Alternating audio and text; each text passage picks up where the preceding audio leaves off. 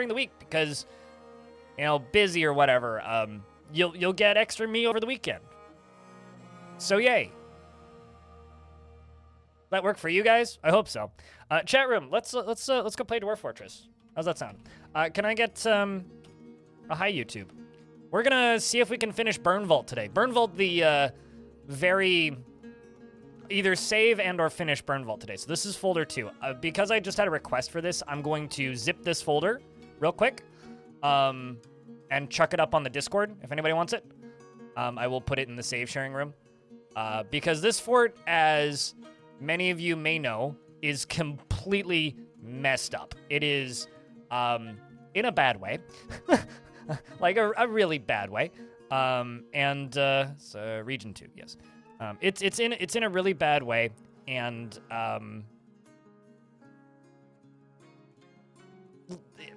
it needs help, shall I say? Just putting it bluntly, it needs help. So how do I do this on Windows 10? No. Or Windows 11, rather. Ah, there we go. Compressed to zip file. Perfect.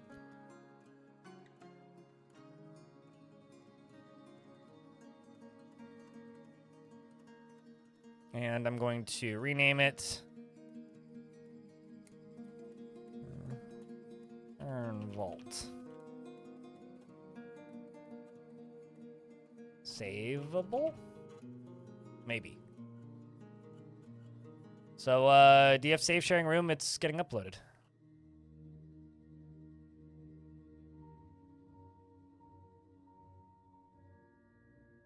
For people that try and save in creative ways. Well, because it's pretty heavily sealed. Chat, if you want to continue that hype train, now's basically your last chance to try. I don't know, it's got 30 seconds left. But it could be. It could be an interesting challenge. But I'm probably going to retire it at the end of this stream, but we'll see. So Burnvault, for those of you who don't know, is in a bad way. As you can see, the dwarves are kind of pissed. And the reason the dwarves are kind of pissed is everybody died. And mostly, in actuality, this. And there's also the fact that, well, a lot of them are right here. But most of them are actually on the surface. So we have these demons kind of everywhere. We've got these, you know, these banshees of shadows kind of everywhere. We've got these ghosts of soot, these specters of snow, which are shockingly strong. The stonefly demons. And then up on the surface, we've got even more. And obviously this goes down into hell. And the reason we did this was because we were getting sieged by a necromancer tower twice a year, 3 times a year? Maybe I should have not unleashed the horrors of the underworld. Where's your sense of adventure, dude? No, what I am going to do, though, I think, is we are going to try and save this fort. And we're going to try and save this fort. Well, don't forget, there's also they're all on the surface, by the way. Like, there's this brute of fire up here. He lives here. He's just going around shooting fireballs at, you know, some poor migrant. Who I'm sure has seen better days. It's you know, it's a good time, truly. Yeah. So I need to just make sure that I did not open the... Okay, no, I did not open this. Because we are building tunnels to try and get these migrants into the fort. She is holding up pretty well. This is true. So the plan for this fort is to try and save it. The named dwarves that are still alive in this fort are Calcium Crypt, Dominok, Slowdeath, Geotrack, Lyagushka, Monticore, Napalm, Sideburns, Red Nast, Safekeeps, and UGDPY the sequel. If for some dumb reason you would like a dwarf, let me know. And we also have this problem. One of my were creatures is in a strange mood.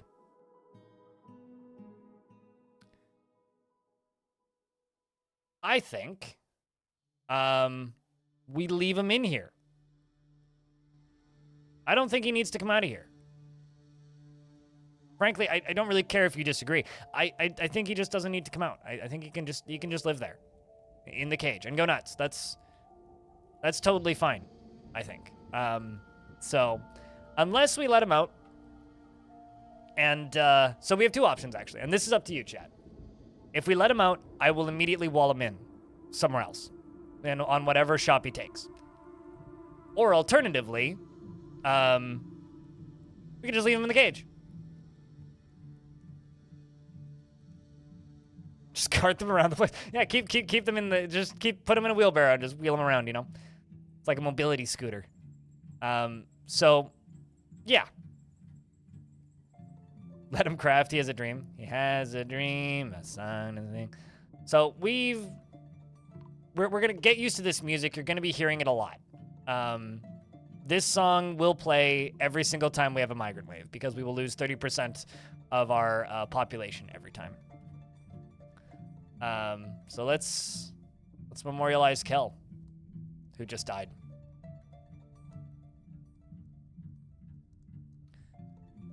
So let's try and remind ourselves what's happening. Right, yes, we are making copper cages. That's something we are doing. And we are building this up here on the surface. We are making ballista parts and slowly bringing chalk blocks up here to make a firing range. This fort just has its own fun times. This fort is a lot, shall we say. The other... That's just a forgotten beast, is it not? Yeah, that's just a forgotten beast. That's completely unrelated to the demons. The other thing that I was kind of thinking about doing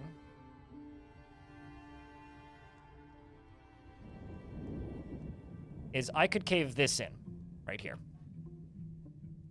So, but the problem is if I cave that in, that's a huge gamble.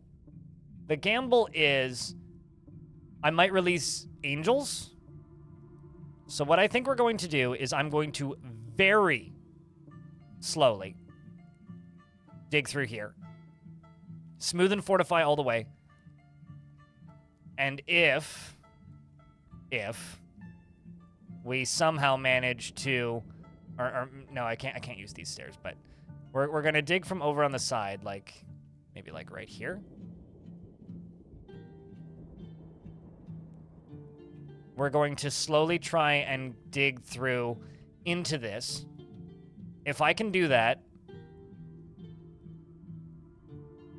and cave something in on that, lock them in a little bit, maybe like a 2-tile wide thing,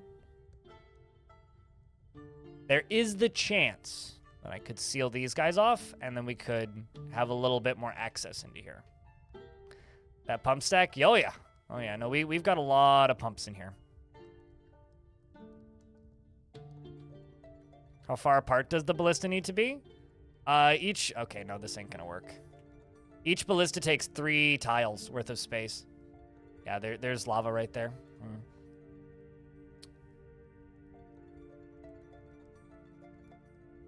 Well, let's jump over here again. Continue memorializing.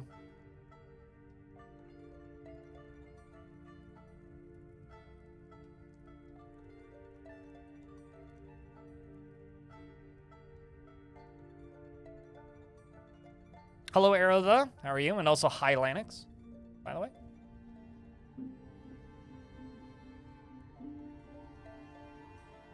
Let's see, what else can I memorialize?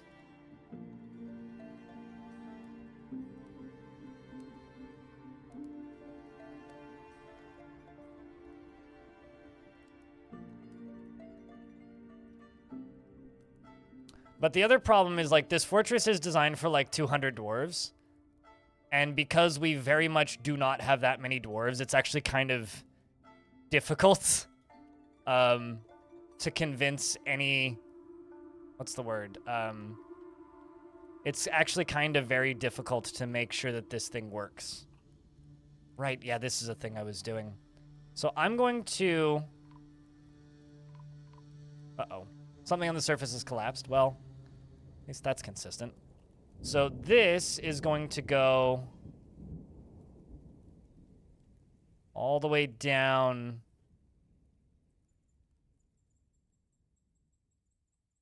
to where this creature is, yes. This is going to go all the way down to here.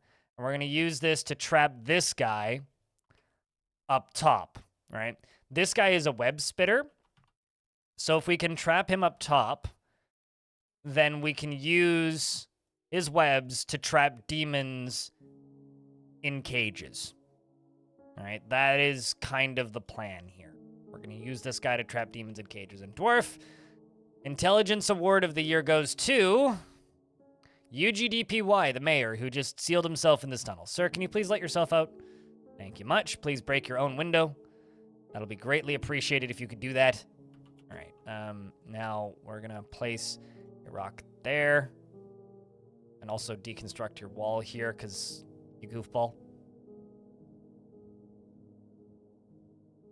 But yeah, Chad, has anything notable happened to you in Dwarf Fortress recently? Got to get some conversation going. Like, we're already off to a slower start than yesterday for conversation and chat activity. So what can I do? What do you guys want to talk about today, chat? How's things? Because I am tired, and this fort is slow because of the rapidly fluctuating frame rate. Died a month ago of old age. Oh no, Kadranos. How old's the fort, though? Agitated wildlife attacking constantly in your 30-year-old fortress? What kind of wildlife? 151-year-old fort? Hot damn. Like, after reading all of Archcrystal, I'm now suddenly tempted to do another long-term fortress because they are really cool. The problem is keeping them entertaining in a stream context. Because from, like, the perspective of a stream, like, a fortress that's streamed, it's very difficult to do super long-term forts like that.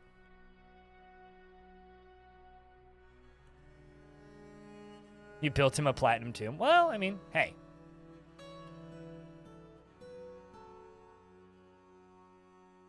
Sounds like he probably earned it, frankly.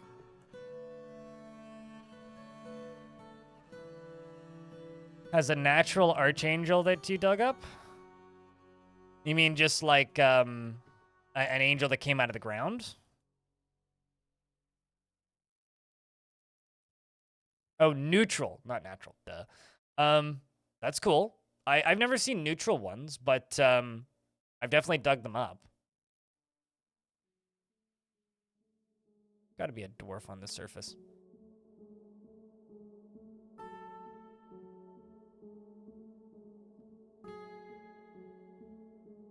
Only 2-ish dwarves ever got to 170 in long death, if memory serves. Yeah, no, I mean, we had plenty of deaths of old age. Plenty. But very few that were... Geshed the Swords Dwarf has been found dead. Where? Okay, well, that probably explains the frame rate.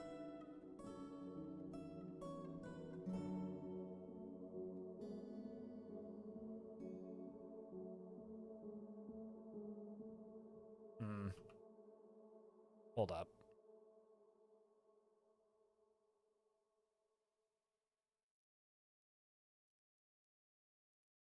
I'm gonna go not underneath the lava. To zoom out a little bit. Just for my own sanity's sake.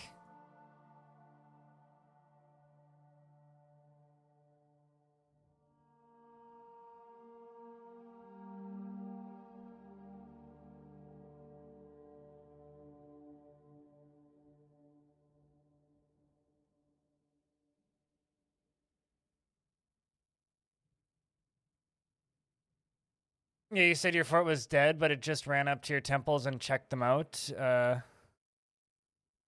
Started moving inside and outside of your fort. Well, I mean, that's kind of crazy. Yeah, no, I mean, I've seen screenshots of neutral angels a couple of times, but I myself haven't seen it. I also don't know what causes it.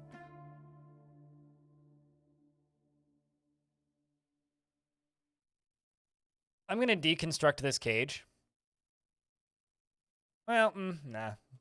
There's no point. I have a feeling that cage is probably likely also impacting my frame rate.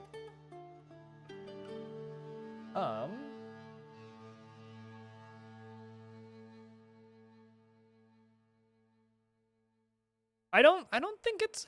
Here's the thing. I don't like assuming that everything in Dwarf Fortress is a bug, because a lot of the time, stuff like that aren't actually bugs. They're just oversights that end up getting decided are features. Like an example of this, there is a bug in Dwarf Fortress, right? Which is in Legends mode, giants and ettins and minotaurs can join religions, right? They can become members of religions in any society and can actually become people of importance to that religion. So you can literally have like a religion's equivalent of a pope or a, I don't know, priest or like some holy person that's a cyclops.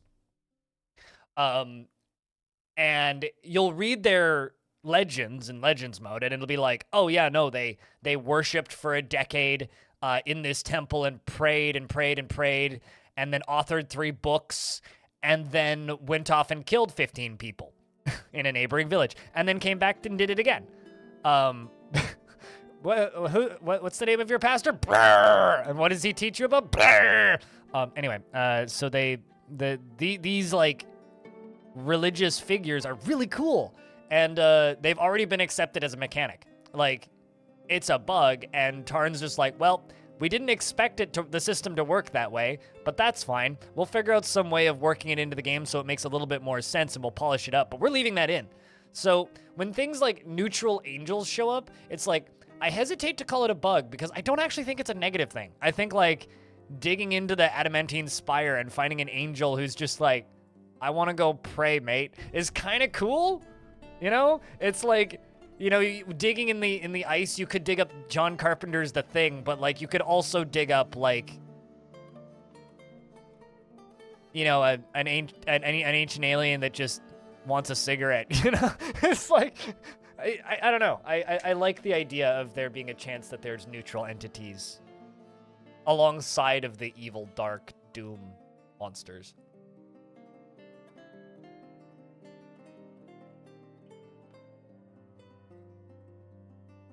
Are we following a priest? Nope, just a minor. What happened? Well, Hell's been released to quell the threat of demons on the surface, and it's a lot. That's all. So we're trying to either end this fort or save it.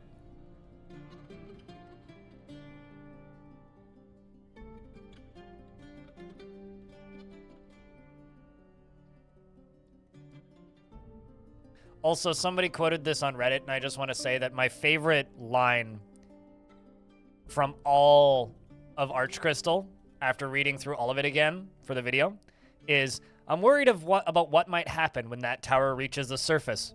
Why? Because the demons might come out of it? No, because the dwarves might come out of it.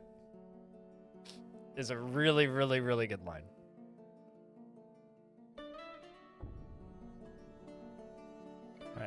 I hit lava.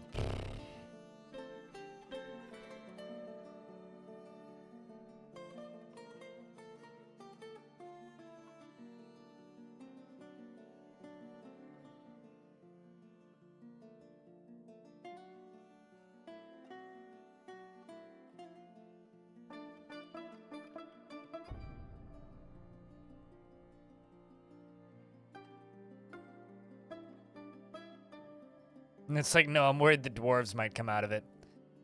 Because, like, they've just been inbreeding for 400-something years and building a tower of glass from hell to the surface. Ranger Rick, which one of these poor cursed souls would you like to bestow a name upon? If I can pop up the list.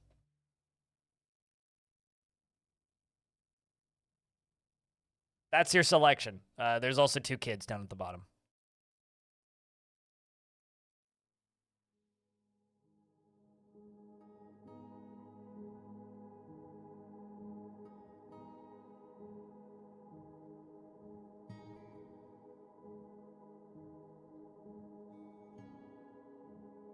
You haven't looked at the pixel art of the demons? They're just like the Forgotten Beasts.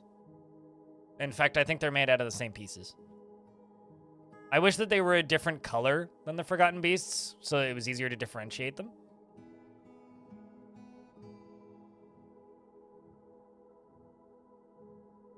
Rick, what dwarf would you like? I'm going to ask the second. Any military bearded. So, this isn't a military, and they're all named. So no, I can't give you a military. Who would you like? Curry Boglin, thanks for the 2nd month. And thank you very much for the paying subscription. Those are very, very helpful right now. Appreciate you. So yeah, I don't have a military. Who would you like? You can see them all on the screen right now. This is all of your options. So you can't read them well? Well, you could have a, the one stonecutter miner. There are some clothers. There is a weaver. There is a farmer. There is that's it. A merchant. Dealer's choice and bearded. We're almost out of bearded dwarves. Y'all need to get less afraid of being a lady once in a while in a video game. Okay, you get to be a child. Whoops. Ranger Rick.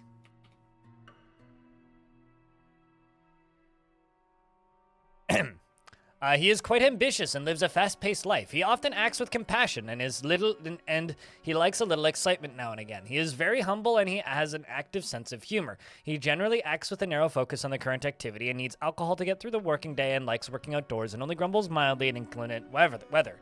He doesn't really care about anything anymore. Manticore Alpha, thank you very much for the 6 months, and once again, thank you very much for the paying subscription. Exclamation point 350. We're trying to hold 350 paying subscribers until October, so I can get a pay raise. He needs alcohol to get through the working day and likes working outdoors at least for a time. He personally believes that a peaceful and ordered society without deceit is best, and he thinks working hard is a abject idiocy and sees introspection as important and finds the pursuit of knowledge to be a waste of effort and doesn't feel strongly about the law. He likes kimberlite and sterling silver and yellow diamond and blue shark leather and pigtail paper and the color cerulean and low boots and earrings and the what's the word? And the words of the South Wanderer and the sound of the sparkles of bewilderment and impossible and the mauve satins of impossible prefers to consume giant gazelle and ratweed and blueberry wine and dwarven sugar and absolutely hates fire snakes. They're fighting with dingoes. Hopped in literally just to resub. Well, you have a good day then. Appreciate you. UGDPY's ended a mandate. This get released? Yes.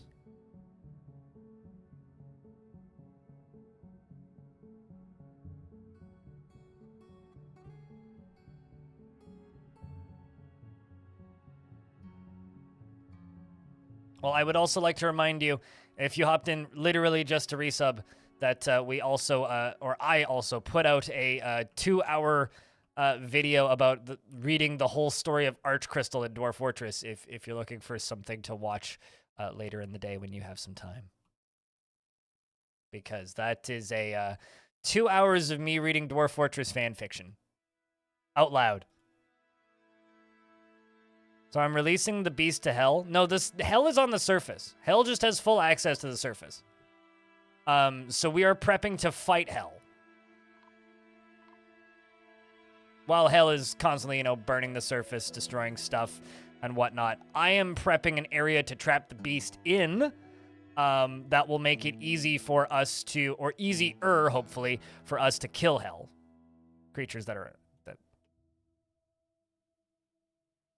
No, I'm not doing that. I'm not sending the beast to hell. I already stated this, and you chose not to listen.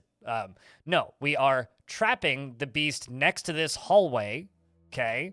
And some creatures up here as bait, and it shoots webs, and using it, we're going to try and catch as many of the creatures as possible in cages so that I don't even need to worry about killing them.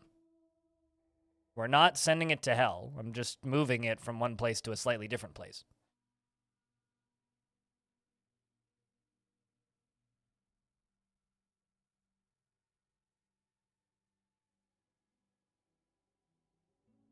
Hello, Abel Bacon. It's good to see you, mate.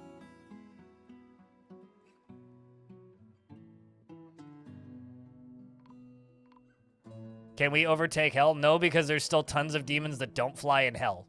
And also there's still tons sitting in the spire. So, no. No, we cannot. That is not really how that works.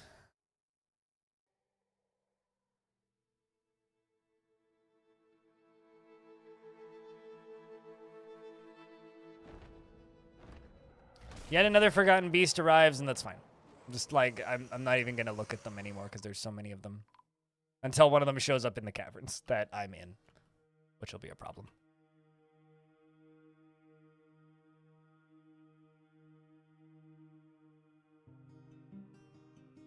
No, funny yo switcheroo. We will probably die. So no, what I need to do is I need to clear off the surface as much as possible so we can get more migrants. If I can do that, then the possibility of us being able to switcheroo into hell goes up a bit.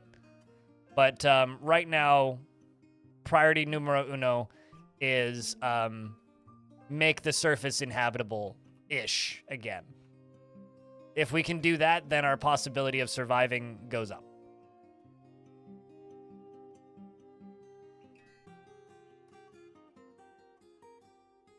It's good to see dwarves actually doing construction, though. Dr. Fem here doing good dwarfy work.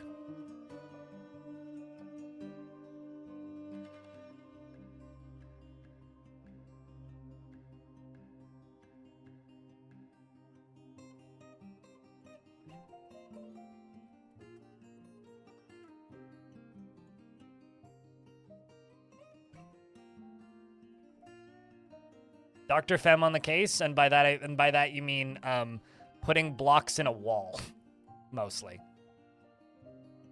And not yet just another brick in the wall.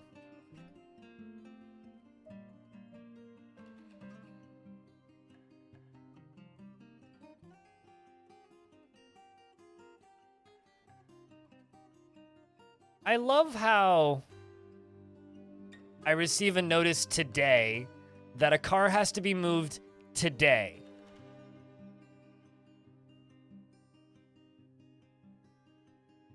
It's like, do not park in your stall today. It's like, well, there's a person who parks in my stall who rents my parking stall from me, who doesn't get out of bed until like 4 p.m.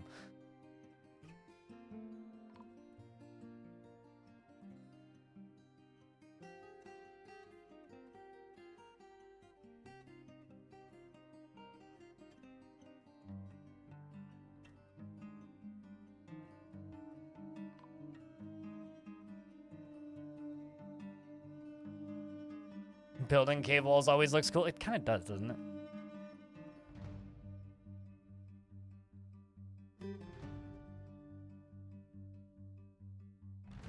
I just received a PR message from a studio in French. It's very ambitious of them. Game looks cool, though.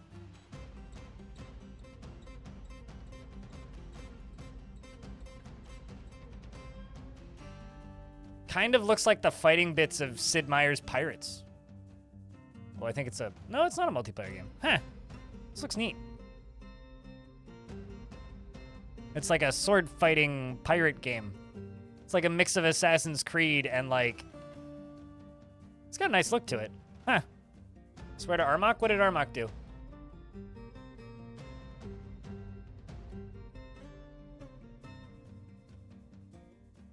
Wrong part of Canada? Yeah, no, totally. But, I mean, it looks cool. So I'm not going to fault them for it.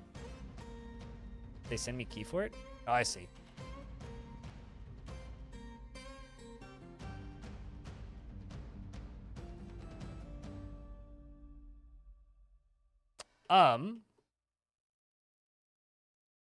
So...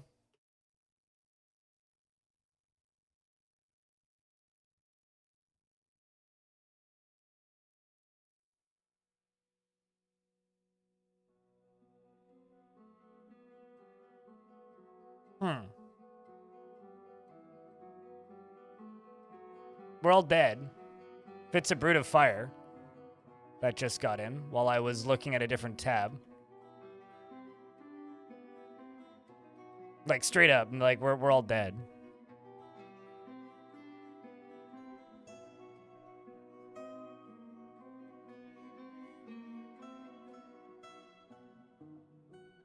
Oh no, it's a forgotten beast.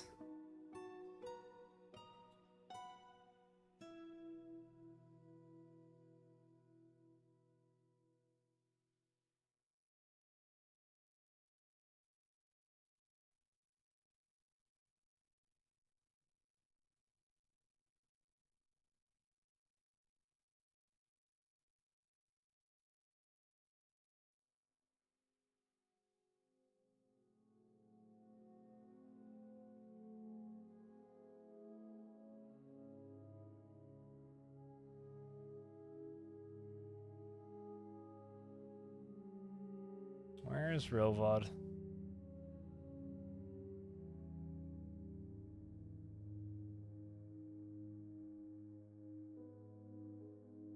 Unless, like, we just killed it, which I doubt it.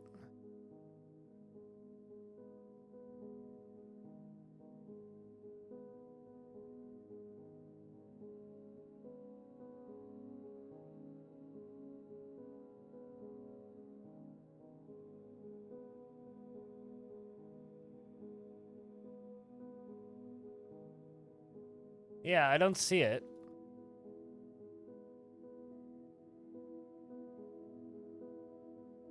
Well, rip the fort.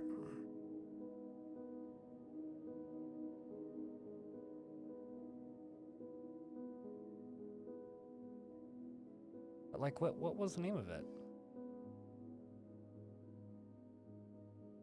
What killed Dr. Fem? Forgotten Beast. Which Forgotten Beast? You video game? They really need to make the Forgotten Beasts more clear. Okay, so it's Itvad, Itvid.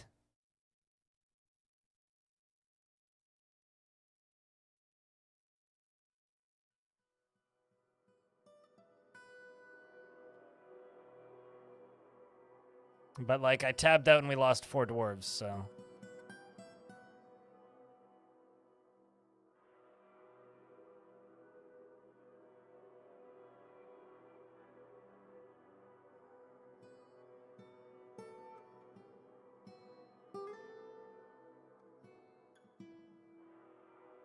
There it is. This thing. There is Slow Death here, who is a very talented legendary spear dwarf, who's dueling with it. Who's been told to go kill it. Currently scaling the walls. Bit has fallen into melancholy. And the game's saving.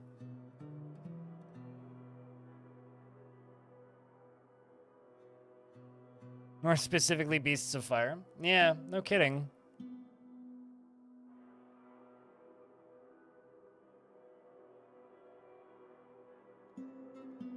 You know, fam, don't make me feel bad. I'm going to disable Dwarf Redemptions again, though.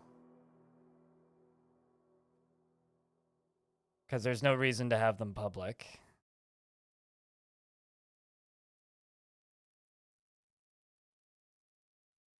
I blame this email I got.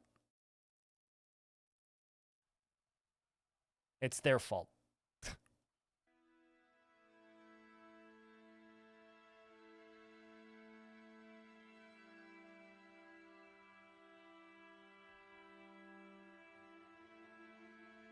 Beast of Fire? There's like a dozen of them, dude. Trust me, there's way more than one.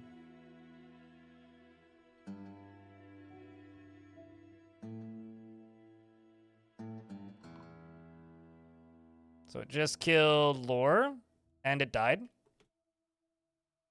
We were able to kill it.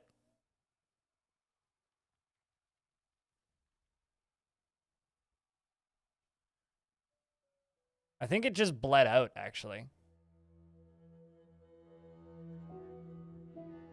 At least it looked like it bled out. The Sacred Urn kicks the Forgotten Beast in the left toe and the rear foot with his left foot, bruising the muscle. So somebody kicked it. Rednass kicked it. Although Rednass is in the military, I think. Yeah. So Rednass is a legendary axe dwarf and literally kicked it and it died. Heyo, Krabicus. So there goes Calcium, Crypt, Dominoc, and Lauren Fem. And at least 2 others. Burnvault isn't dead, no. Burnvault continues to live. Assuming this is what you could decree as live. Yes, we do in fact continue to live.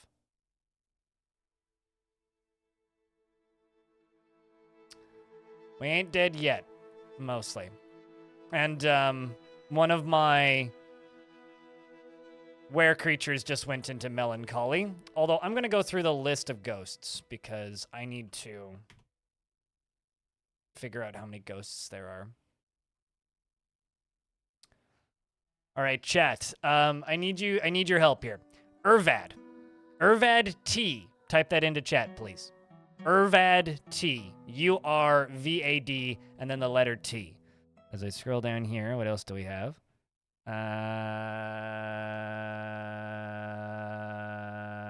Is that it? No, there's gotta be more ghosts. There's gotta be more. There's another one. Cybrek A. SIBREK A. And then the letter A. What's up in fragrance? Because I got to memorialize all of these. Okay, so it's just 2 right now. Urvad T. Cybrek A.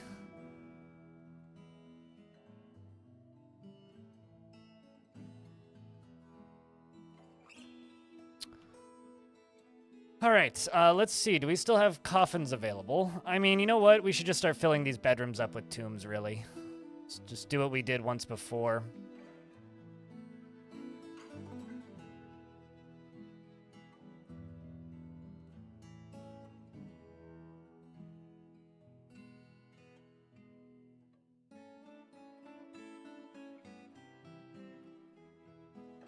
At least this is quite literally enough for everything that just got into the fort. Dr. Fem has been missing a week. We'll find her eventually. Is this a cavern fort? This is wherever the demon... Yeah, this is a multi-layer cavern fort, which is designed as a danger fort, meaning there's all sorts of weaknesses and ways for things to get in.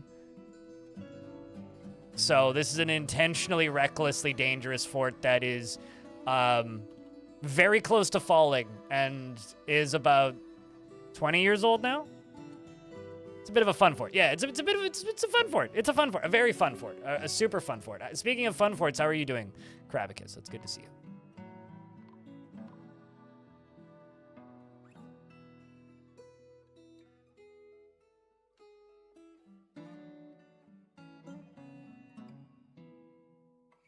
Safekeeps has been missing for a week. We found Safekeeps dead.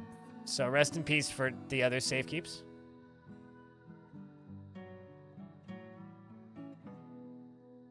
I beg your pardon, in fragrance? Still can't type, makes you crazy. I mean, it's okay. I can't speak. Makes me just seem nuts. I don't know.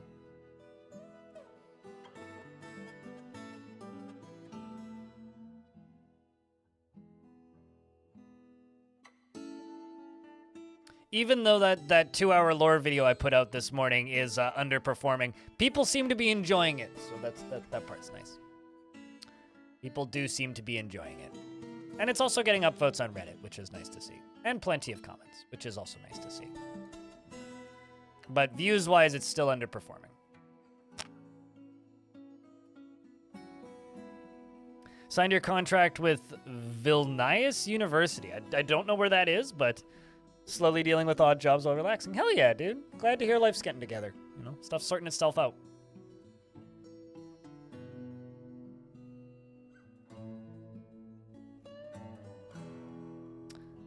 You haven't had time to watch the lore video yet? Yeah, you know, I might do something dumb today because I made a lore video, right? That's very, very, very long. What would you guys say if we watched the whole thing on stream later today? Lithuania? I mean, I'd be inclined to believe that, because I have no idea where that is. I'm kind of tempted to just do like an on-stream watch-along. I don't know. I feel like everybody might just tune out after a bit. But it may also be fun. I don't know.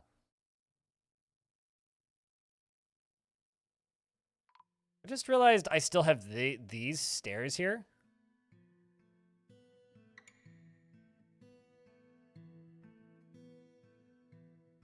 The dead raven down here.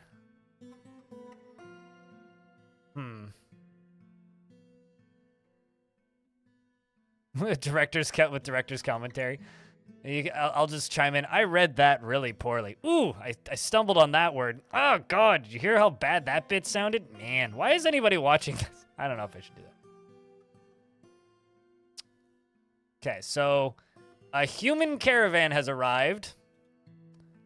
Well, that's a terrible idea. This lady has really fuzzy hair. Or this dude has really...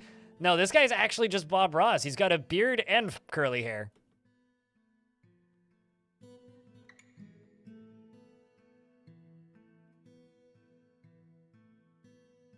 So, I guess, like, in that logic, then, based on DJ Boom Boom Ships Shrimp's 10 seconds of research, that's... congratulations, Gravicus.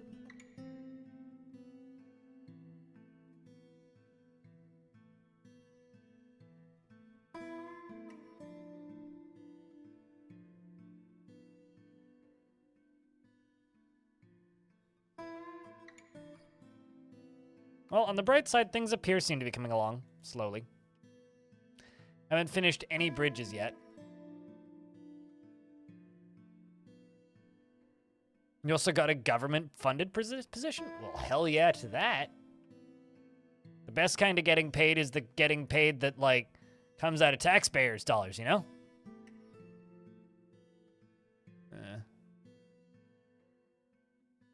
Okay, so I'm going to make an entrance right here.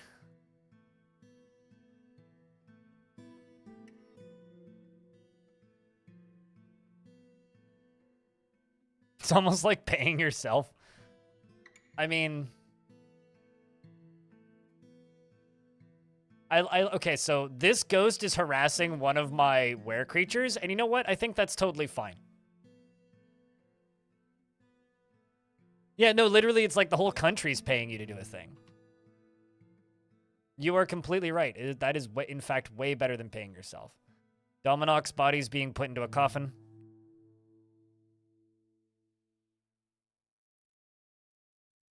You always found it odd to pay taxes when you had a government job. Everybody's helping, sharing is caring. Even a portion of the government's income goes into taxes. You know, honestly, I find that oddly comforting.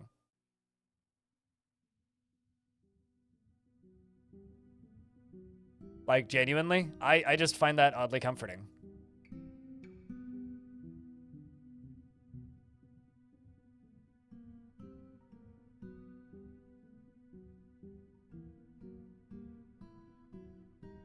Some migrants have arrived. Where, though? Aw, man!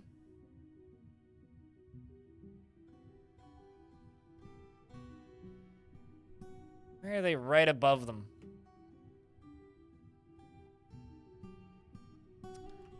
Okay, so this right here is the entrance. I'm gonna try and see if I can get some of these goddamn migrants in here.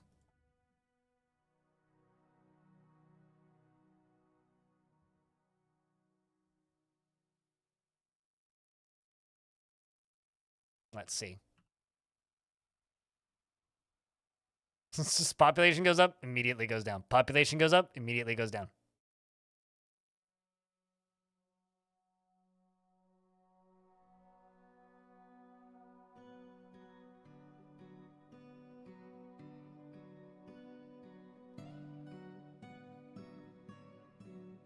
Wait.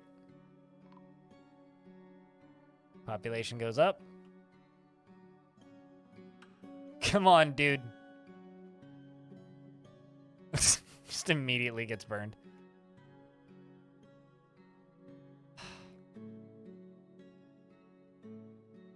Fucking campers, man.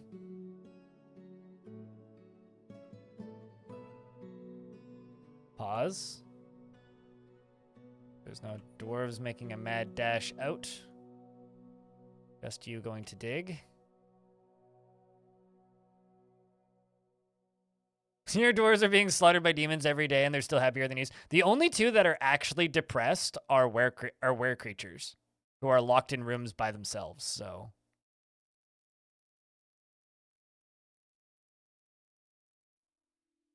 you see how I just lost 2 population? It's because they're were creatures now,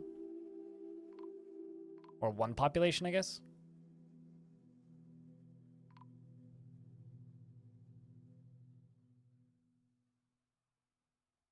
Do they have a fort and all its riches for themselves? I mean, all of its mega beast infestations is maybe what I would say. Riches is a word you could use.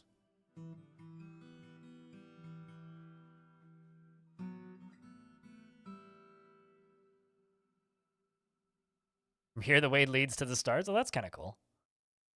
What are you studying, Kravicus? You gotta refresh my memory because it's been a while.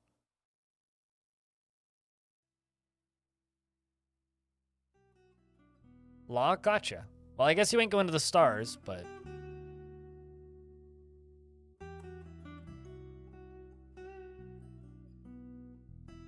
still cool though.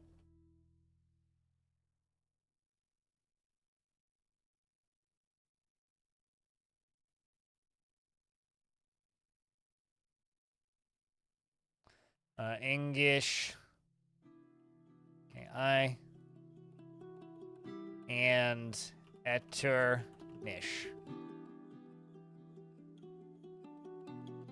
And I will place some more of these.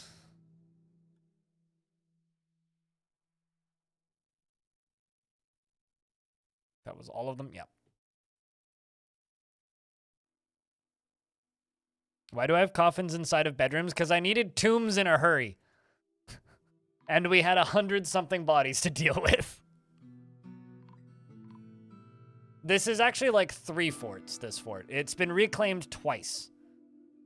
So there's that. A cubicle, more likely? Yeah. Hopefully a comfy cubicle with a nice chair and a good desk, though.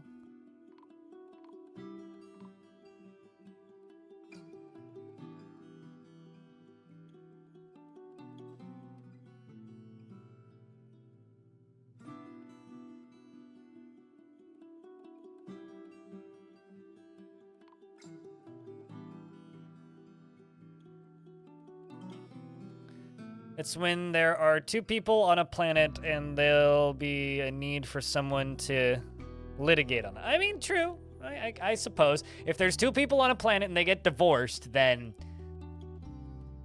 Well, I mean, you're employed. The sound of something collapsing just gives me anxiety in this fort.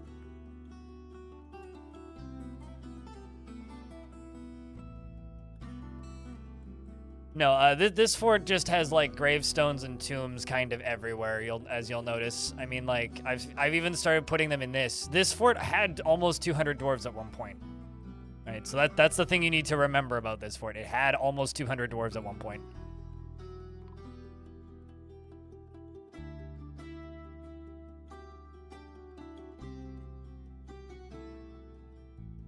What's your last name?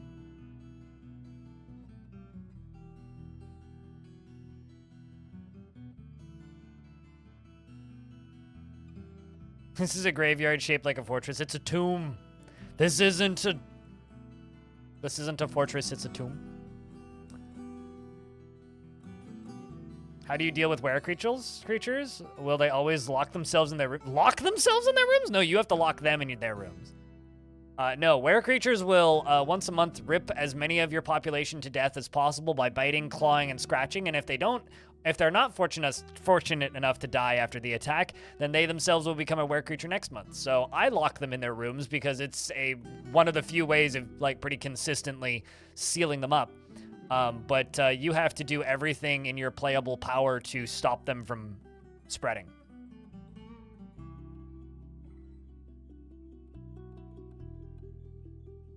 A small, lingering shriek of death echoes in the fortress halls. Sounds about right, Kravicus. That's my best Darkest Dungeon dude impression.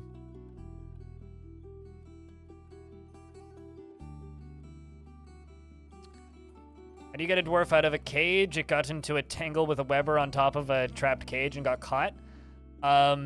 Construct the cage. So go B, hit B, and then go to the cages, and then select cage.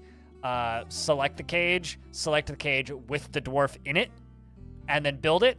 And then once it's built, because I have a were creature in a cage right here, click this check mark, and it'll be released from the cage. They kill other were creatures, yes. They kill other were creatures, they topple stuff, they break things, they throw things around. So before you ask, no, you really can't have a fortress full of were creatures. They will come down to eventually just one, and then that one will die. Orange, thank you for the $1. What's up, dude? You in Cali yet? You said you were headed to Cali the other day, so...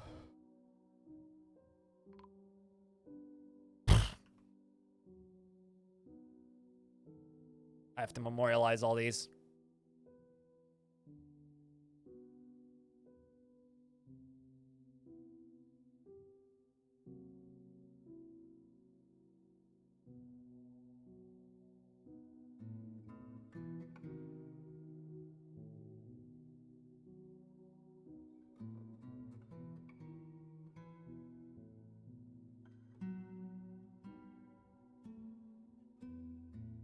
You're in weed. Well, just don't forget to do some weeding while you're there. I mean, it's a tourist trap for a reason, Orange.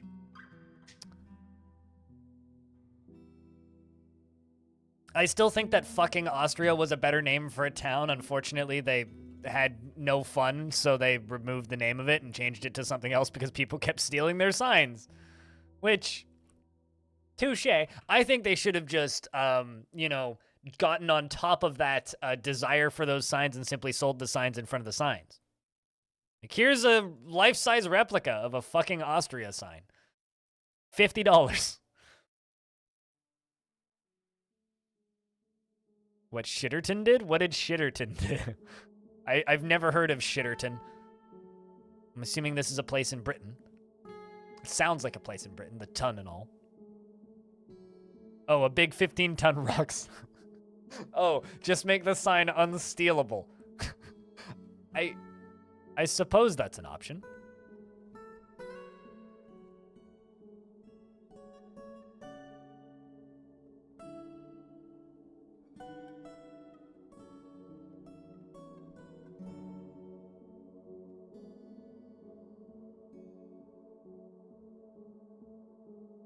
Piracy is a service problem? Yep, no, that is accurate. Which is why people are starting to pirate things again, because it's getting easier to pirate things again than it is to, you know, do what you're supposed to do. Pay for them. 1.5 ton. Well, fair. I mean, 1.5 ton is still pretty heavy. You'd need a pretty big vehicle to move that.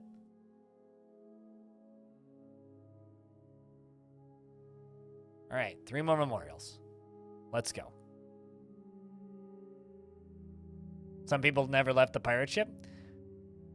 I did for quite some time. Although I just unsubscribed from Netflix because Netflix finally locked my parents out of it. The only reason I was still paying for Netflix was my parents used it. And so I finally unsubbed from Netflix. Shitterton sign? Let's see the Shitterton sign. This looks like a meme template. Like, this doesn't look real. That's very funny. Thank you for sharing the Shitterton. Steal that. I mean, I don't want to, but I wouldn't mind a tiny little replica of it, like maybe that big. Like a paperweight or like a bookend, you know?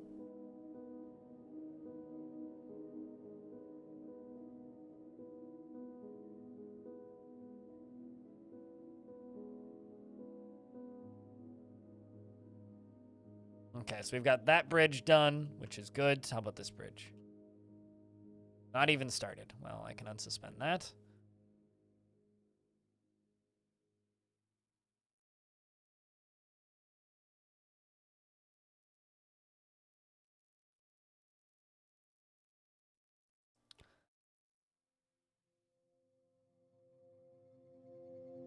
I mean, like, I have paperweights, Deep Fizzle, that are, like, basically just, like, rocks in, like, that same shape.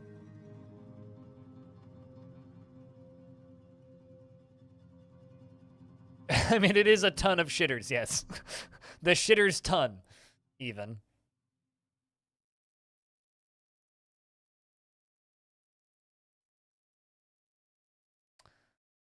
All right, Urist, what are you doing? Aside from nothing of value. You're just standing here. Is there any particular reason you're just standing here? Okay, well, I suppose I need to give a few other dwarves mining.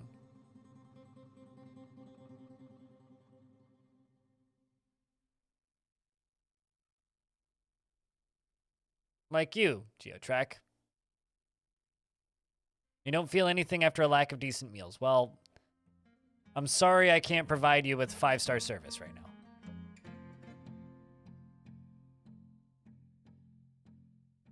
now. Goal is the command that you're looking for.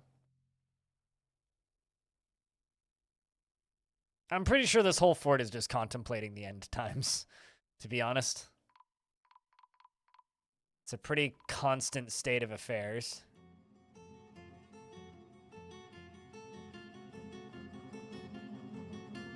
Someone's just gonna cut out the shitter part of that sign. Yes, this is true.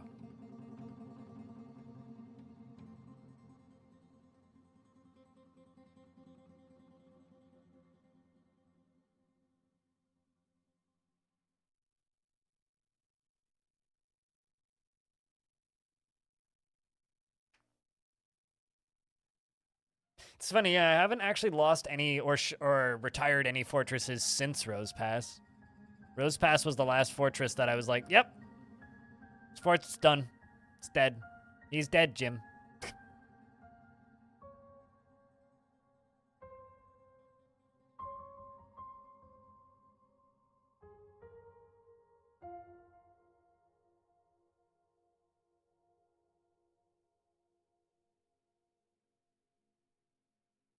More combat logs.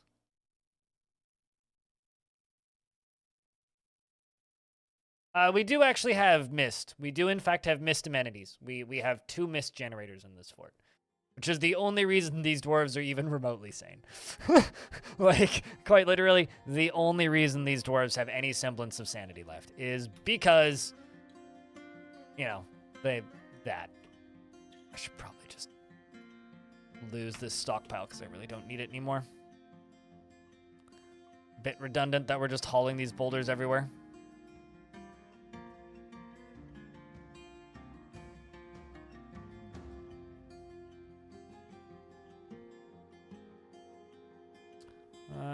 Let's see, Montecore has no job.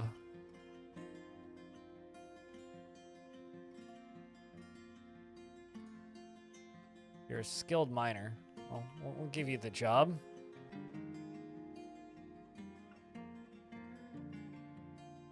Now running around with a pick and then standing.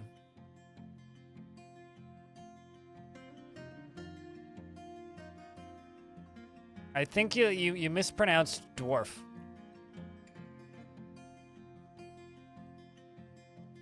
Particular reason I've got a bunch of dwarves with no jobs.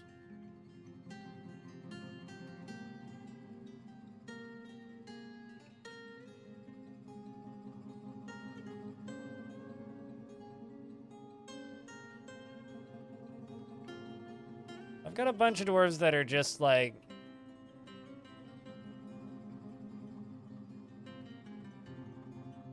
not doing anything, which is a little bit concerning.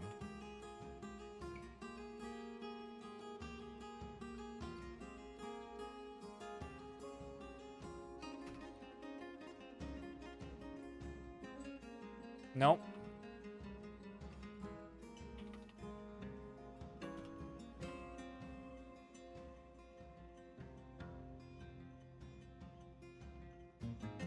The fact that they're all doing this is a little bit worrisome. You're hauling something. What are you hauling?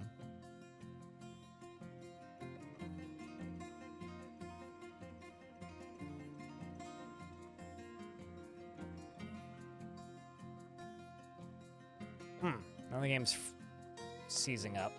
There we go. So they're picking up dumping items, like items that need to be removed, and then not moving once they pick them up. I wonder why that is.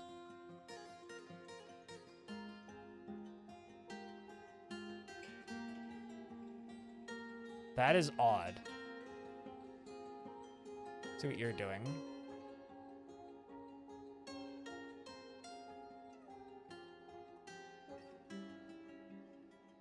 No, there's been some weird pathing issues in this fort ever since I forced them into lockdown, where sometimes they'll just like be unable to move for a bit, and I haven't been able to figure out why, but it appears to be something to do with trying to dump items or throw away items.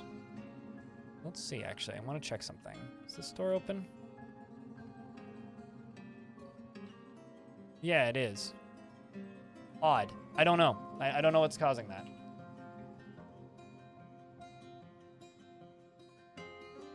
I don't think it's got anything to do with just being lazy, though, unlike what Kravicus just said.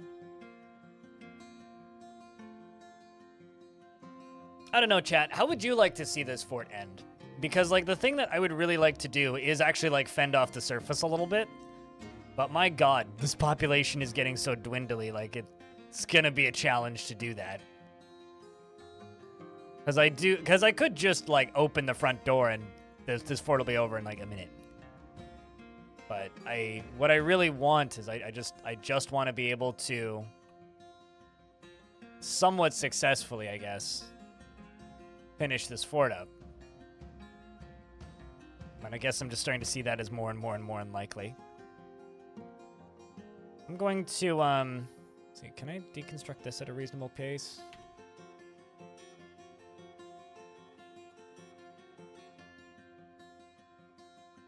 Train them all up for a year and then open the door up for a minute and 10 seconds. I don't think they would live for a year. We're lava outside. Demons are immune to lava.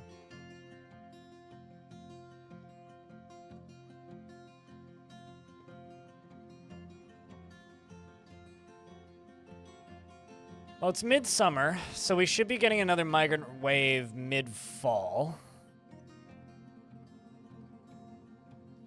It's just a wee bit saddening that a lot of stuff just can't get done, you know? It's like I acknowledge why they're not getting done,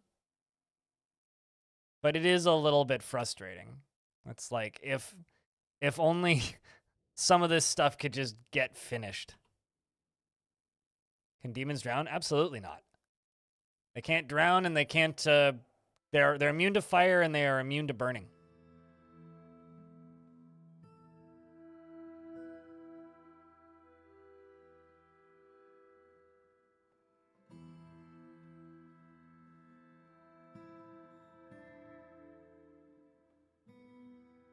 No, that's can witches drown, not can demons drown. The Venerable Fence of Busts is Red Nass's full proper title. Fighting? No, not height. They don't take fall damage. No, they can only be killed by getting stabbed to death. The witch trials were paranoid idiots who were scared of women on their period. And, like, rampantly sexist is what the Salem witch trials were. Really sad, like, in actuality.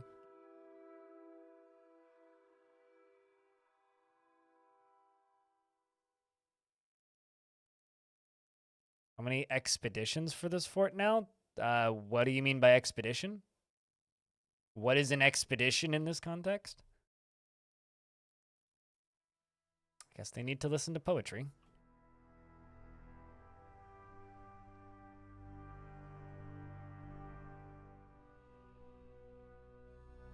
Oh yeah, that's a lot of it, and using people's general paranoia and fear of women to, you know, destroy a lot of lives.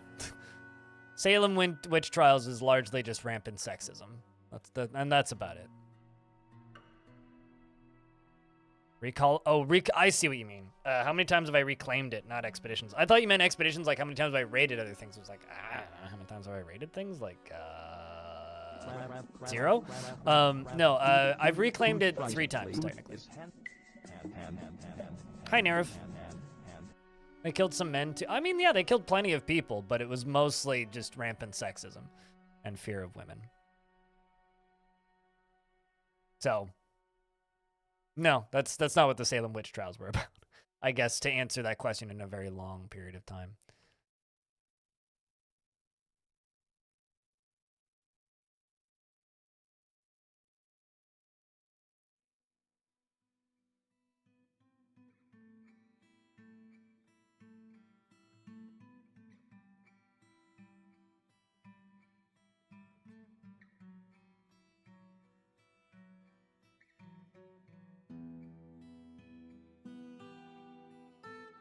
You're just gonna sit here and train.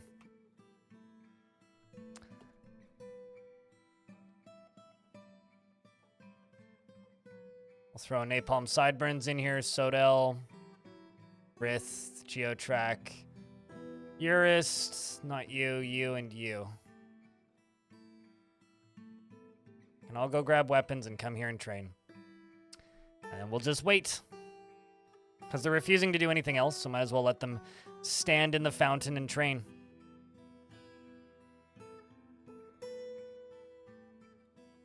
Certainly, I'd need the dwarves to actually finish building the bridges, though.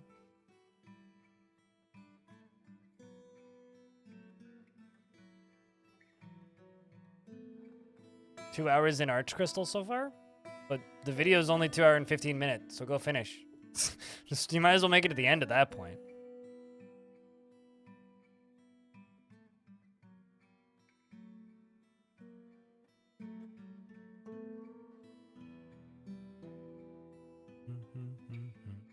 Yeah, I would, at this point with the Arch Crystal video, based on the direction the views are going, I personally feel that that video is an abject failure, which is a bit of a shame. It's doing well in, like, comments and likes, but I don't expect that video to come even close to recouping, which is a shame.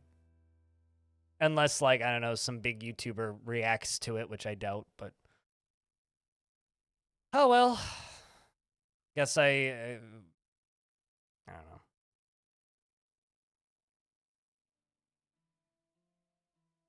No work now command fix that no job in my fort for me, but you may have to micro. Work command fix that no job in fort for me, but you have to micromanage it. I'm sorry, can you, like, speak English? Because I have no idea what you're trying to communicate. Like, I think I know, but I don't totally...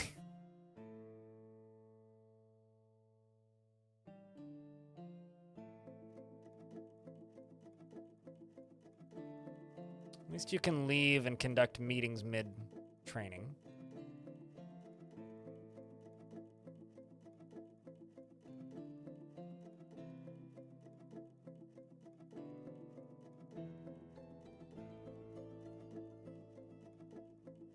I'm assuming, Gfin, but like... yeah, okay.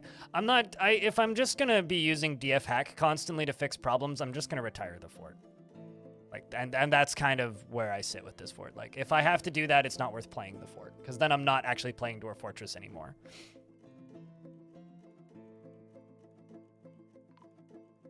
So, if we get to that point where, like, they just start breaking, we'll just kill the fort. There's no reason to keep playing at that point.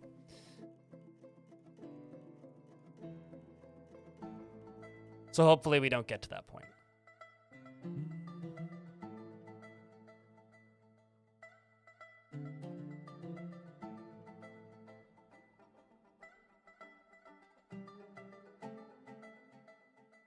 You have a big issue with idlers too? Do you have locations for them? And have there been rampant death recently? Because idlers in and of themselves aren't an issue. Although my bigger concern than idlers right now is actually just mood. But is that bug still around? No. No, it's not. That thing that we thought was a bug was actually something completely different, which has since been fixed. So no, that bug is not still around. It hasn't been for about 4 months.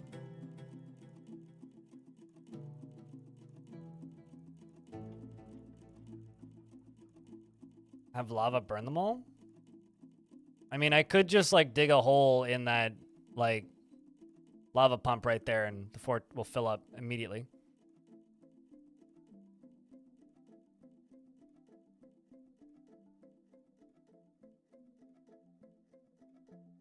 Why does everybody always assume that there's a bug?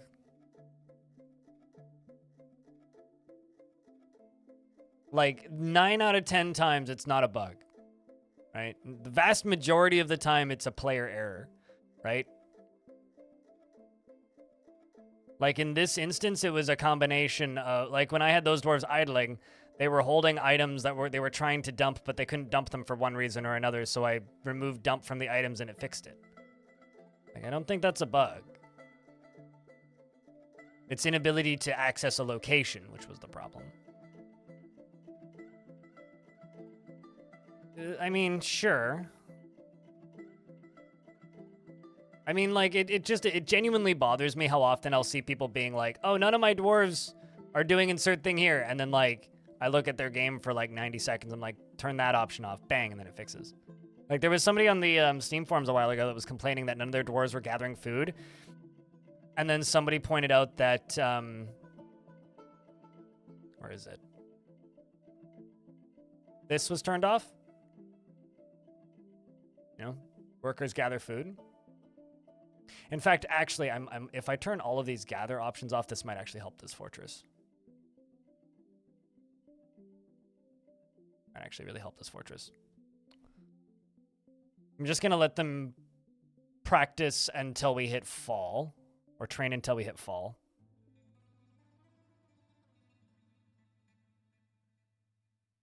I don't know everything about this game. It must be a bug. I don't know everything about this game, and most of the time it's not a bug. I know a lot of things about this game, but I certainly don't know everything. Well, at least all the dwarves are in generally high spirits. It's literally just the were creatures who are pissed, and then also one of my recruits. It's a were creature and one of my recruits that are pissed, who just wants to eat good meals and help people. That's sad.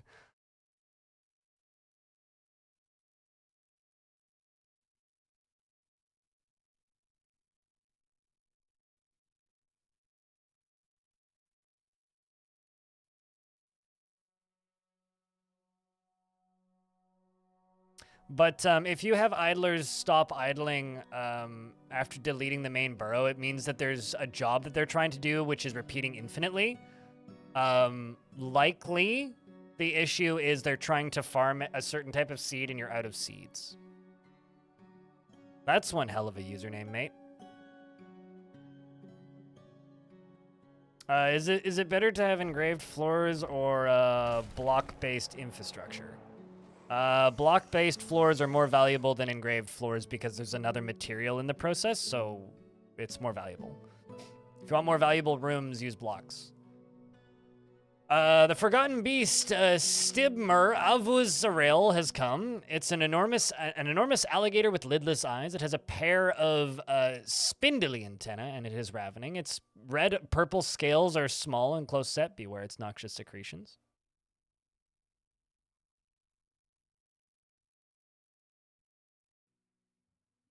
Oh, and it's in hell.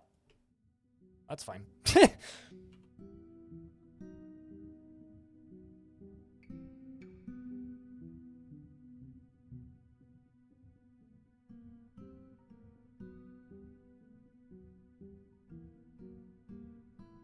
Anyway, chat, investments are open if you want to invest your tickets.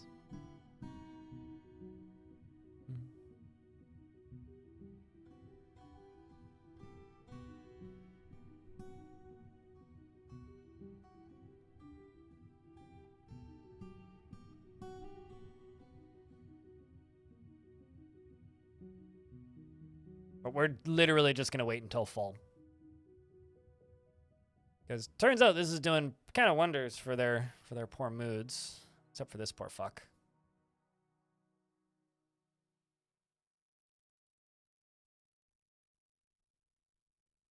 is a shame.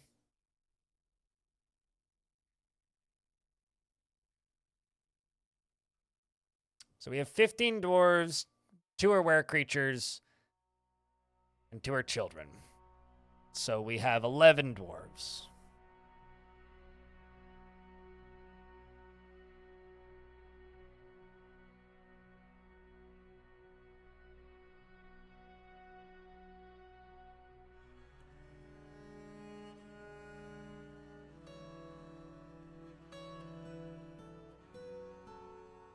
But yeah, if you have like crazy numbers of idlers, your best thing to do is to check this. See? Lyagushka was idling. Militia commanders cancel stores item and stockpile item inaccessible ×8. So the reason they were idling is because they were running through all of the inaccessible items. I think it's emptied a cage. Gremlins are at it again. Gremlins are at it again. Also, might as well get Laya training here in a second squad.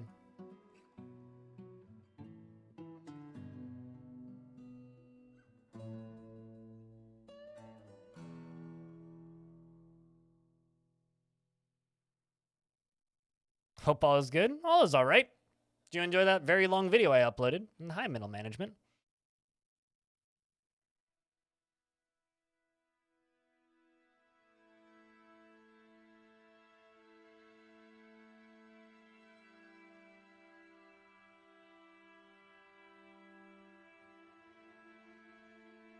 We'll just get everybody training.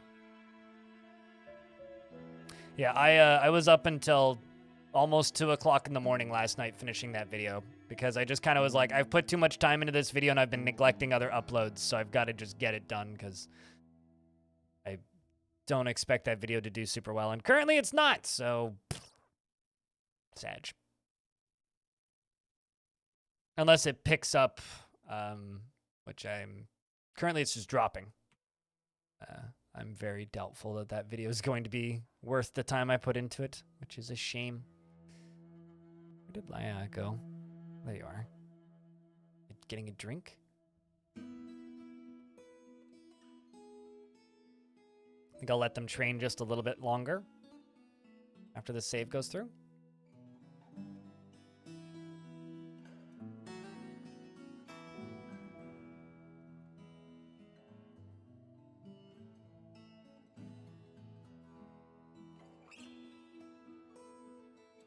His wife came out and helped. But you enjoyed it very much so far? Well, it's got chapters. Chapters for your convenience. Oi.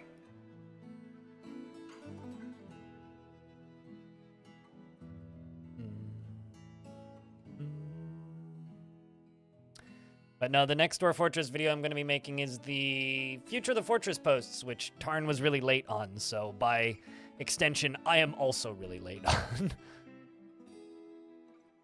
Turns out training and also standing in a waterfall. Really good for dwarven mental health.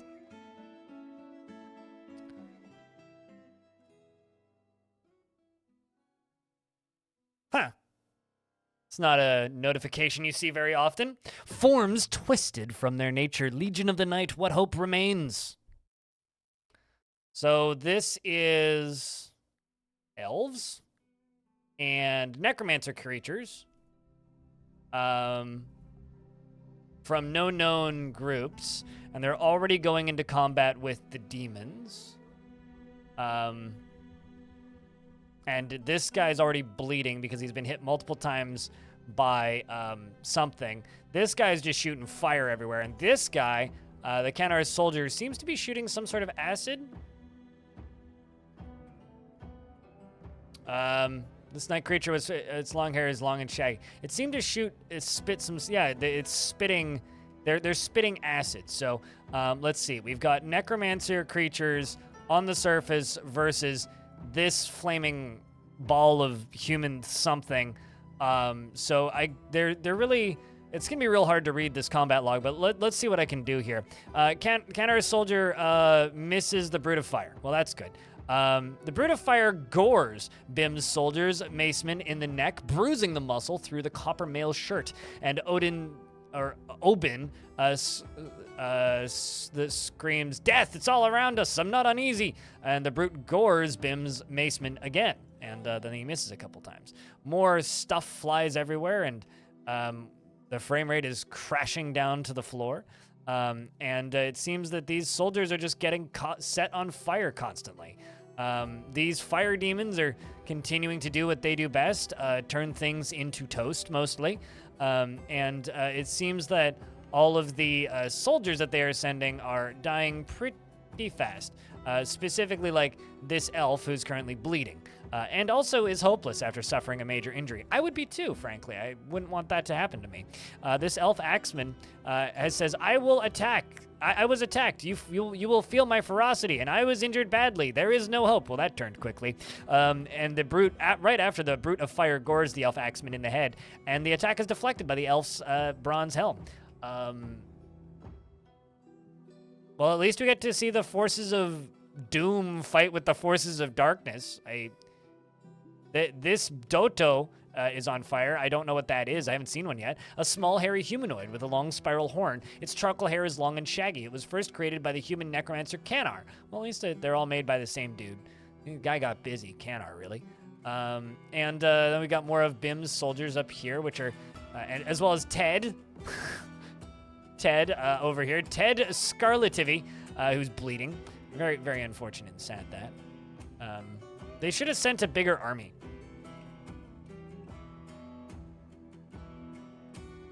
This is what Burnvault is. What? We just like stare at the dwarves training? Chat, come on.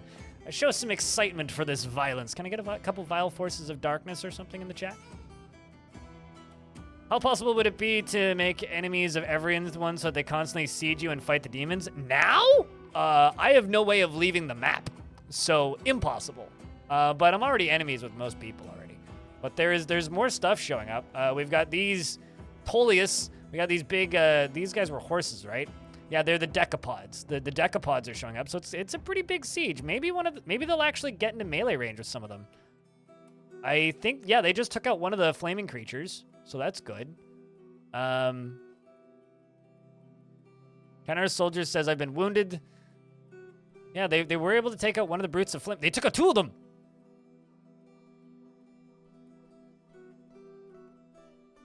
Yeah, they took out three of them even. Holy shit.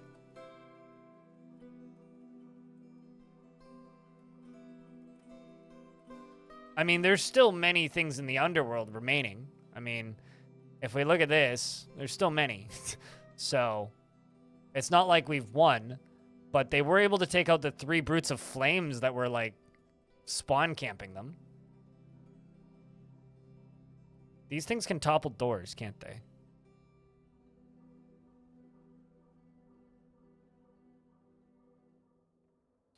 We've been, you know, I don't know if it's a good thing or not that we've been sieged by things that are very clearly stronger than the demons. Yeah, so these guys can topple hatches.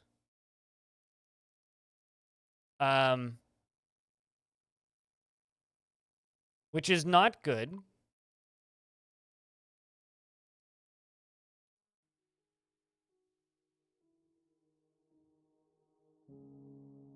Pull that lever. Because I have a feeling they are beelining it.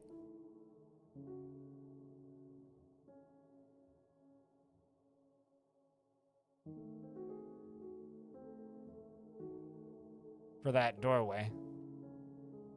Oh, here come... There was another one who just died. Another brute of flames is fighting. Yeah, the counter soldier axeman hacks the brute of fire in the head with his bronze battle axe, and the severed part sails off in an arc. So they just killed another brute of flames. The return of Burnvault to glory? Possibly. I mean, I don't know, chat. Would you guys watch another 30 episodes of this fort? Oh, fuck. We finally found Fem's body. Maybe we can get Fem put away. All right, did I get the door locked, though?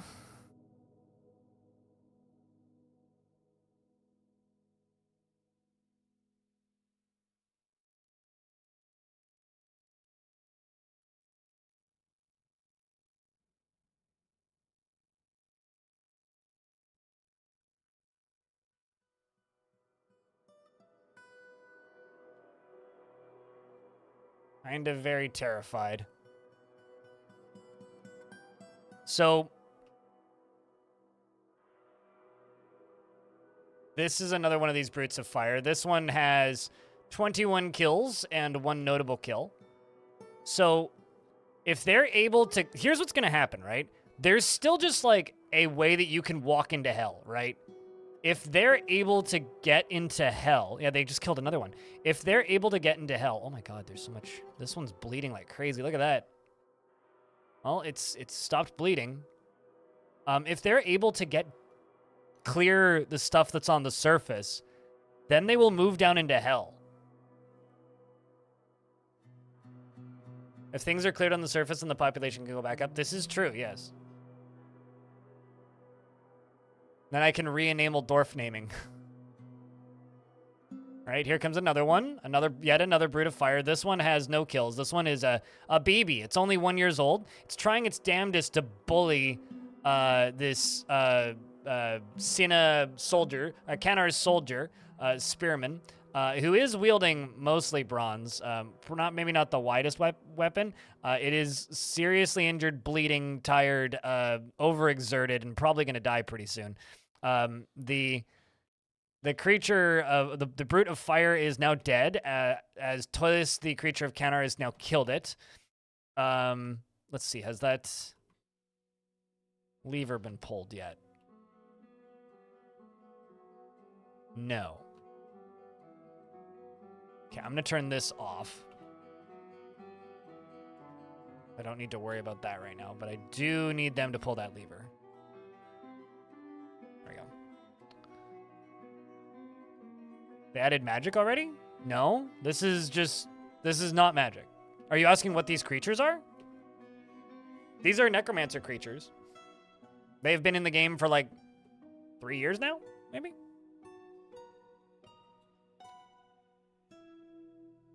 Good news, everybody! Demons have come and are now fighting with the demons that are killing us.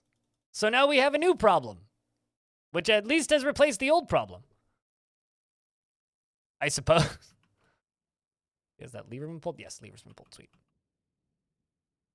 All right, where's the next? Here's the next one. This is the next Brute of Fire. This one is named. So this one killed a human necromancer earlier. 5 ravens, 1 groundhog, 4 groundhogs, 5 ravens, 1 wombat, and an adder. Okay, well, it's on fire, and it's getting pummeled into the corner, and there it goes. To shreds, apparently, I say. How you doing, Preox? Did you enjoy that Arch Crystal video? But yeah, as far as magic in Dwarf Fortress goes, necromancers can make necromancer creatures. They can raise the dead. And also intelligent undead, the blue zombies, can shoot icicles out of their hands. Like, they have ice magic, basically. And some of them do. Not all of them, some of them. And some of them can also cause pain and paralyzing at a distance, which is extremely strong. Why was... Oh, okay, this person's been dead for a while. Never mind. I was like, why is there a dead pump operator?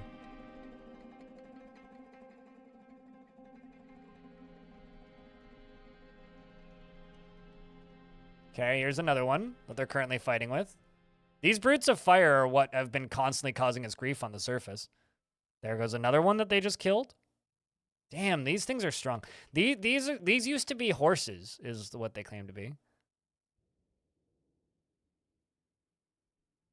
It's on your list for rewatch when you're not 6 feet under at work. Gotcha. Yeah, I really hope that video does well, but currently it's underperforming pretty badly, which is a shame. But, you know, it's got 1,000 views, so not going to lose sleep over it. I was just hoping it would do better initially, but yeah.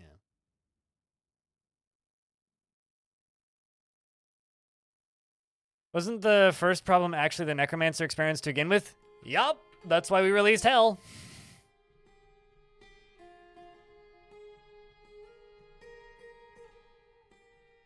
The initial problem was there was necromancer experiments that were breeding faster than I could kill them.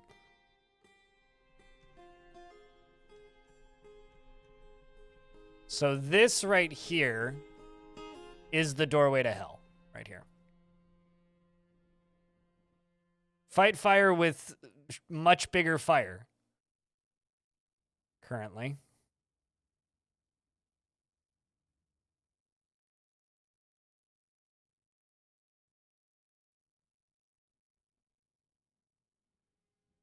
Life, death, undeath, redeath, undeath, redeath, undeath, redeath, undeath, redeath, undeath, Okay. Here comes another Brute of Fire. The demon is doing battle. Is there two of them? They were able to take out Onek, one of them. Holy crap. Okay, they just killed one, but there's still the second one.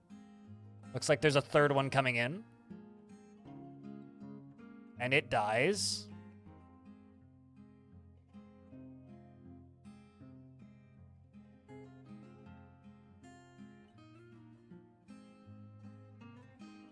I'm really curious what these combat logs look like, because this soldier, I think, was the one that just got wrecked. The Brute of Fire kicks the counter soldier pikeman in the right lower leg with his left foot, but the attack is deflected by counter soldier's pikeman's bronze boot, and he says, I've been injured badly. Brute of Fire gores him. Wow. These critters are tough. Yeah, no kidding. Well, they're like horse lobsters. Oh, here comes another one. This is Hog Skull. Pretty cool name. Who killed one of the counter soldiers so far. He's pushing this thing back, which is heavily bleeding. This one's named Nani, and was able to kill Nani. He's very surprised about this. Hog Skull is moving through. Okay, you've actually got 4 kills now. Went from 1 to 4, so it's killed 4 of these things. The birds, I think they are. He's now chasing another one back. Oh, not dead yet. Is colliding with the soldiers. Is fighting with the soldiers. Wonder if our goddess is still around. No, we killed her. We killed that demon. And it's raining, which is why there's steam everywhere, because this thing's made of fire. Okay, here comes the mosh pit of decapod horse creatures. I think as long as this thing's able to single them out, it wins. But when they're able to get on top of it, it loses. It's got 9 kills now. What a demon.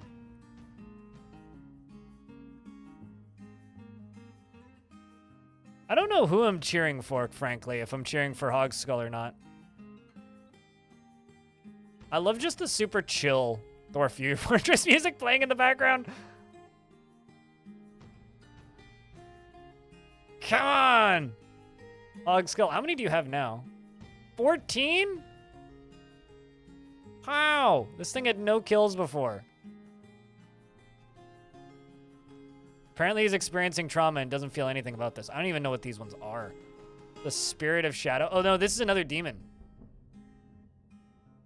So he's got backup. The Spirit of Shadow and him are working together on this. These two.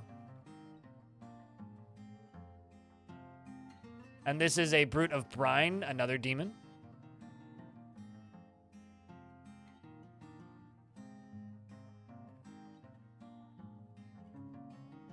Come on, Hog Skull. Wow. Well, I'm slightly worried for my fortress, but the siege is still going, so what's still on the map that's sieging me? Okay, well, we still have a bunch more of those spider things, these guys, and then a bunch more soldiers. So the fight's not over yet. I mean, they're respectable enemies. I think that you're going to respect an adversary. Demons are probably that, right? I think I summoned the demons to deal with the necromancer problem, and now you're telling me I need more necromancers to deal with the demon problem? I think you're missing the point.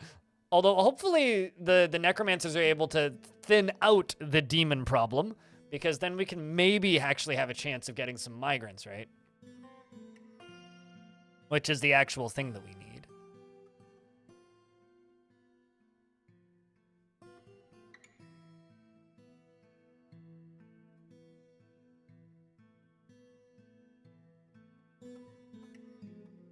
Well, clearing up the rest.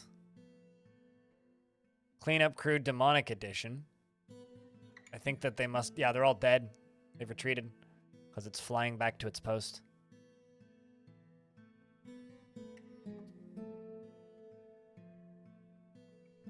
Oh. But yeah, no, this is like post endgame basically. To people who've tuned in, like I think it was Volkov who mentioned that. What, Magic's in Dwarf Fortress? No, Dwarf Fortress has multiple types of procedurally generated creatures already. Demons, angels, forgotten beasts, titans, and necromancer creatures. And I just happen to have a lot of demons on the map, and periodically also a lot of necromancer creatures. So.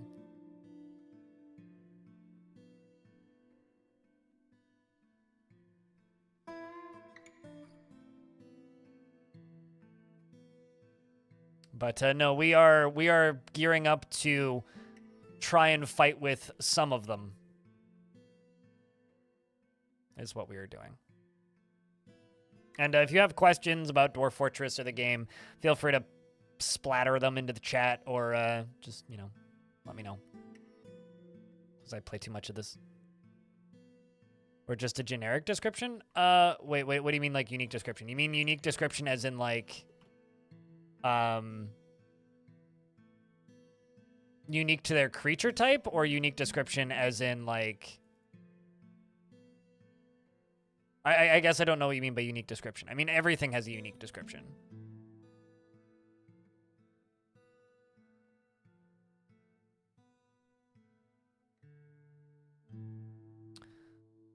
Also, I should be able to pull this lever again.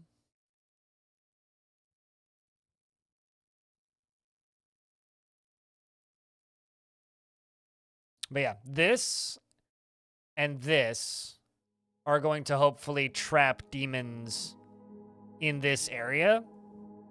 And then we are going to shoot ballistas at them, and I'm going to have a web-spitting Forgotten Beast right here, which is going to hopefully allow us to trap some of them into cages. Another Forgotten Beast, let's just see where it is. Also in hell, so that's fine. I mean, it's just going to go off and die.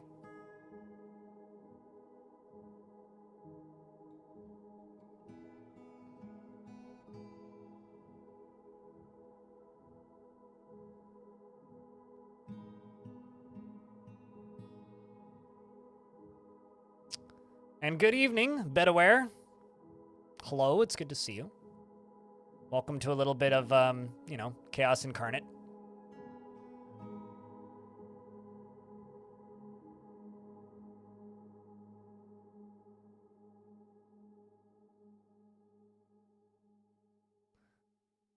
And yes, I'm aware I left a space right there. I can put a rope there. So I can put our chicken there. There we go.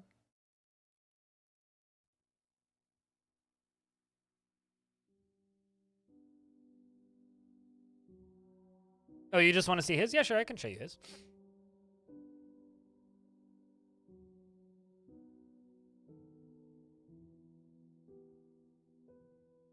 This one's got a fun name. Pulpy Cysts the Spurting Snot. Sometimes I hope my neighbors can just hear me just shouting out random nonsense. That's the normal Brute of Fire. It's also just a normal Brute of Fire. Delightful, yeah, delicious. Palpable, even.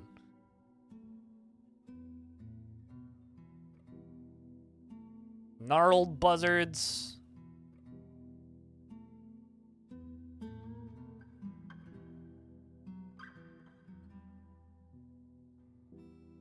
Cyst Crypt. I don't think they know in regards to the... Well, I mean, I guess they're wondering... They're probably just wondering why their caravans don't return ever. That's probably all it is they're just being like, man, when are these idiots coming back? You know, like we keep sending all these traders out. Why haven't they returned yet? That's probably all that it is. Well, I gotta memorialize a dwarf right quick.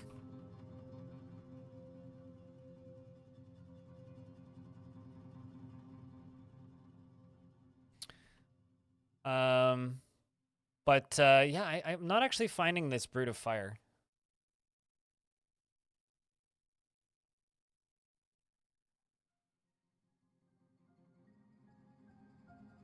makes me wonder if they died. Hogskull, there you are. Hogskull is never in the slightest bit cheerful about anything and never feels discouraged, has an incredibly calm demeanor, and is impervious to the effects of stress. Is as avaricious as they come, and is a dyed-in-the-wool quarreler, never missing a chance to lash out in verbal hostility. Disdains even the best advice, and associates and family relying on her own counsel. She does not feel the slightest need to pay back favors done for her, and does not, and no matter how major the help or how much she needed it. She is absorbed in delusions of self-importance and is deliberately cruel to those unfortunate enough to be subject to her sadism. She is shameless and absolutely unfazed by the thoughts of others. She finds helping others to be an imposition on her time, and she sees others as selfish and conniving, and is assertive to the point of aggression, unwilling to let others get a word in edgewise. And when she has something to say, she prefers to be alone. She is not a private person and freely shares details of her life and is pleased by her own appearance and talents. And she tends to form tenuous emotional bonds with others, and I'm just making sure that the population isn't dropping. Doesn't seek out excitement, is somewhat fearful in the face of imminent danger. Bullshit. And, she is quite comfortable with others that have a different appearance or culture, and she tends to assume that the worst of two outcomes will be the one that comes to pass, and she likes to take it easy. I've got notification now that ghost is haunting the fortress. Sounds like my ex. Really.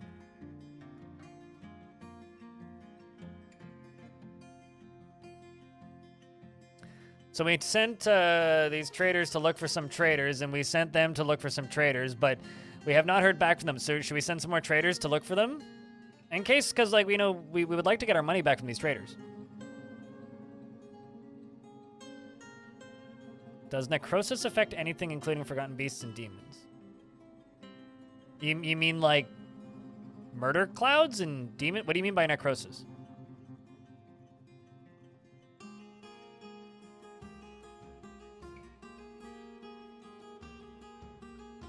Also, rock statue. 1.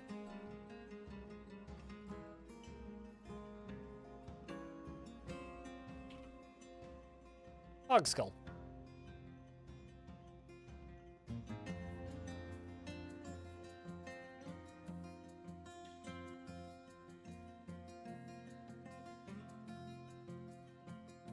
Sunken cost fallacy. Do syndromes affect them? No, they're immune to literally everything but stabbing. Demons are immune to everything.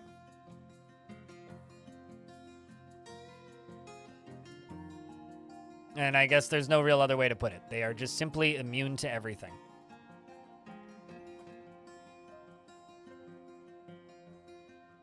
Whoops, apparently I made 2 of them. That's fine.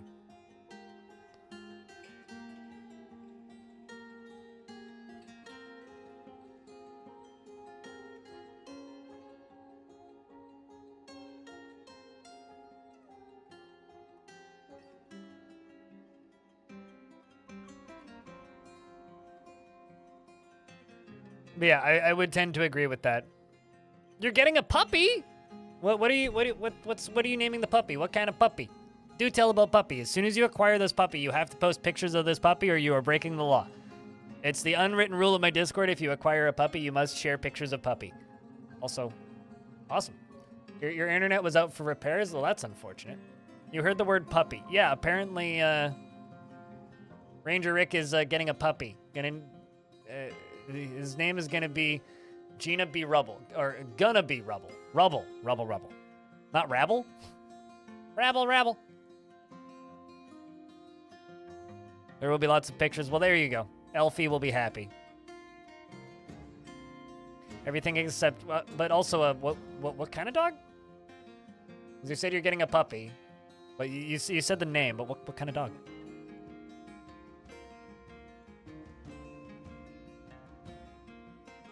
Everything except for stabbing, smashing, and freshly formed a city. No, smashing don't work, because smashing implies drawbridges. Bridges don't work. Bridges do not work. A pitbull mix? Duh. I feel like if I got a pitbull mix, I could only name it Tank. Pitbull anything. It would just have to be Tank. There's a very, very, very, very, very large pitbull that lives in my building named Butch, which is a really great name for a lady pitbull. She's Butch. Got a pitbull named Bowser. That's pretty good. Bowsy for short, I assume.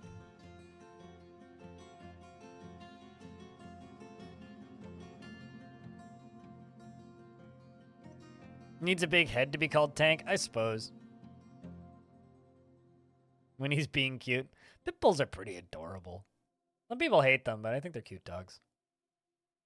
During a spat of depression and bad decisions, I almost adopted a puppy during the pandemic. It was a Whippet, but came to my senses and didn't. But I did think about it. I was really lonely and bored.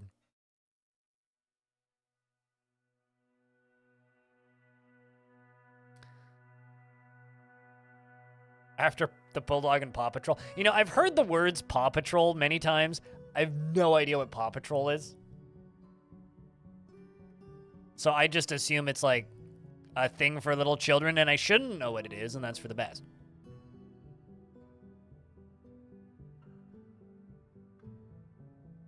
I think that there's a Paw Patrol video game on Steam, actually. Let me double check this.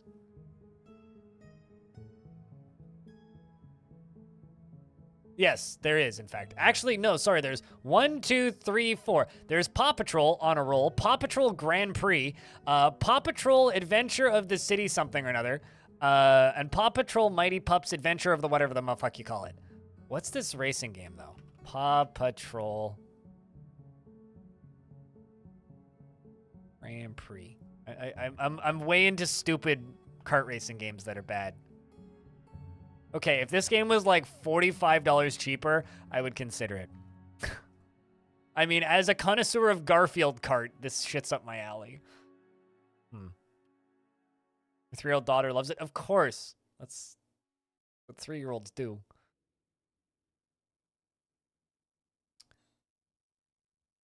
Oh my, wait, hold on a second.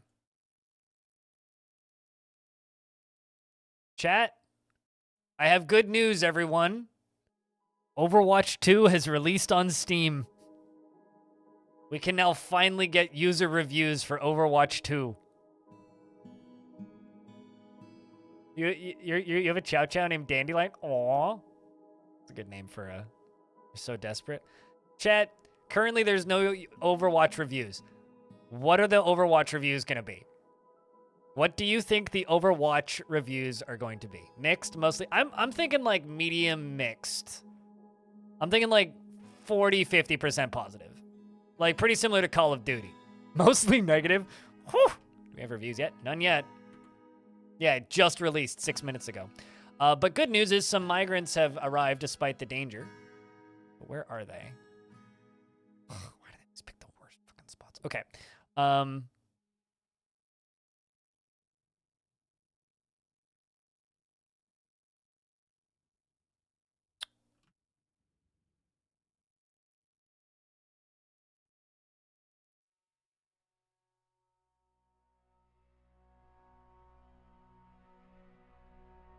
All right, hopefully this works, chat.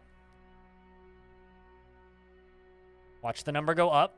I'm not going to move the camera from this spot because I need to see demons enter the fort. But fortunately, the demons have been hanging around down in the bottom right-hand corner of the map. Maybe they can make it. Come on, duders. There's... Ah, man. Oh, no, that's a ghost being laid to rest. Nobody's been found dead yet.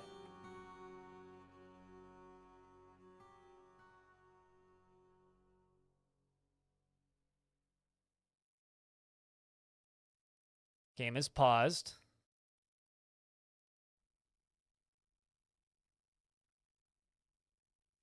They're running towards the fort, chat.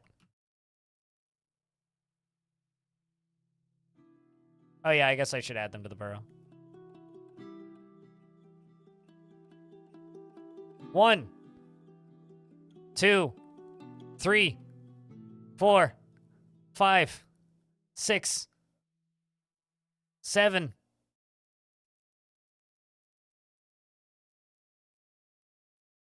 Shit.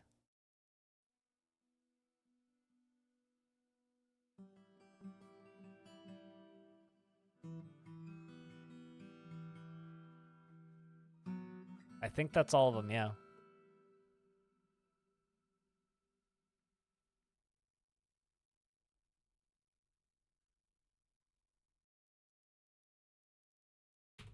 Okay.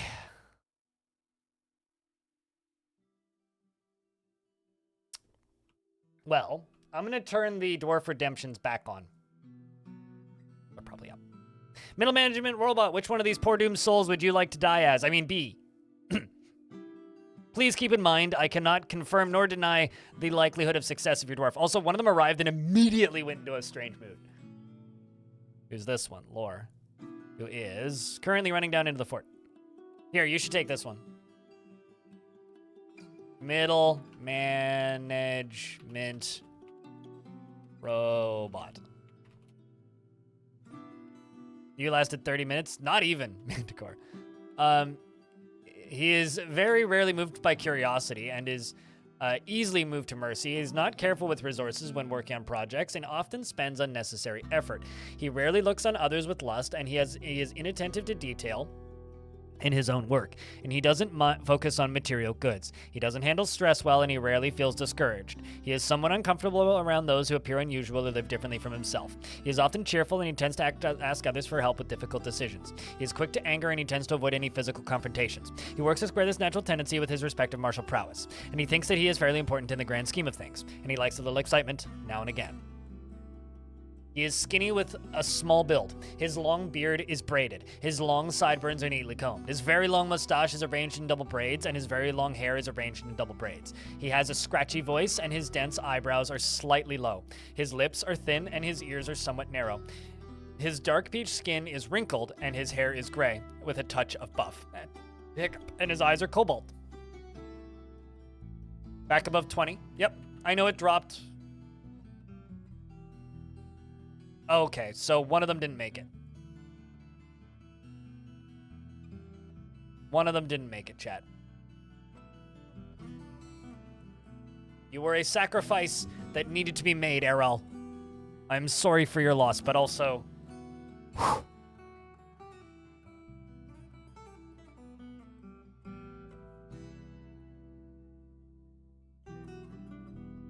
You know, I really wish that I was better at writing or something, because after reading through all of Archcrystal, it's like, man, I wish I had write-ups like that about my forts. And then I wish I could make lore videos like that about my forts.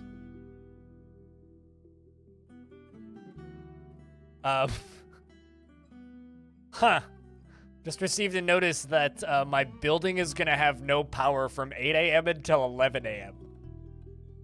Cool?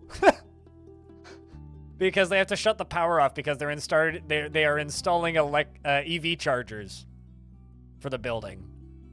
Electric vehicle chargers for the building. So the entirety of the building is getting EV chargers. Every single, well, a place to attach your own EV charger if you purchase one. Okay, let's expand this squad. Everybody who's in this fort joins the military. That's going to be how this goes.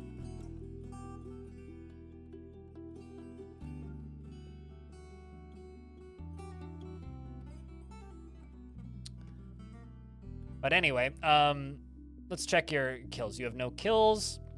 He personally values loyalty and has a negative view of those who exercise power over others.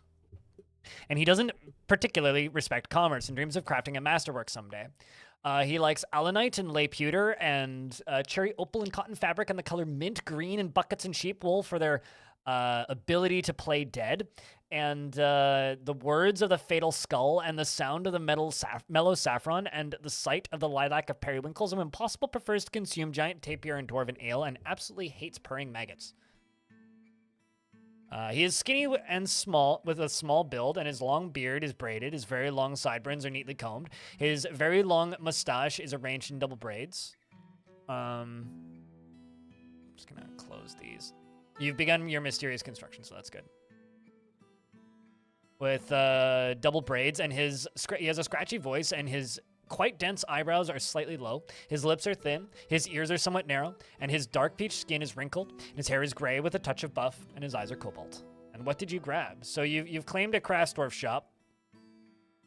You've grabbed okay, so that Forgotten Beast that killed a bunch of dwarves earlier, you literally grabbed its entire skeleton. So that Forgotten Beast that killed 5 dwarves right at the start, 4 dwarves right at the start, you literally grabbed its entire body. So you're building its body into something. You also grabbed 2 pieces of cloth and Radiant Cut Christa phrases. Can't wait to go insane. No, I mean, you've already begun constructing it. So you're not going to go insane.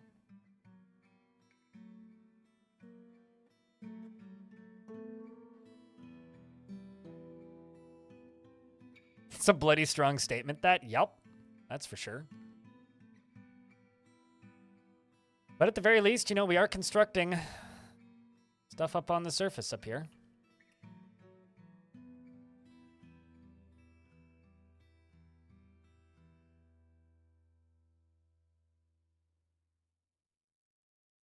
Yeah, no, you've already started building it. You've begun the mysterious construction, so you are not going to go insane. You are good.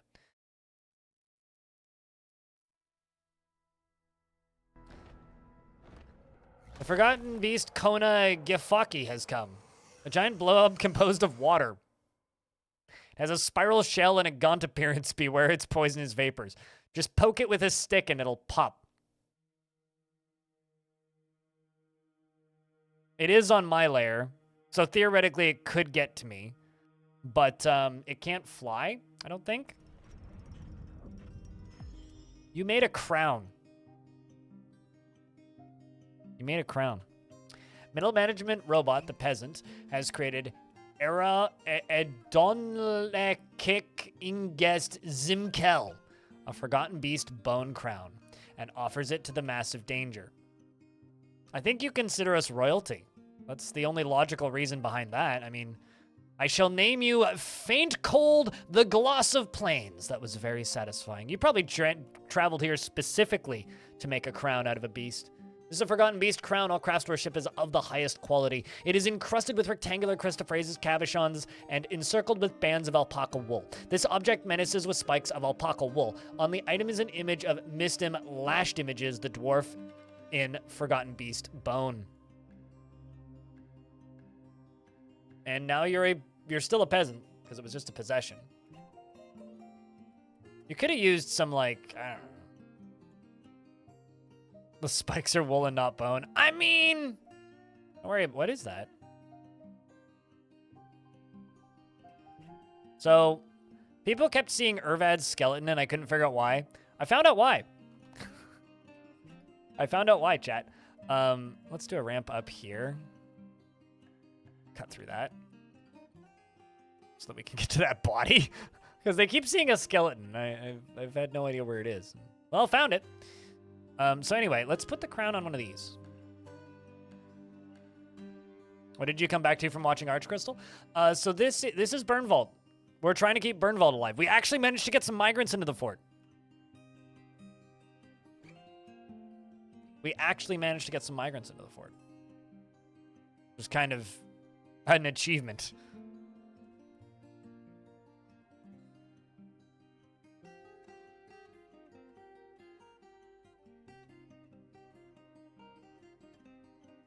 All thanks to Hogskull for going on a rampage. Speaking of Hogskull, I should check if that statue's ready.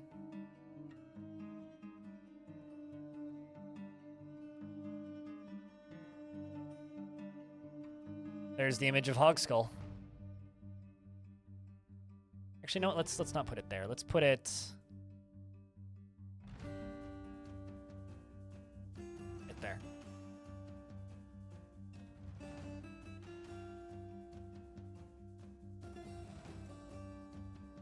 Let's let them train for 2 weeks. Literally everybody in the fort is a recruit.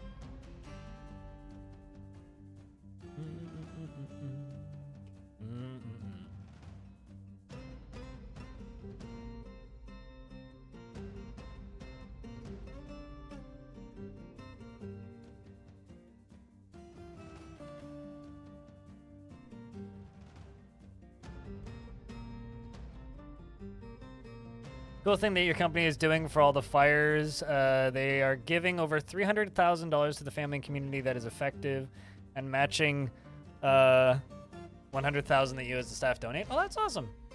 Which particular fires? Because there's like fires literally everywhere right now. Or is it just fires in general?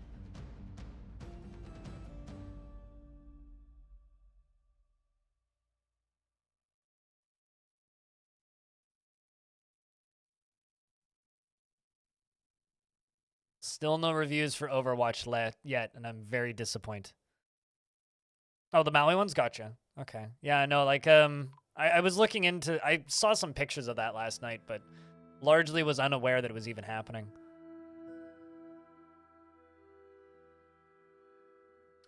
You know, Hammerwatch 2 is out in 15 days, and I'm kind of tempted to play it. 210? You have reviews? I'm so jealous. I'm just here for the Schadenfreude. Oh, yeah, you know, you're right. It is mixed. 44% positive.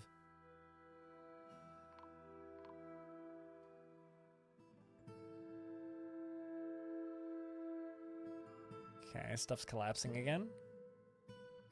Oh, there's a horse on the surface that they're killing? All right, middle management. Middle management, you look like a wizard. Look at this dwarf. He looks like a wizard. Just like the beard combined with like the fact that you're blue combined with the hat. Like this dwarf very much looks like a wizard.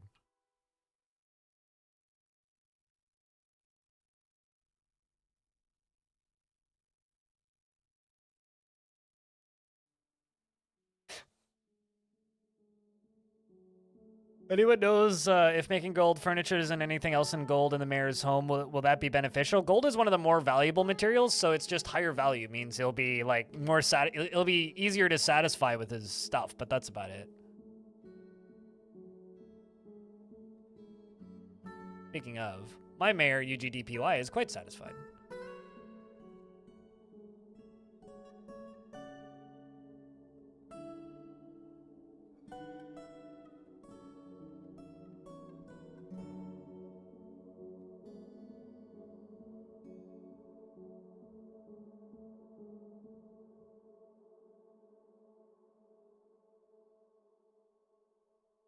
Oldest town on the islands and the former capital. Yeah, I know very little about Hawaii. All I really know about Hawaii is that there's a few people I know who stream from there, and that's about it. Never been to Hawaii. I know some people who've been, but I've never been, so.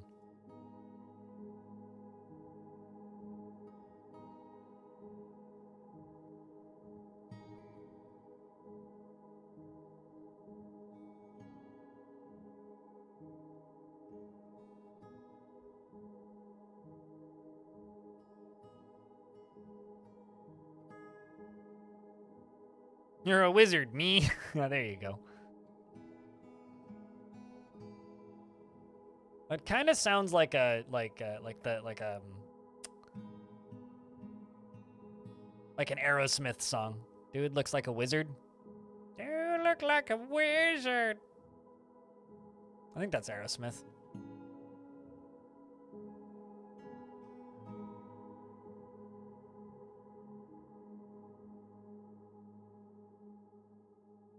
I have no idea where any of these bridges lead anymore.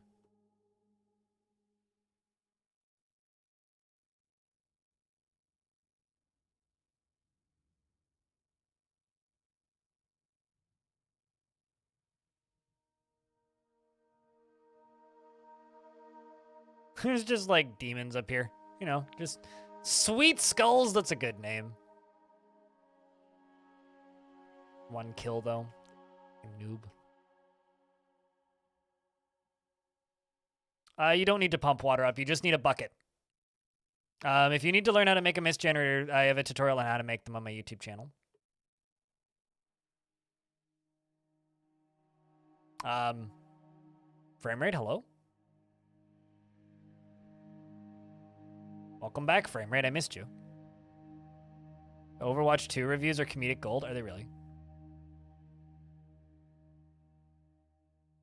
They should make a sequel that includes the whole PvE experience we were promised with the skull trees and call it Overwatch 2. Yes, they should. Got all the achievements, was tough. Anyway, go fuck yourself, Blizzard.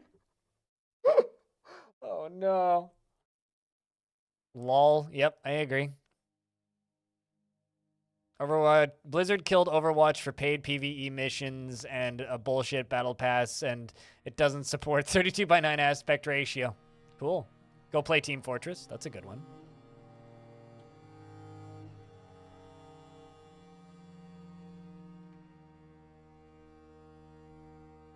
I wonder how many people are playing it on Steam. Let's actually find out.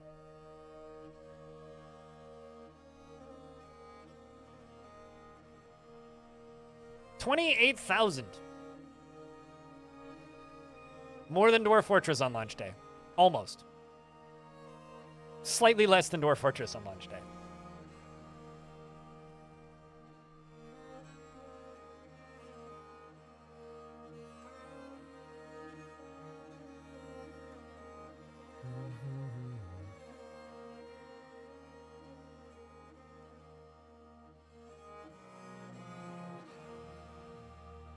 Cheers, Ace Grizzly.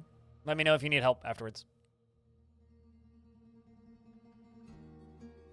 It's kind of sad, though. I mean, like, it always kind of sucks watching a community be destroyed by a game, you know, being vaporized by its developer. What's up, Kaz?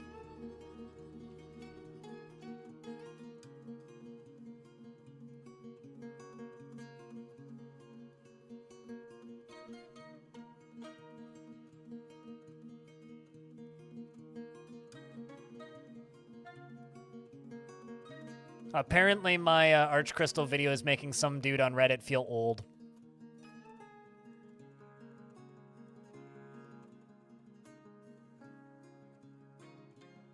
Which I think is kind of funny. So now that we're done with saving, I'm going to let the dwarves go back to working and stop training. Although I might actually leave this second squad training a little bit because I kind of want them to train because they're all recruits, whereas the... Like, this squad, Last Stand, are all decently trained. It's this squad that aren't. So we're going to take you guys off training. But, like, just for clarity's sake, they're all using steel and adamantine spears.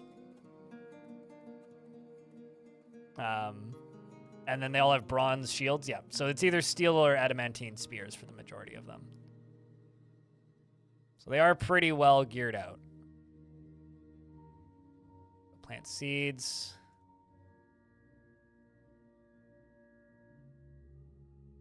Loading cage trap. Recovering wounded. We have wounded?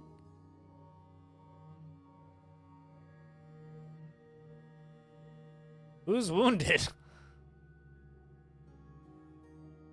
No, you're not. What? Why were you recovered? Okay.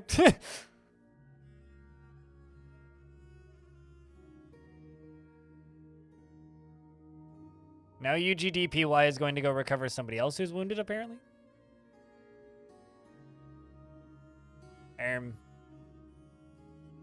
I appreciate your efforts, but nobody's wounded. Training incident? He's not wounded though. So it can't be a training incident because there's no no issues. Stubbed his toe. Must have been.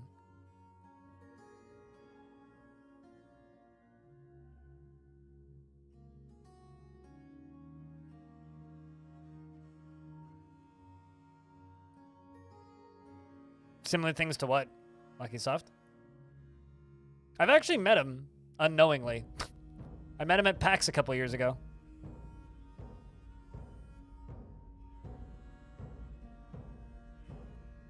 Just really like the hospital beds. Yeah, I mean, we already fixed it.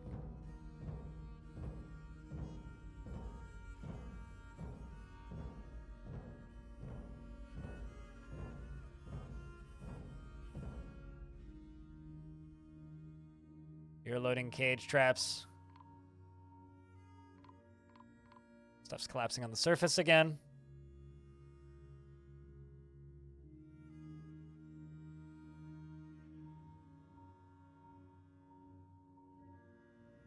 Like storytelling or writing? I'm similar to what, I guess, is the question. Like, what do you mean? Like, what in similar to what I'm doing in this fort, or like similar in similarities to what? I'm that's the part that I'm failing to notice or understand.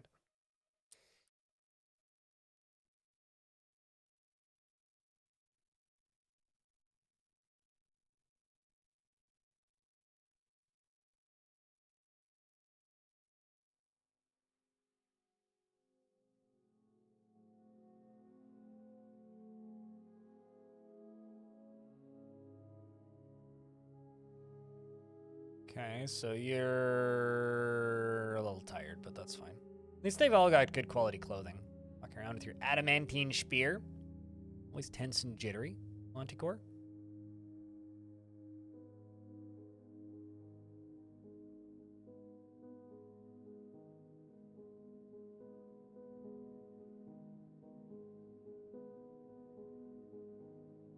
Okay, so once they start to stop being recruits, I will release them.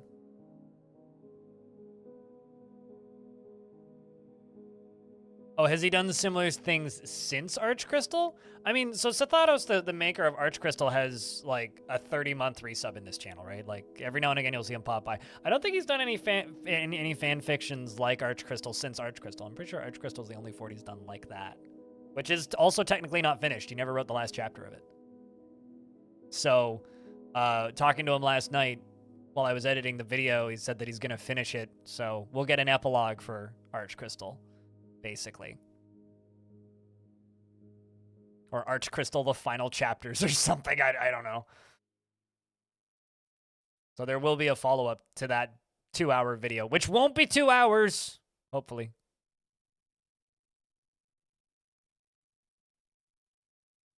Hopefully.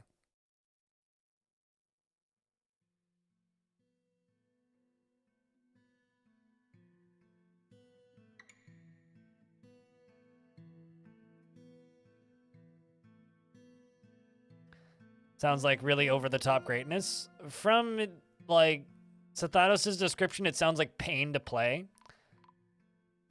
Because apparently it was, like, single-digit FPS.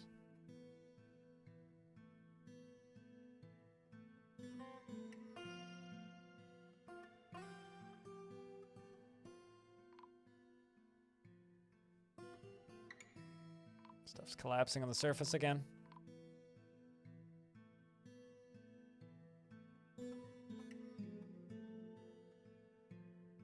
The Brute of Fire is fighting. The Raven. These poor ravens. There we go. They're starting to become, spear dwarves.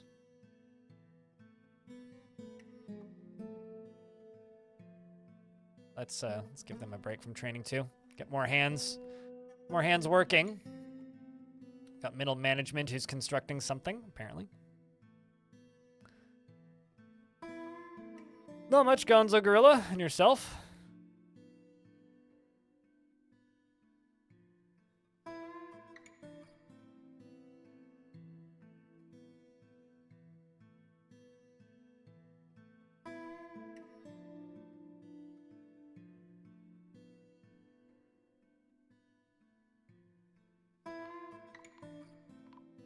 And more trees are collapsing. No, your corpse has been partially buried. I need to get the rest of it buried, though. Remember I said stop making me feel bad, Fim? You're making me feel bad!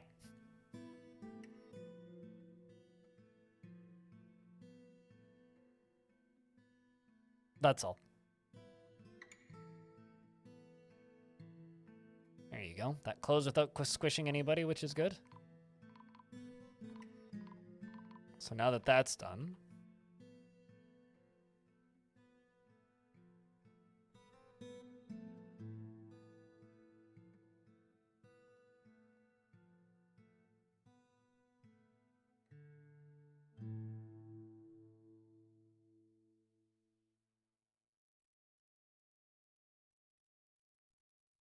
We're somewhat insane? Somewhat insane, yes. I mean, like, I did a similar fortress with Long Death, right? But it was way less violent. Being the Kenny analog in DFs is actually a fun thing. Okay, you still make me feel bad, though. I don't like killing dwarves that are named. Especially when, like, it was very preventable like that one, but yeah, you know.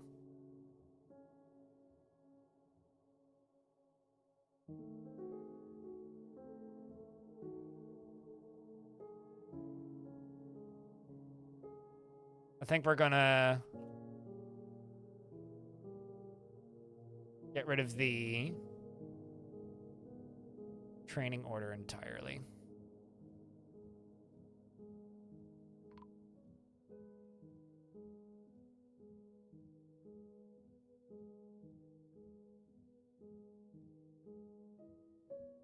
We're basically doing like 1 season on and 1 season off.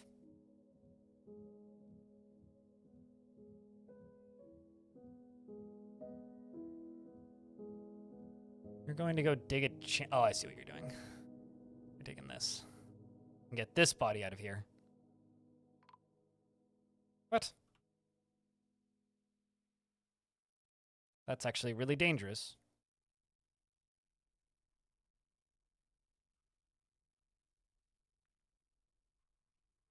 Because Forgotten Beasts could get into the fort now.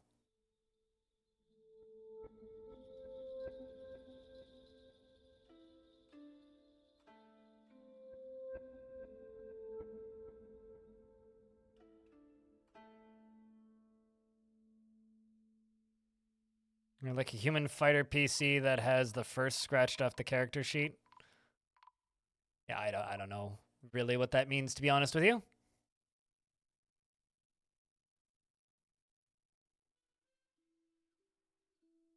Not being a D&D person in the slightest makes that statement not the most immediately decipherable to me.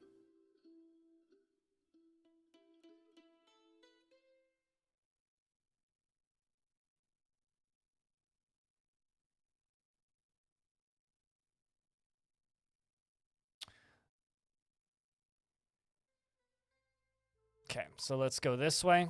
We're going to extend the connection here so we can hopefully get that Forgotten Beast into this walkway.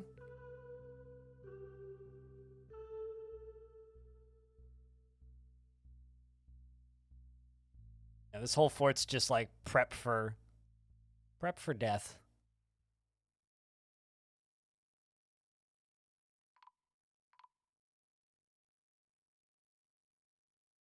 Come on, you. Okay, fine.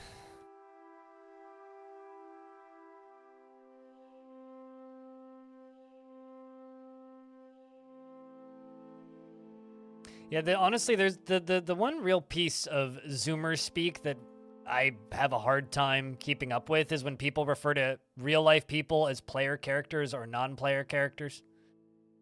That shit's so fucking weird to me. It's fucking weird and like borderline rude to me. I don't know what it is. Completely unrelated to anything, chat, but Stray is available right meow for Xbox. That is it's a headline I just got in my email, so you're welcome. You can play Stray on your Xbox right meow.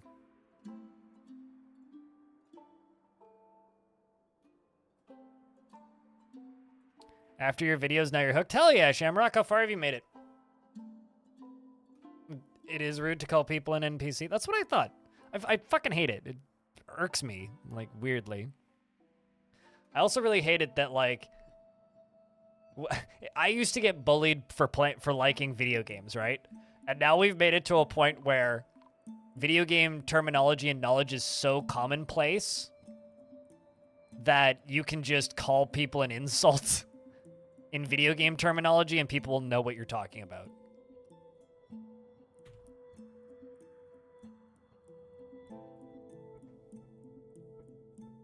The part for me that's cringe about it is the connotation of, like, you can play that person. Like, they might be a non-playable character, but it's like, that doesn't necessarily imply that you can change that. Like, their program doesn't change the fact... It's like calling somebody a sheep, right? which is also extremely rude. I don't like it. Makes me not want to talk with people when I see it.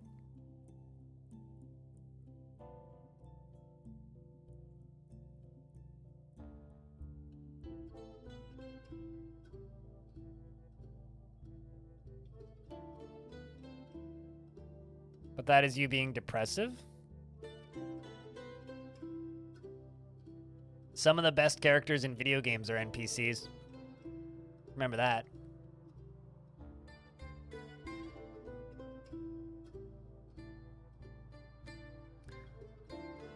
But at the very least, this is speeding up construction, which is nice. Let's hope we can get the next migrant, a couple from the next migrant wave as well. Or alternatively get sieged again by baddies. You've been waiting for Stray on Xbox, actually? Thanks. That game was all right. I'm not as big of a fan of Stray as I think the majority of people are, but... You called someone a knob today and they paused, nodded, and accepted it? What, just like, yep. That's usually what I do when people insult me. It's like, yeah, I know. It's like when people are just like, oh, you, like when people try to insult me on stream and they say, like, just mean things to me, and my response is just like, yeah, I know. I know more than anyone, trust me.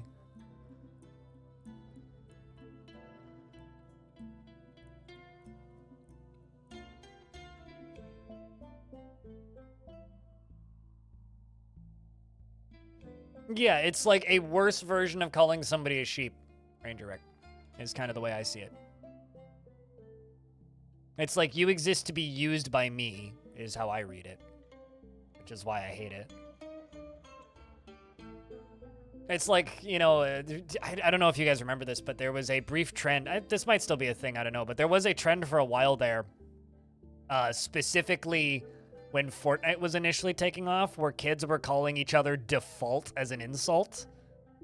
Which is maniacal. Because it's like insulting somebody for not having enough money to buy bullshit skins in Fortnite.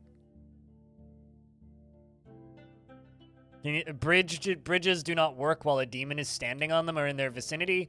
So essentially, if it's a raising bridge, they just don't raise, and if it's a collapsing bridge, they don't collapse. So no, you cannot crush them with bridges. They are stronger than bridges. It's like dragons. Dragons just burn the bridges with dragon fire.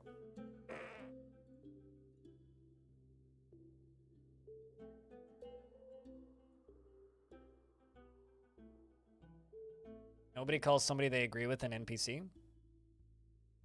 I don't think you speak for everybody.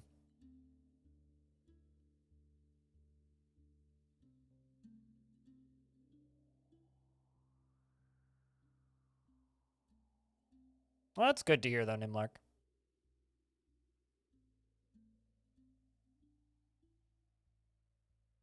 least one isn't disguised as an insult, it's just a straight-up insult. Yeah, but I don't like video game terminology that I like to use as part of video games being used as insults. Because it makes me rethink how I talk about my video games, you know? Because then language changes. So, like, if NPC becomes an insult, what do I refer to non-player characters as? Sure. But, like, I call friends of mine's in, like, good friends of mine insults sometimes because, you know, we're friends and we berate each other, and that's what friends do. You connected to a lever just yet? No. Okay.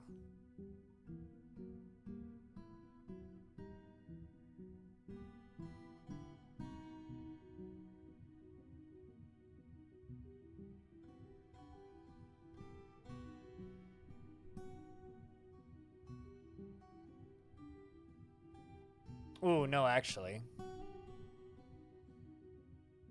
Not both of these.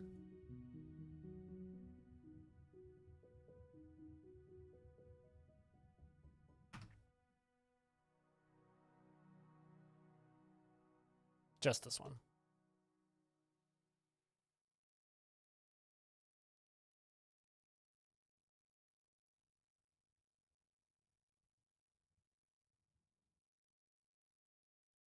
Persons of interests, I suppose.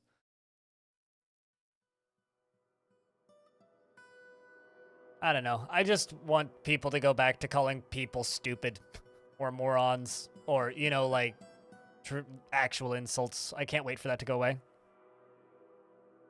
I've been trying to end the fort, but suddenly it's gotten weirdly hopeful, so. Here, I'll put maybe in brackets. Highly depends on how things go today. Dorks, doofuses, dum-dums, dweeb knobs, derp faces. You know, like, let's go back to, like, actual normal people insults, you know?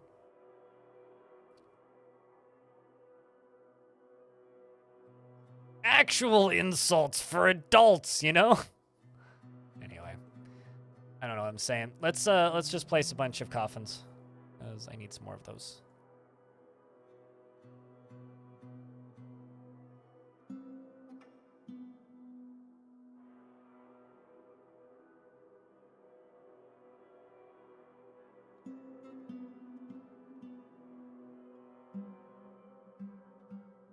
Video games are just too prevalent now? Yeah. Yeah. Guess you're right. Speaking of video games, how's the reviews on Overwatch looking? Okay, still 210. 44% positive still.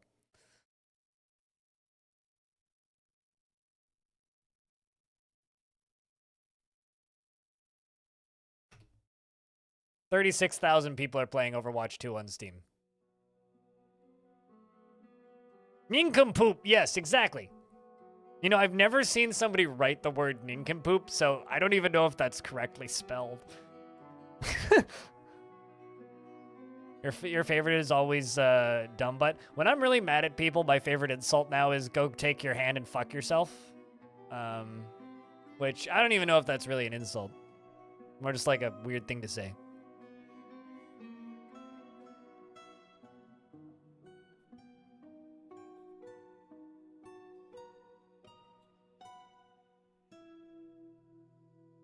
You neither? Well, I'm glad that makes two of us.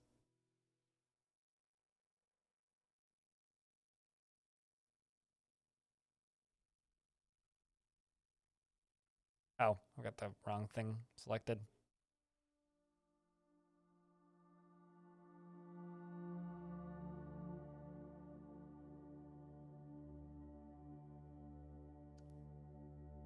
Nincompoop, the spell checker didn't highlight it, I suppose. Overwatch 2 has the artwork tab disabled under their community section. What, to stop people from posting porn? I'm trying to think what else they would put on there.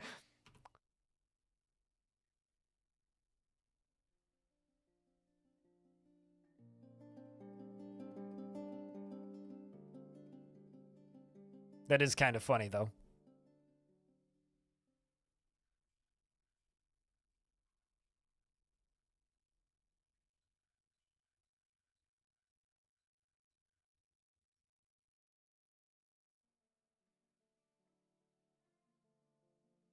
I do like the guides section, though. How to play Overwatch 2. Free Hawk! I like it. Let's go. How to save your money. Step 1. If you haven't already installed Overwatch 2, consider That's fine. We'll deal with that in a second. If you haven't installed Overwatch 2 already, consider not doing it at all. Step 1. Right-click with your mouse on Overwatch 2 in your library. Step 2. Select Manage. Select Uninstall. Move your mouse to the uninstall again and choose it once more. Your money is safe, probably. I like this. I'm going to give this an award because that's funny.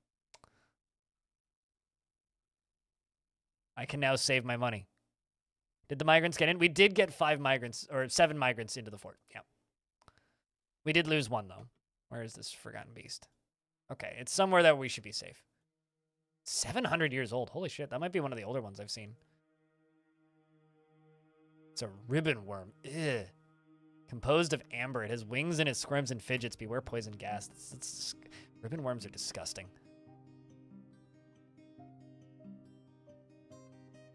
So yeah, if you want some Schadenfreude, go look at the guides on Overwatch 2. Pretty good. Oh, did it find, It found some serpent people. Serpentine! Oh, wow, it found more.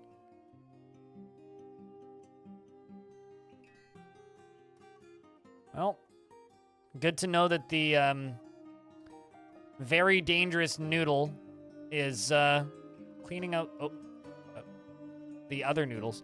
It clearly, it wasn't super effective in the water. Clearly.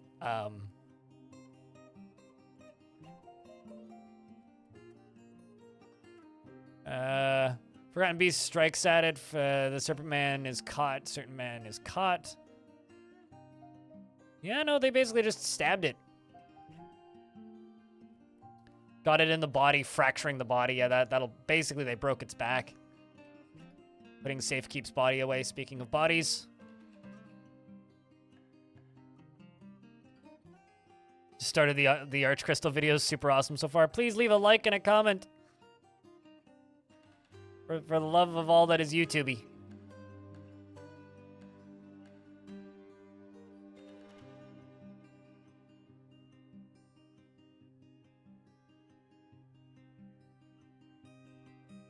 Did one noodle die to the other noodles? I killed several noodles before the noodles killed the noodle. Underwater versus on land? It doesn't seem to be particularly underwater, but they were getting caught in its extract, so at least somewhat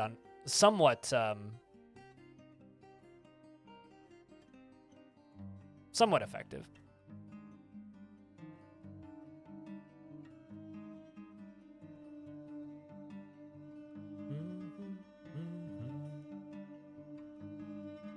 But how are you doing today, PackSmack?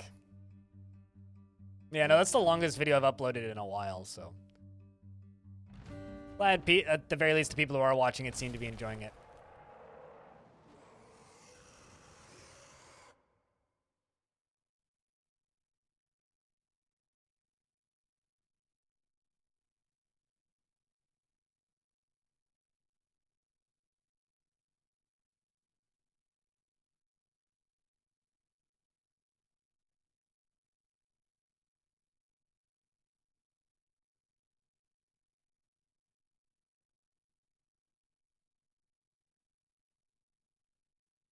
But we have another Forgotten Beast, which is a huge feathered nematode with wings, and it belches and croaks. Beware its fire. That's kind of scary because it has fire. It is... Okay, so it is on a layer where it theoretically could get to us if it can fly. But there's a blob composed of flame here, so fire versus fire? Fight fire with fire? No! You fuck... Okay, this is actually bad. Set everybody to ready.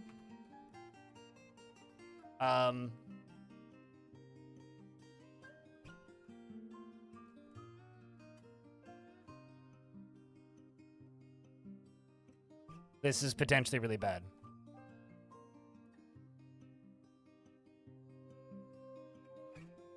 Actually, yeah, let's get them in there.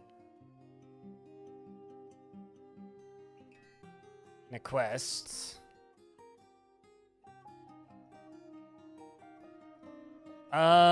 Probably pretty high. Although this world does have a large number of beasts, so. But we've been getting like 3 a season. Fuck it, it's beelining for us. So nematode, really weak. Breathes fire, fucking scary.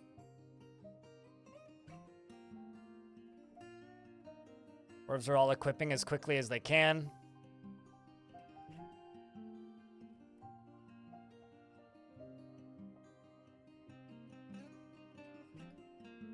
Chat, you guys want some spicy noodles? But how am I, PackSmack? I'm doing okay. I was up until 2 in the morning last night editing the video, so a little sleepy. But I'm alright.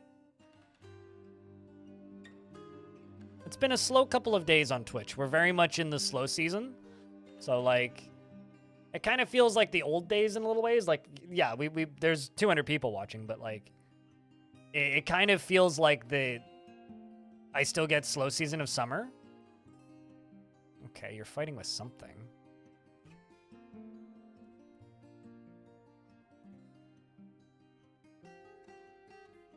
Want some spicy noodles? I could also go for some spicy noodles, to be honest with you.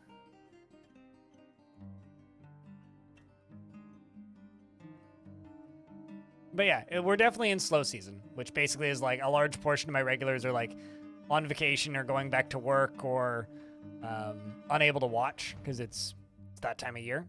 So, you know, it's been fun.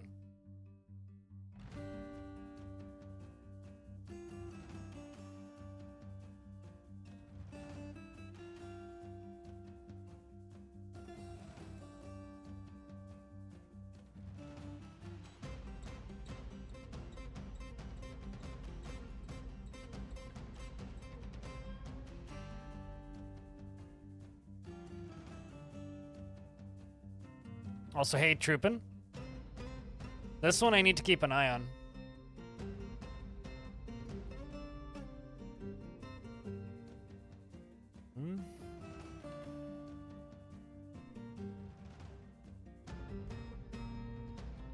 Oh yeah, no. When October rolls around, I will like gain 30% of my view count.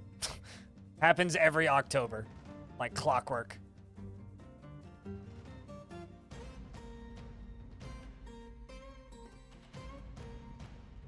It's like literally the second school's back in, like the numbers just start to climb again.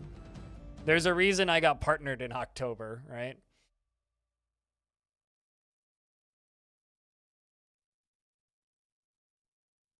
It's like September is when, mid-September is when stuff starts to climb again.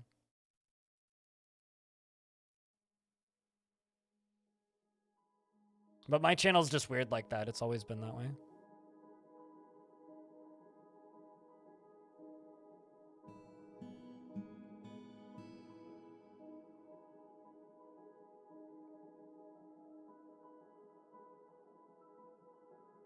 Okay, so aside from the fact that this thing is really weak. Wake me up when September ends. It's, Green Day. When September ends. Or do you remember the 21st of September? Those are the 2 September songs I know off the top of my head.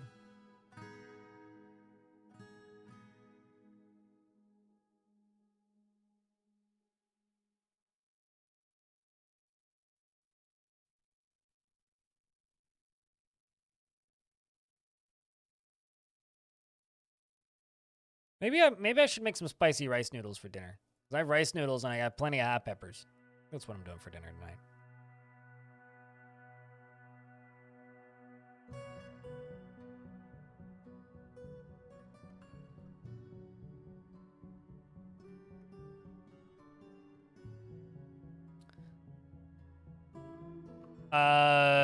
No, October is when I got partner. October 30th. And this will be year 5. We are 5th anniversary of being partnered. All of these dwarves are training. Are current. Okay, so you know what I'm going to do? Because I'm paranoid about this flame beast, I'm going to turn on training here and just get them all training instead of stationing, so at least they can, like, go get drinks and whatnot.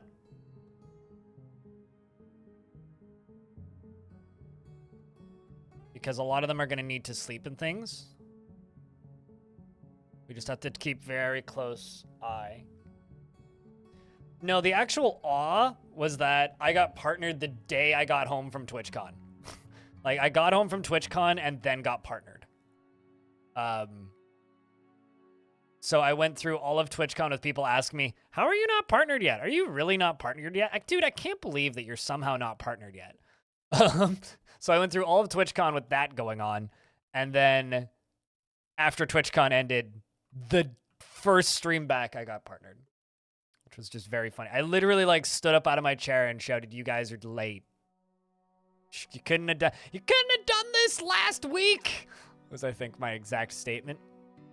Because, like, half my friends are just like, yeah, we're gonna go hang out in the partner lounge. And I was just like, bye, guys. Fuck.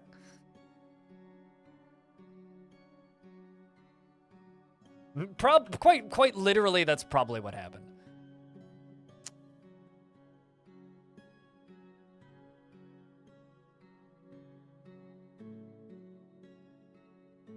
So I'm kind of tempted to just ignore this Forgotten Beast, but I think we'll just let them train until spring. See if we get anything.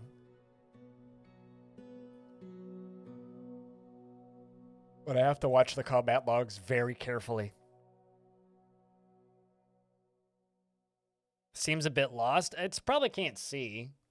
Forgotten Beast AI is a little fickle, and this is a pretty big map too. I think it's 6x6.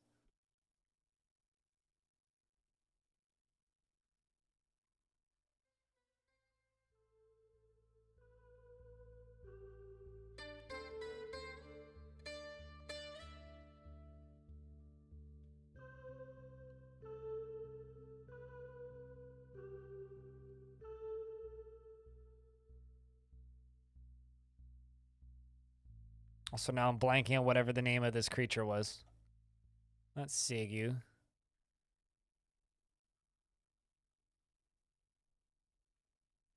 Literally anywhere. This fortress is full of open holes. Admittedly, I should probably, like, put some effort into trying to fix that problem. Like, all of these open holes. But that would kind of remove a lot of the fun from this fortress, which is kind of the point of this fortress. Especially considering, like, up here, like, there's multiple places in this fort that are just, like, huge open spaces. Like this one, for example. And this one are just open spaces. Admittedly, I could wall this off. Like, I could start building this up.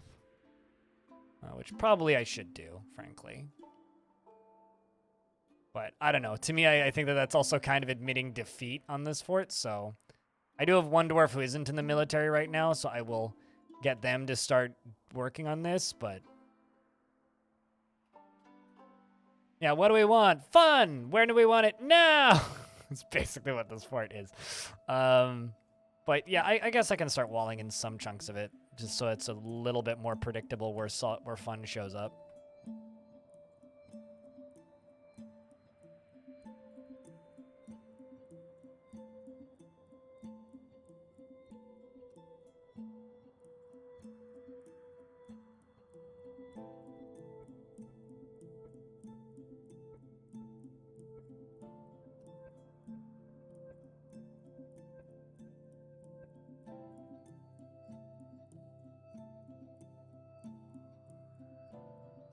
Okay.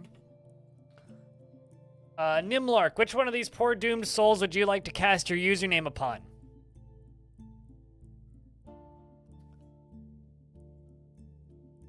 Oy. Sorry, stretching. Ugh. Time for Nimlark the Third? What kind of Dwarf do you want Nimlark the Third to be?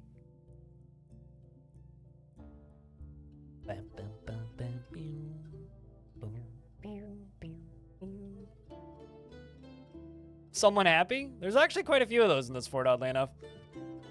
Do you care about beard? Because I've got Happy Kid, or Jurist, who's quite happy, or Saigon, who's quite happy, Dakust, or Zan.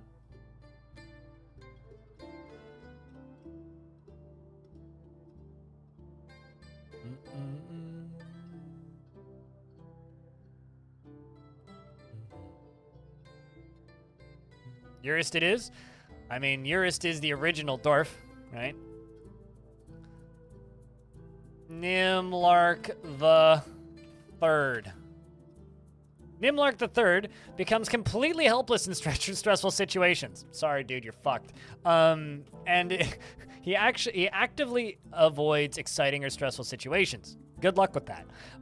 He is easily moved to mercy, and he has an active sense of humor. He is rarely happy or enthusiastic, and he doesn't easily hate or develop negative feelings. He is confident in his abilities when undertaking specific ventures, and he is trusting. He does not hold on to grievances, and he tends to ask others for help with difficult decisions. He tends to think before acting and inhales sharply. Inhales sharply when he's angry, and he needs alcohol to get through the working day. He dreams of raising a family. Well, you're not married, so good luck with that. He dreams of raising a family and personally believes that the idea of war is utterly repellent and would have peace at all costs, preferably by stabbing them to death.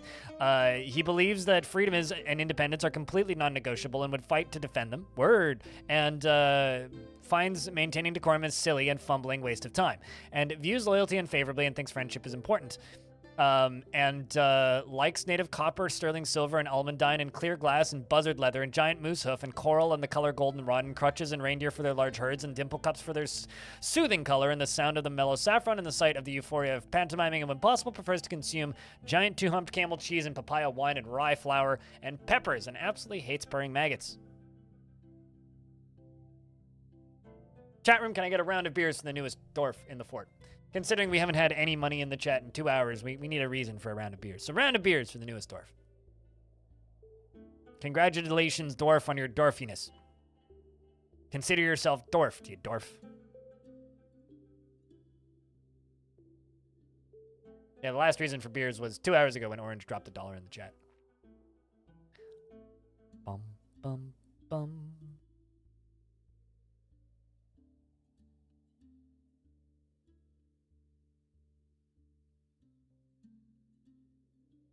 Rusty, thanks for the 5-pack of gift subs. That's a reason for some beers. Appreciate you. Also, what's up, Occupy? Thanks for the follow, by the way, like 15 minutes ago. I did see that. I just don't have a notification for it. Dorphin time? It's something time. Dorphin time? That just means it's endorphin time. Okay, so Bombwreck is kind of annoyed, but everybody else is super happy, so that's good.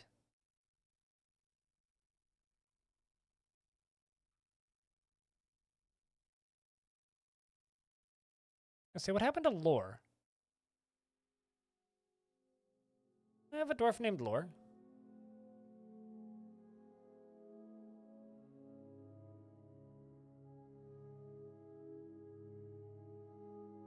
Maybe they died somewhere. I guess they did. I'd swear that I had another pissed off dwarf named Lore, but maybe not. Fight Attack, thanks for the 13th month. Thank you for the audiobook experience. Hell yeah. Hope things are going well today. I'm still partway through your Arch Crystal video.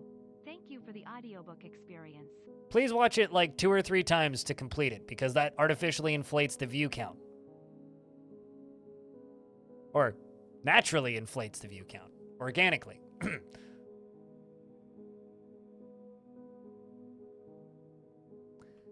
damn, I'm terrified. You're forging copper cages down here, dabbling blacksmith. How many copper cages are we up to? I don't think we actually need 100. Let's just get rid of those.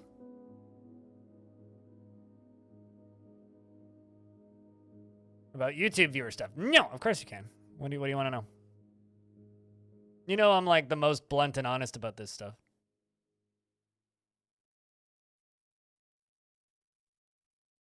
What, like if you just let a video run in the background muted? I mean, it still counts as view time.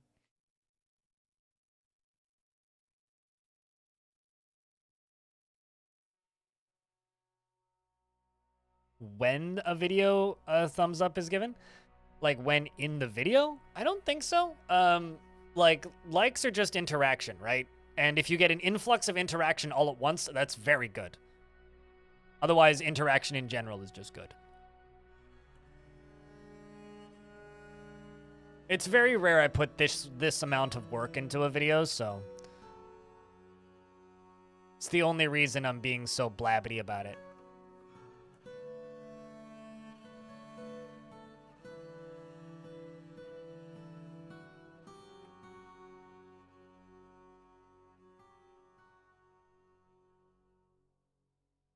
Trying to do them at the end? It doesn't really matter. Do what works for you. Forgotten Beast is fighting with pond grabbers.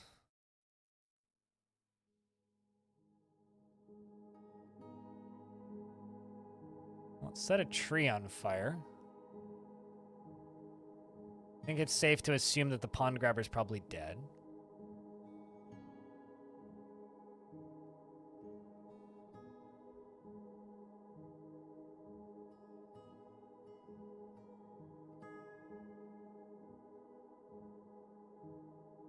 But seriously, Fight Attack, thank you very much for keeping that sub alive for a 13th month.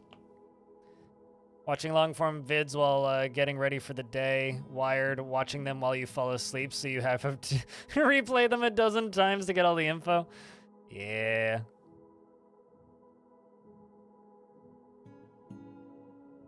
I do that with podcasts, generally. I mean, I listen to multiple 2-hour podcasts a week. Although one of them has become like an hour-long podcast, which kind of makes me sad because I power through it too quickly. So I gave them money on Patreon to get their 2 bonus podcasts, and that's a little bit better.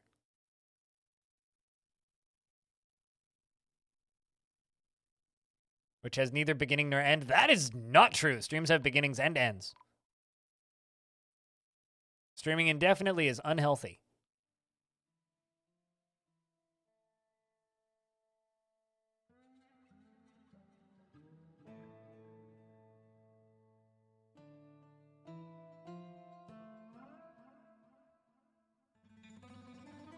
That's so many caged. There's 2 Gorlaks on the map? I have 2 Gorlaks in cages. I'm so sorry, you fucks.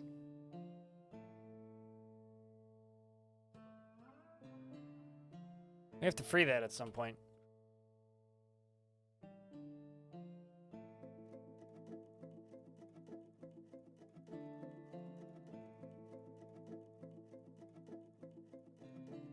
Looking for the uninvited guests. There they are.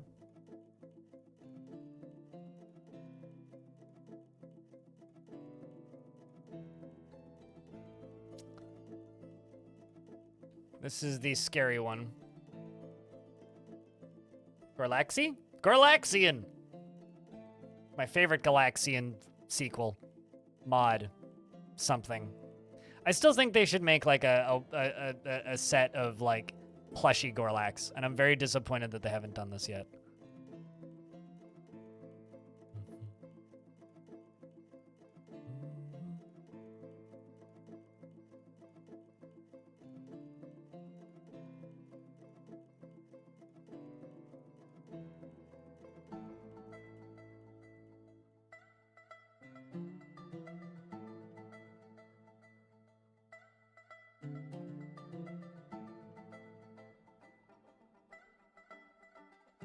Recently gotten back into Caves of Cud after watching your Cud videos, and you're currently in the Rust Wells where you got body slammed by a Rhinox. Oh, yeah, that'll hurt. Luckily, you had Force Bubble and pushed it down a hole to the bottom. Oh, hell yeah. Even better. Careful, it might come up the stairs. Like, be wary about that. It might come up the stairs.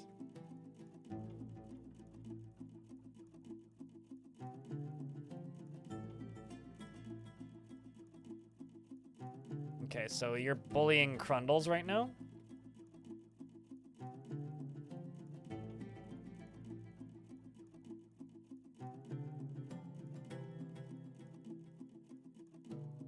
Try and move the soldiers a little bit closer to where it is, so maybe it'll coax it over.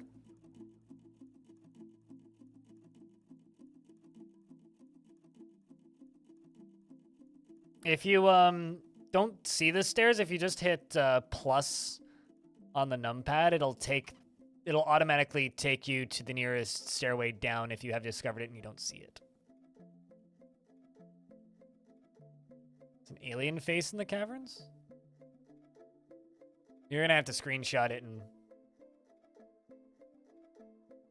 and draw over it in MS Paint, because I'm generally pretty bad at seeing that. You haven't explored all the layer yet? Ah, I getcha. Yeah, no, Cud's fantastic. I love Cud. It's kind of a hard game to stream, but it's a lot of fun. Or rather, it's not a hard game to stream. It's a hard game to explain in real time.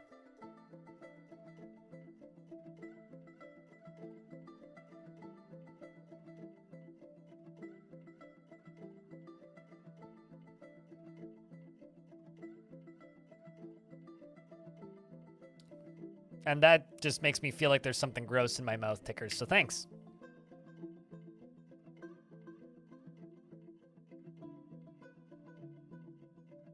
Pretty sure I'm not a cow.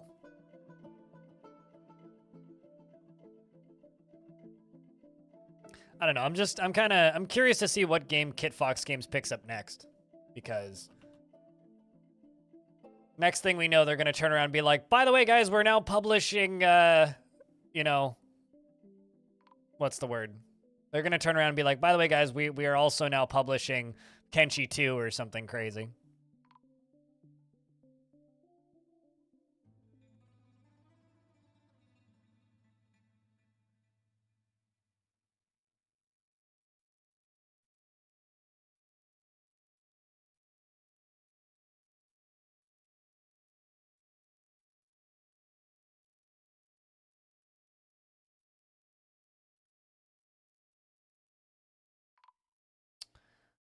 Little bit nervous about this. It's too close to my fort.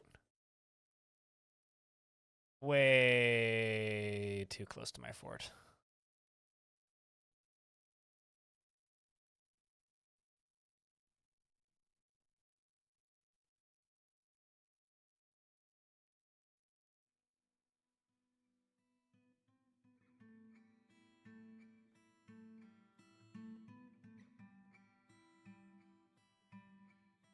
MMORPG.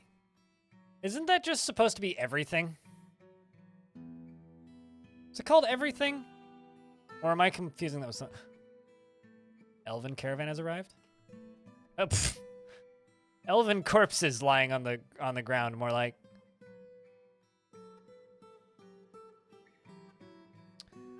Okay, let's get you guys back to training.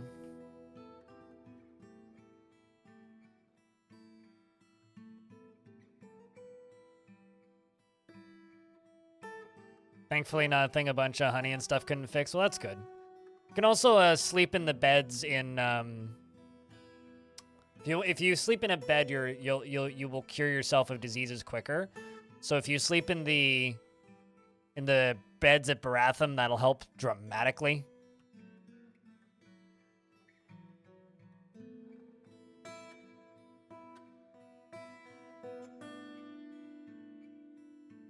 Cheers, Ranger Rick. Just glad people watch. I wouldn't get to do this job if nobody did, so. Regardless of how good I might be at it.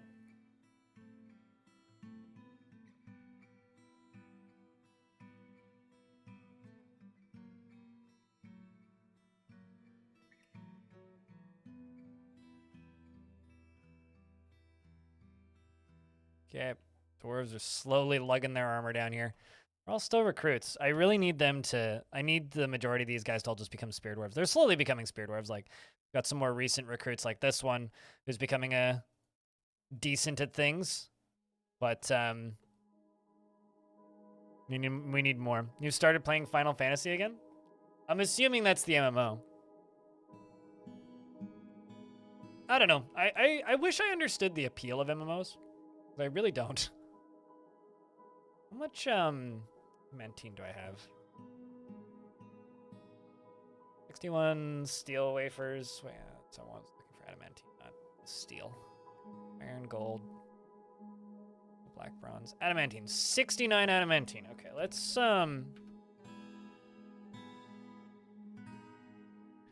add a spear. Let's just queue up 10.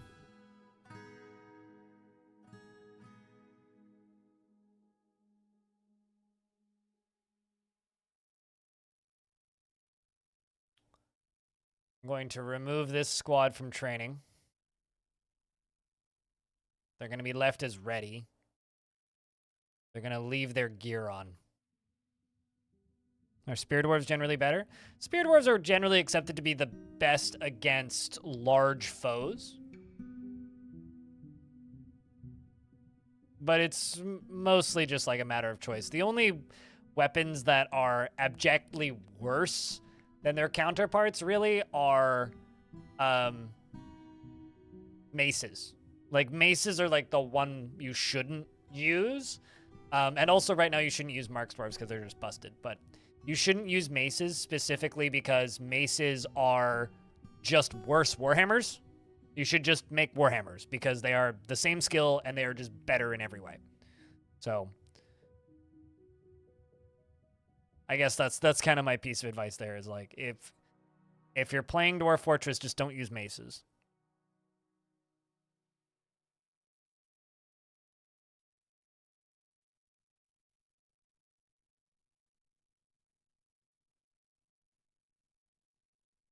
You were wondering why Mark's Dwarf seems so useless? They've been broken since the Steam version came out, basically. Which I feel bad about because I insisted they weren't to a lot of people early on, but no, they're just broken. According to history, they were overpowered. They're the weapon with the most reach.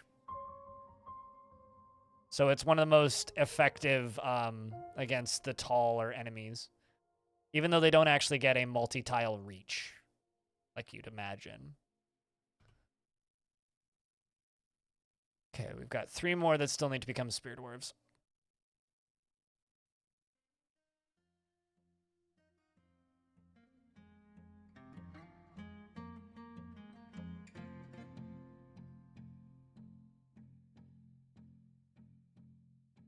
But yeah, no, Mark's Dwarves are actually extremely strong. The problem is like because you can't pick specific types of ammo for them right now, and combine that with just the fucky AI that they've had for a decade, they just really need a rework. Sword is just spear with a long blade. Yep. Although I am wondering like how much progress we're gonna get on Dwarf Fortress this month because Zach and Tarn are going to Gamescom. By the way, if you're in Germany and you're going to Gamescom, there is a Dwarf Fortress meetup happening there.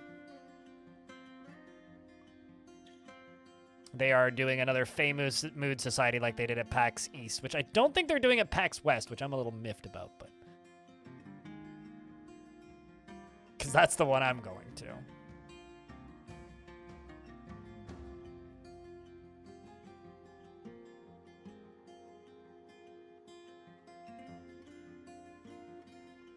Imported included?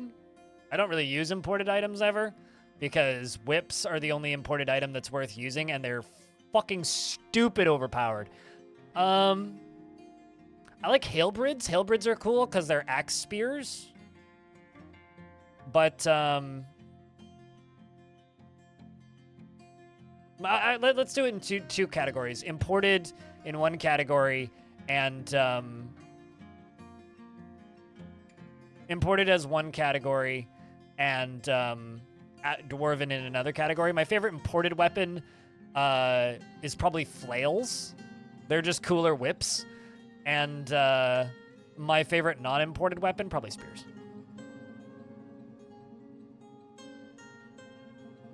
Are maces better than dumb Mark's Dwarves who like to melee with their crossbow? I mean, everything's better than Mark's Dwarves right now. Unarmed dwarves is better than crossbows right now. Actually, that's not true. If they're made out of, like, if they're silver crossbows are pretty effective as 1-force trauma weapons.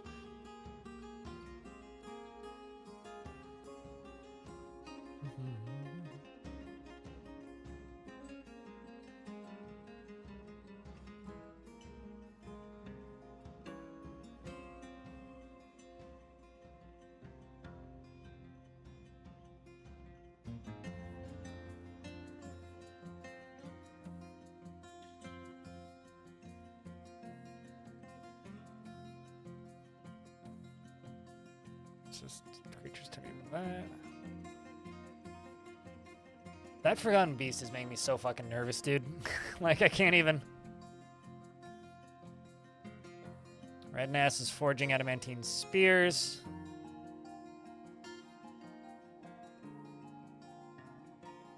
For you.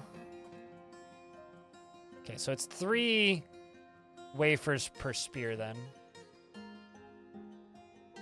Let's also make some adamantine helms. Let's just do 10. Because I have a very limited supply of adamantine, but hey, at least it's something. You now have an adamantine spear.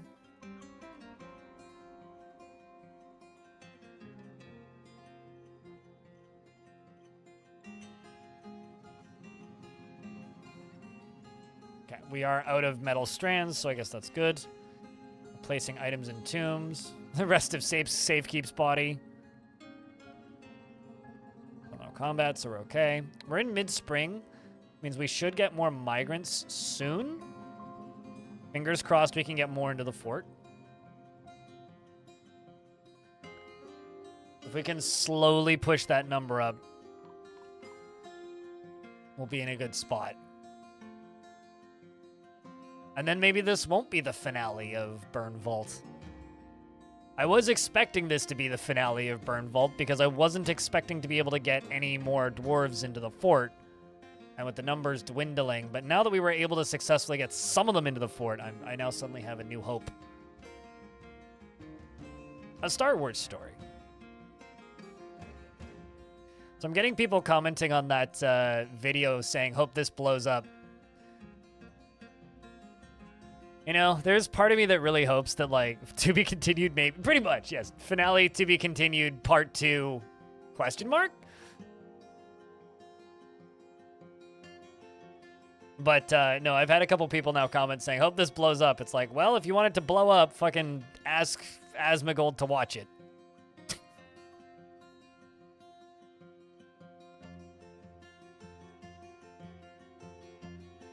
Gabriel Coffin was toppled by a ghost. That's kind of horrifying. Okay, hold on. Actually, hold on. How many ghosts are here? Just Inges.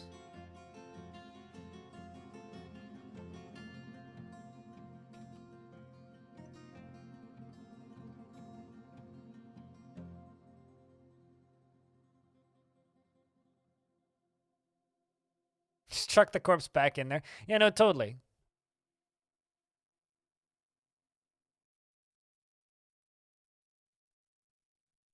Oh, wow. Can't actually do that because it didn't actually topple it. Just gave me the notification of being toppled, which is odd. 3 recruits still need to become Spear Dwarves. Good morning, Deep Space. You're up early. I'm not gonna lie, I thought you were Raging Cave initially because your name's the same color, and my brain just saw through it.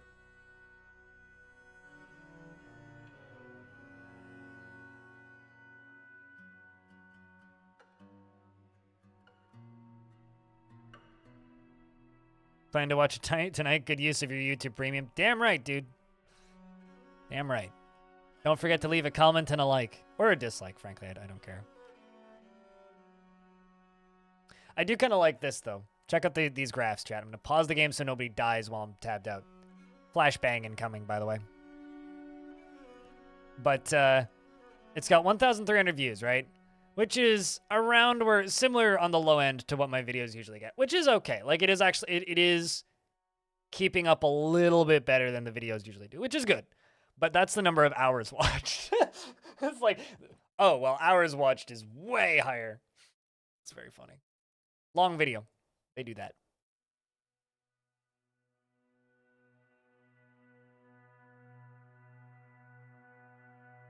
Did I manage to safely get migrants in? I did, in fact, manage to get some safely get some migrants in.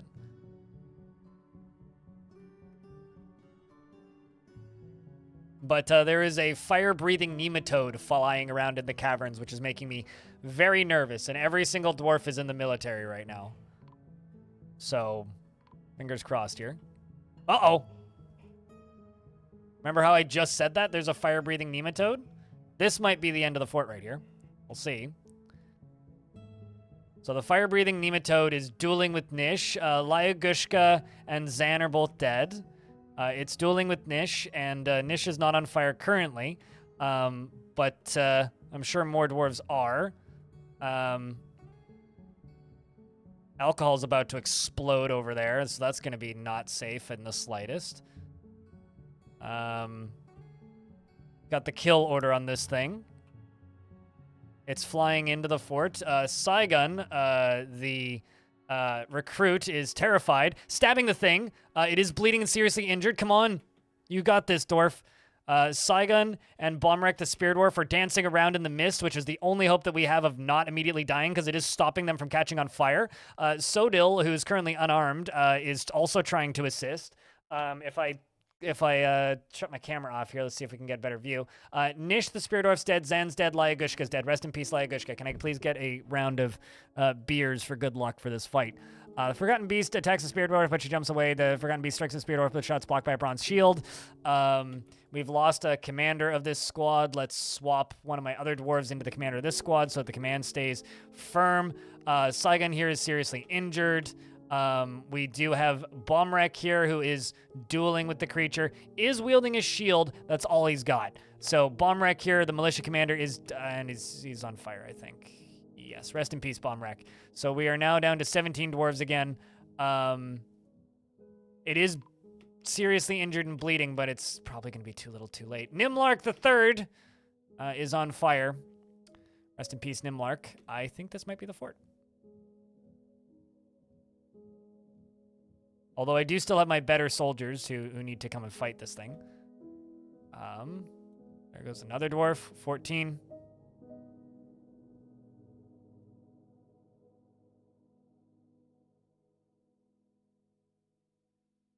Maybe the stairs can save us?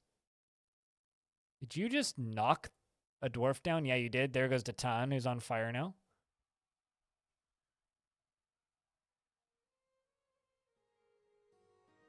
Creature is seriously injured, and it's going up the stairwell. Breathing fire constantly. Heavy bleeding still. Lies down a chunk. I fully suspect this to be the fort. They were putting fires out, but I think the water evaporated, actually.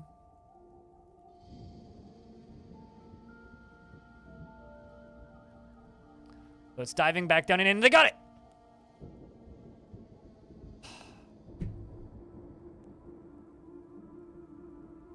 So we lost Ranger Rick, Lyagushka, a few other dwarves. Population has once again dwindled.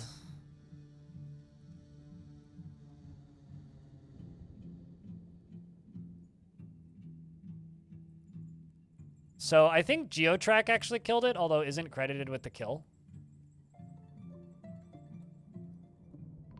Boom.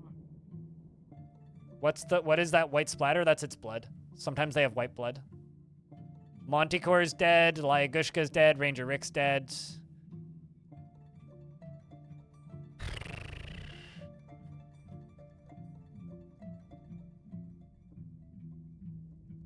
That was heavy.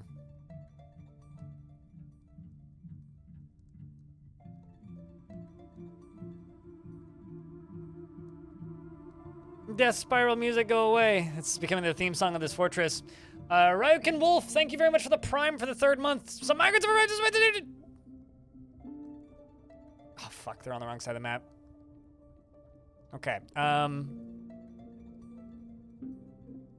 Maybe they can make it because the number of demons on the surface is pretty low. Maybe.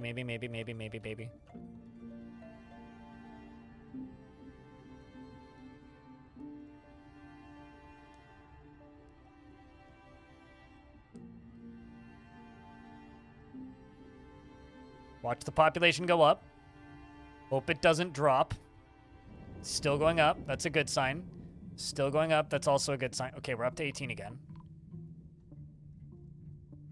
Close the combat log. There's no combat. Come on. Okay, one of them's getting burned. One of them just died. Ah, fuck.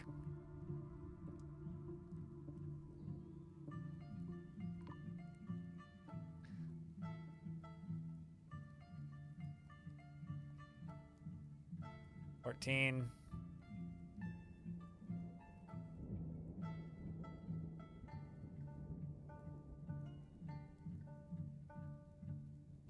I love watching a fort cling to life like this. I mean, this fortress is like the fortress version of the Black Knight in Monty Python.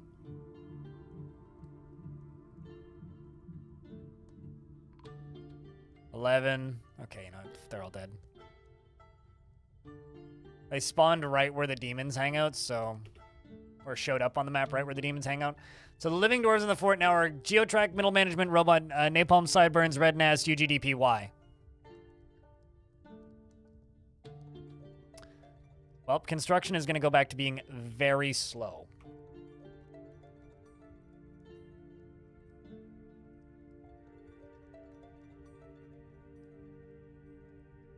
Like, very slow. Let's kill this squad, because I don't need it now. And put the remainders into the main squad.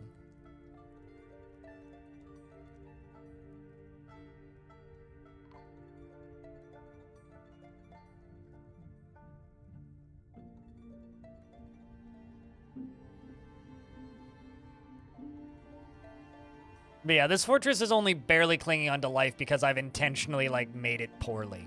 Like, that is the reason this fortress is clinging onto life like this, is because I built it in such a way so that would happen.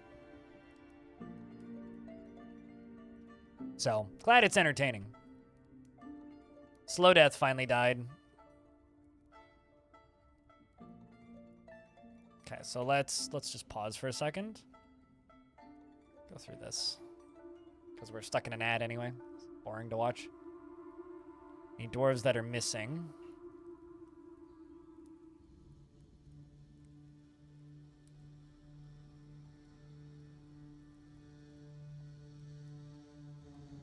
Slow Death was a legendary dwarf who got torched by the creature.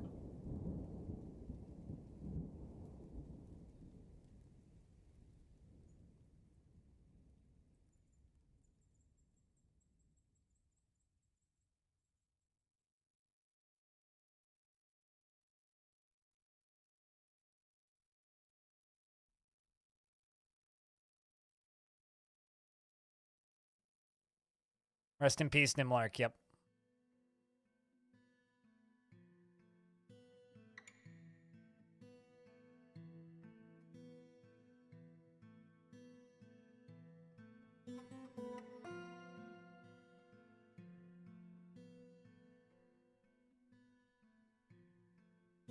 You want to be the baby. You just redeem a dwarf? What do you mean? I'm confused. Is it mostly negative? Oh, wow, that was fast. Hold on, let me double check.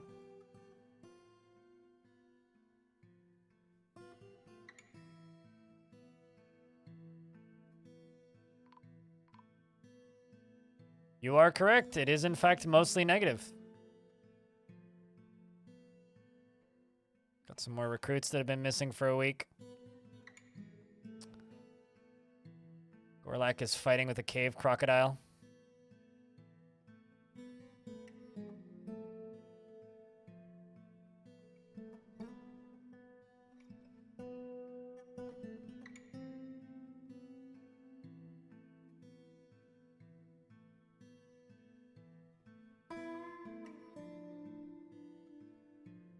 There's the bits of Monticore.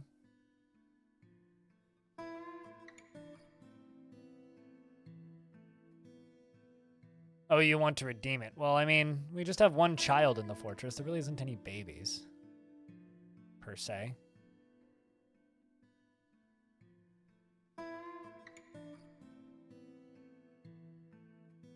What's up, Lakaya? Lakaya. Michaela. I can say that. I always, like, stumble on your name twice.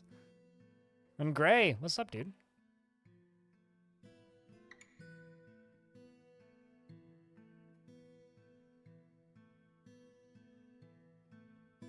You think the free Hong Kong guide got deleted? Damn it!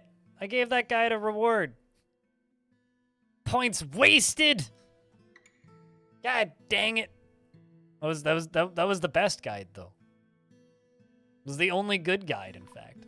I mean, uninstalling Overwatch is almost as good, but...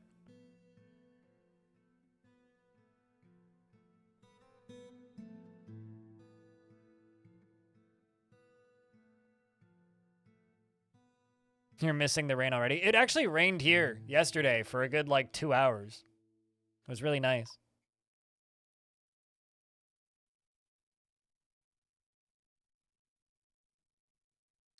You know, what they really should do is they should release Overwatch Classic and just re-release the first one and just make it free to play. And then after like 3 months of running it with no microtransactions, they should just put the old monetization back in. And honestly, that's probably all that game really needs. North fan, but you know, I can't remember where anybody is, dude. So, locations are something I'm real bad at remembering. Although I'm going to be in North Van soon at a festival. I'm going to go see Third Eye Blind. Skipping Weezer, though. Don't care about Weezer. Just got a Sunday pass. Good lord, that's so much death.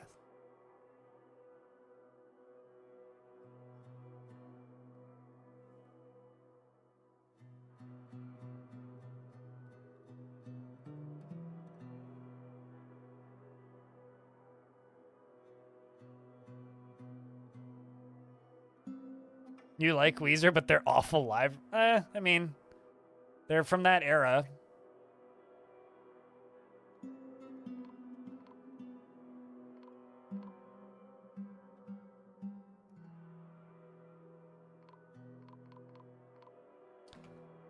By that I mean they're old and crotchety and are still performing for some reason. But also I agree. I also really like Weezer, but they are also very, very bad live. Local. But you see, I'm a really big Third Eye Blind fan, so.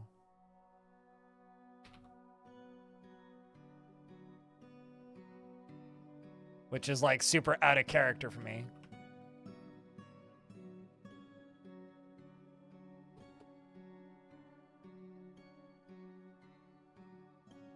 Weezer is one of the 4 dudes standing there, right? You know, I think the only response to that is, yep.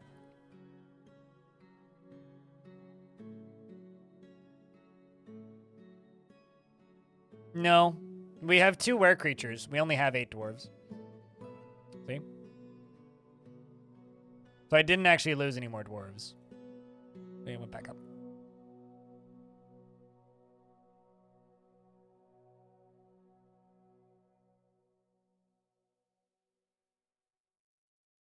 Because this fort is almost 30 years old, bioactive. And also, I'm not sure how we're the capital. I've never even had a baron. I think just the rest of the faction is fallen on hard times or some shit. Because I'm not actually sure.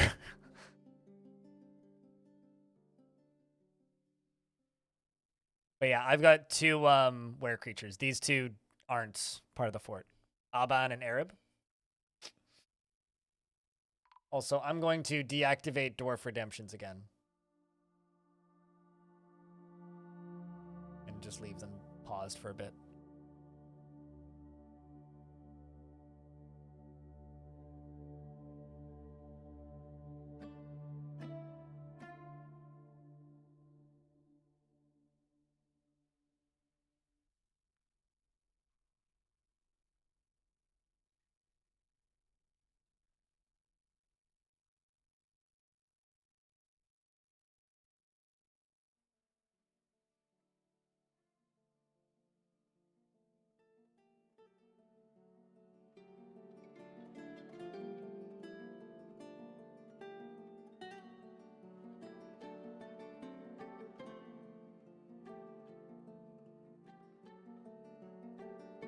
Yes, he fell into a vat of dye. Dwarves don't... Do dwarves make green dye? I know they make blue dye with dimple. Red is red root. Can dwarves make green dye? Bladeweed's green? Okay. Then I guess you're right.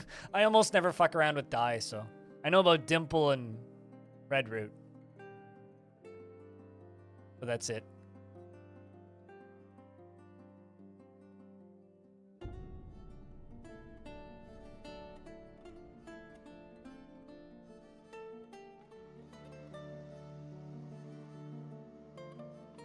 Did what actually end?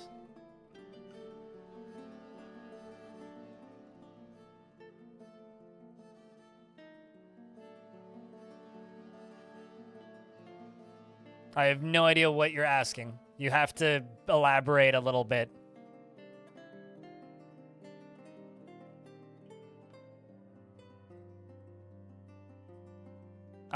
You're half paying attention, and I've had 2 hours, well, not 2 hours. I've had less than 4 hours of sleep, so you're gonna have to elaborate a bit.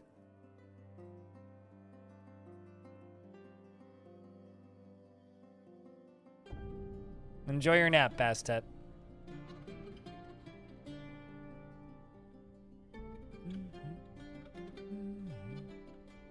made two memorials to that one dwarf. That's fine. I'm making 3 actually.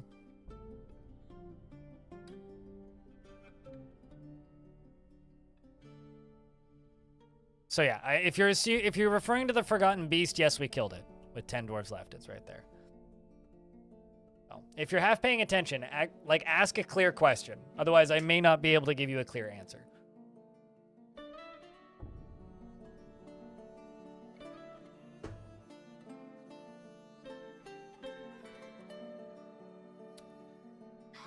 And also in regards to the Necro War on the surface, the demons did kill them, yes. But they came back, and then the demons eventually fought them off again. So I'm sure they'll come back a 3rd time.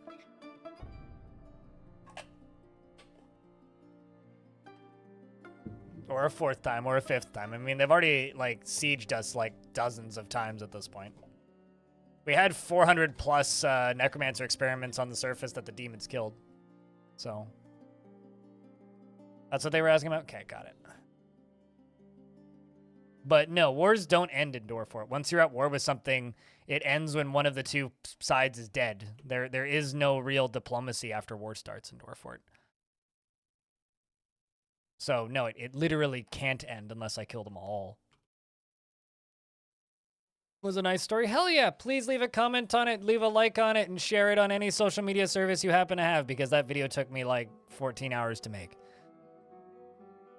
And in order for it to be worth my time, I needed to get at like least 5,000 to 10,000 views. And even then, it probably won't get that much, so.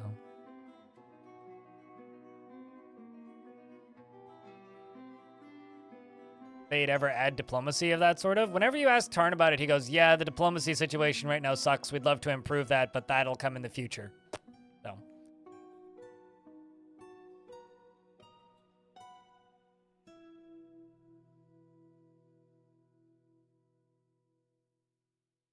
So, yes? When?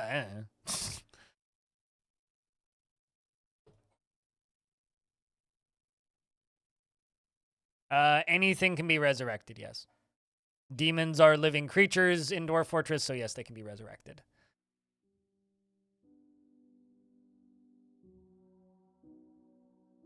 Oh yeah, I mean, like, well, alliances were added in Legends, or in World Gen, in the last major round of updates. So there's that. We have alliances now. Like, admittedly, like... What's the word? Back to labor, standing orders, hauling.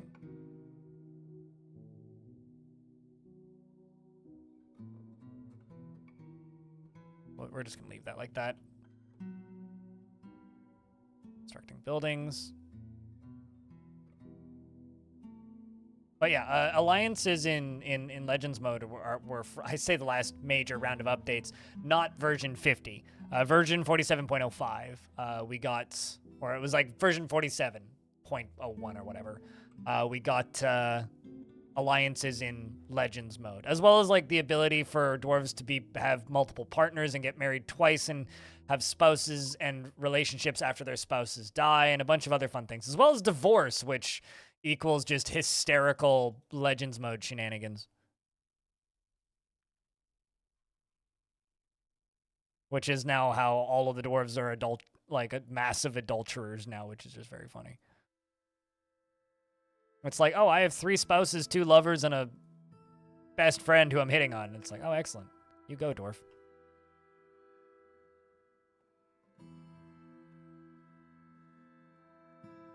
Dwarves have very healthy, open relationships, I suppose.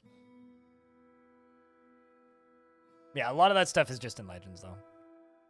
I honestly, like, my biggest complaint about Dwarf Fortress is just the fact that, My biggest complaint about Dwarf Fortress is the fact that you can't,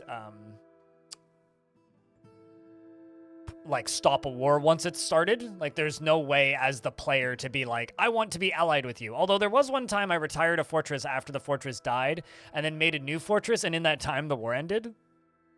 Which I think's kind of funny.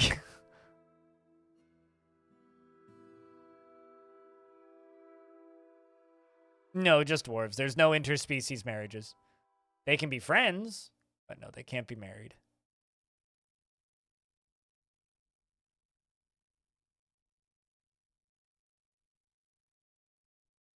This one for it? Yeah, no, I agree, Nerv.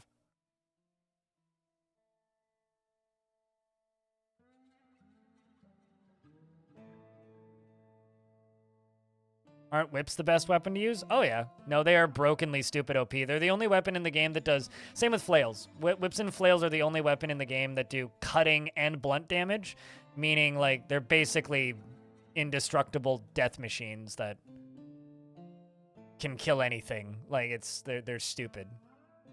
Just because something is the best weapon in the game doesn't mean it's a fun weapon to use.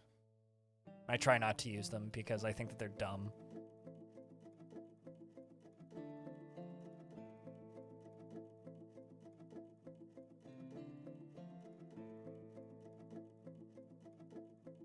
Oh, I see what you mean. Sorry. Nerve.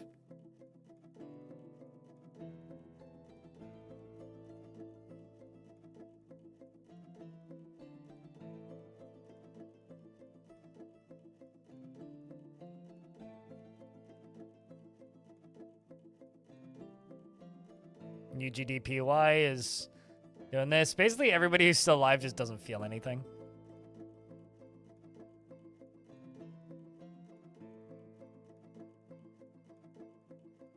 I mean, good for you. Make a whip squad.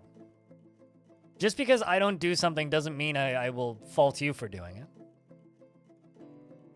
I personally don't like using whips because in older versions of the game, you had to mod the game to allow dwarves to equip whips. And now they're just equipable by default. Same with things like halberds and whatnot. Like, in older versions of the game, like, you weren't able to equip any of that stuff. You weren't able to tell the dwarves to equip any of that stuff or use any of that stuff. Because it was a, you know, it was a human weapon. They were foreign weapons. Dwarves could not equip foreign weapons, period. And so for that reason, I don't use them because it feels wrong to me because I've played the game so long in a world where you have to mod the game to do it. No, like, they physically couldn't equip them. Frightened after being hunted by the dead. Okay, so that still does bother you.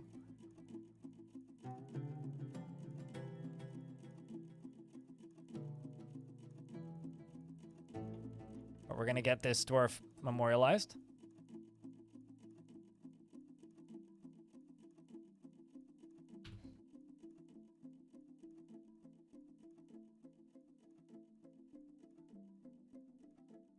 Well, I mean, you can make human clothes in Dwarf Fortress. You've always been able to make human clothes. Dwarves used to not be able to make underwear. This version 50 is the undies update because it's the first version of the game ever where dwarves have been able to make underwear. Silver. Night Dweller.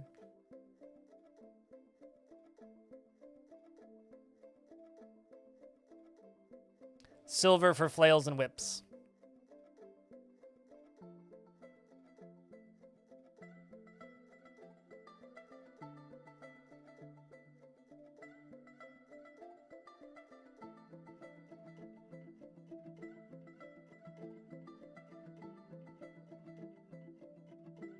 I also got to note that all of the DLCs for Overwatch also have actually have very negative reviews, which is worse than mostly negative. 9% positive reviews for the Overwatch Invasion Ultimate Bundle. Very negative, 9% positive. Holy shit. Like, I know that that community turned on that game, and I know that they've, like, made it quite literally, legitimately worse in almost every aspect, but, like, that's still impressive. Like, that is an impressive amount of anger to have at a video game.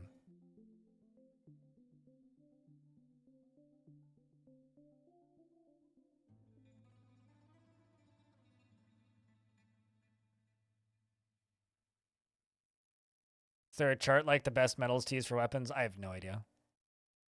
Someone's probably made one. You went out for a while. What happened? See, this is always an impossible question to answer because I have no idea when you left. We got attacked by a fire-breathing forgotten beast that killed a good chunk of our dwarves. By that, I mean more than half of them. Platinum would have to be an artifact, though, so yeah, good fucking luck.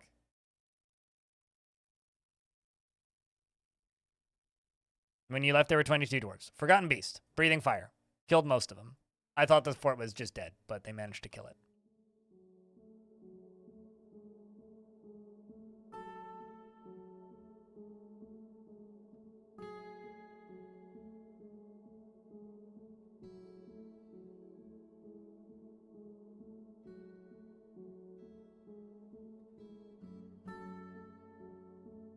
You have friends that got sucked back into Overwatch when they stuck the 2 on it, and you've been struggling to... well, just, like, send them screenshots of Steam reviews.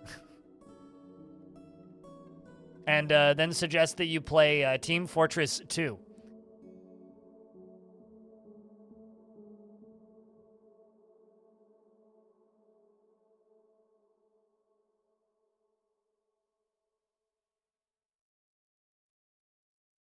And then they made Overwatch 2 and made it continually worse. No, totally. I mean, I understand why people hate that game, Akela.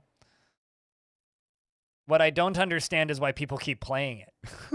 That's the part that I don't get, aside from, like, sunk cost fallacy, I suppose.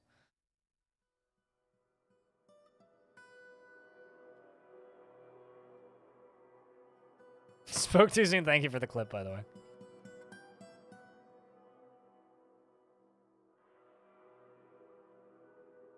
I mean, largely the assumed reason for a lot of people as to why what's it called? The assumed reason for a lot of people as to why League of Legends is still alive is the exact same thing. Talk to anybody who plays League of Legends, they are constantly pissed off and angry and mad at League of Legends. Like, nobody's ever happy about playing League of Legends. Except, like, I guess Zwari, who hung around the street for a while, was like, I play League of Legends to relax.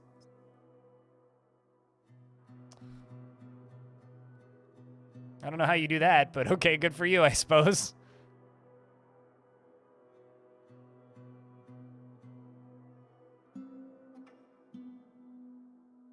I have recovered forts from this level of destruction before, though, so there is that.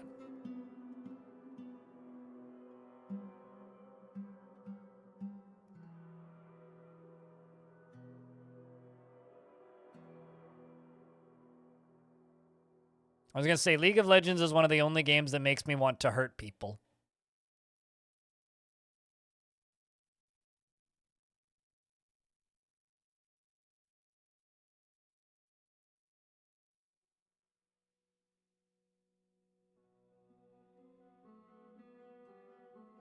Calling it soft is just belittling, though. As somebody who's played, like, quite a lot of hours of Dota 2 and also quite a lot of hours of League and also quite a lot of hours of Heroes of Newerth, that's massively incorrect. They are both very difficult games with extremely different skill ceilings.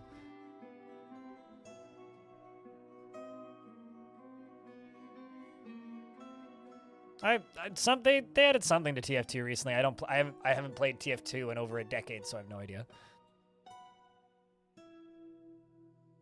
I know they patched it for the first time in a billion years, though.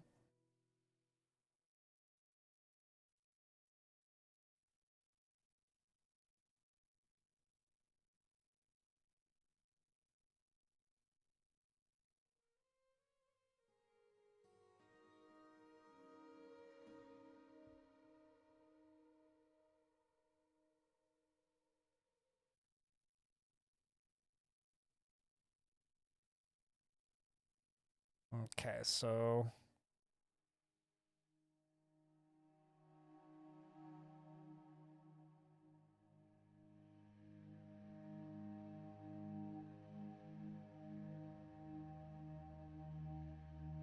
You're personally a Dota 2 fan, but you don't hate on LoL. I'm excited for TI to be back in the States this year again. I don't like League of Legends, but I also don't understand why people who play I don't know. I guess I'll do this. The League of Legends versus Dota hate is kind of, or like Dota players calling League of Legends soft or for babies or something, is quite literally like the equivalent of somebody saying, who plays a lot of like Guilty Gear, saying that Street Fighter is for babies. It's like, well, they're extremely different games. It's like, yeah, maybe one requires less button presses, but that doesn't make it a weaker game. Sniper, you're wrong. They're both fucking trash. The only difference is you've only played a lot of one. So I don't like you calling it soft, because that's just wrong. They're literally both cash grabby garbage video games for horrible people. And you just being like, it's better than this. It's like, no, they're both bad, actually. They're both pretty fucking bad. But they're both very difficult, complex games. And I'll hate on Skyrim, that's true. Anyway, let's just end this discussion because it's fucking stupid. But you're wrong, Sniper. Exactly. It's like what you like. Don't tear down other people. I think that the problem is both League of Legends and Dota have extraordinarily bullshit, awful, fucking garbage, toxic fan bases, right? And so they like to just mock each other for the sake of it. So if you're taking part in that, then congratulations, you're adding to the cesspool. No, Tarn was really late on it. Like, he just posted Future of the Fortress, like, I don't know, 2 days ago or something? Like a day ago? So he just posted it, and I was knee-deep in Arch Crystal when he posted it, so I just haven't gotten around to it. I will be doing that over the weekend, though. Should be up by Saturday if I had to bet.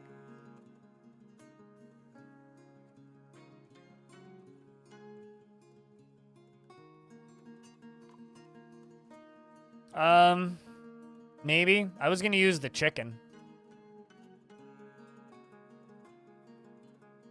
But I don't know, we could use the were creature as bait. I wouldn't be against that.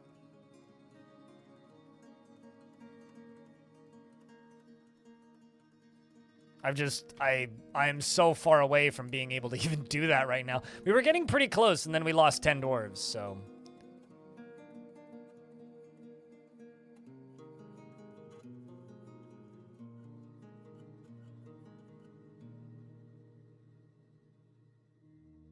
There was TF2 comics? I had no idea.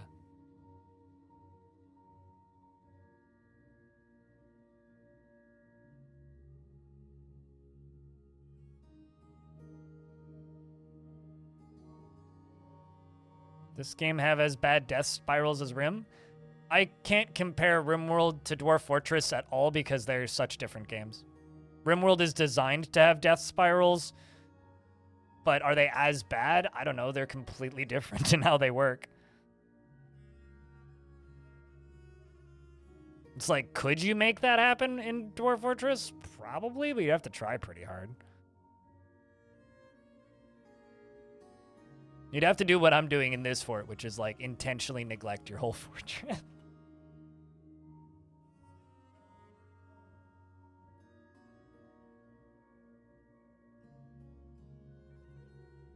Just because it's enough isn't bigger better, Pepin?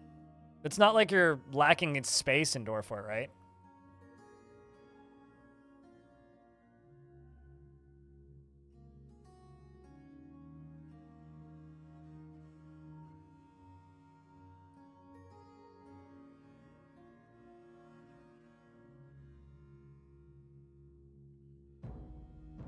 Not really. Just don't ever memorialize bodies and you'll have death spirals in Dwarf Fortress. But are they as bad as Rim? I don't think they're bad at all. I think they are an intentional mechanic that are well designed in Dwarf Fort. So I don't like playing RimWorld though, so I try to not think about it. And also having not thought about nor played RimWorld since like 2018, 2019, I think. Pretty sure 2019 was the last time I played RimWorld. I could actually check.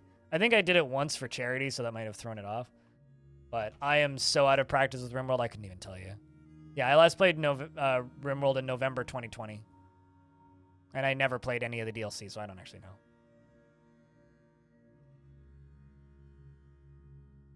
And you'll start a death spiral pretty fast? Not really. Just dig underground and put a trapdoor up.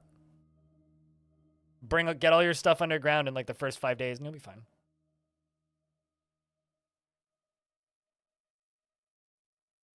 The thing about not Rimworld, the thing about Dwarf Fortress is if you know how to play the game, it's pretty fucking hard to death spiral. It's pretty fucking hard unless you intentionally allow it to happen, which in this fortress, I am.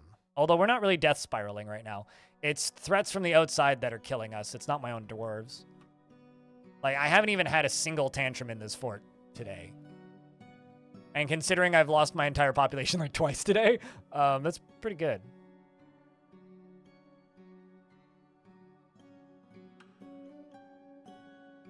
If you're learning Dwarf Fortress, Kestrel North, play in calm biomes.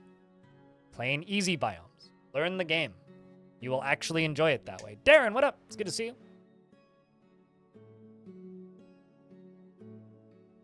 If you're playing in terrifying biomes and you don't know what you're doing, you're going to have a really hard time. And it's not because the game is difficult, it's just because you don't know what you're doing.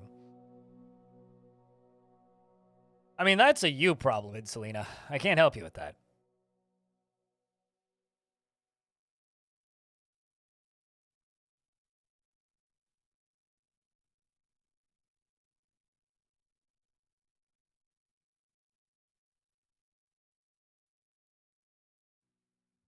What did you think stuff floated like Minecraft? I'm really curious to know how that happened. But okay.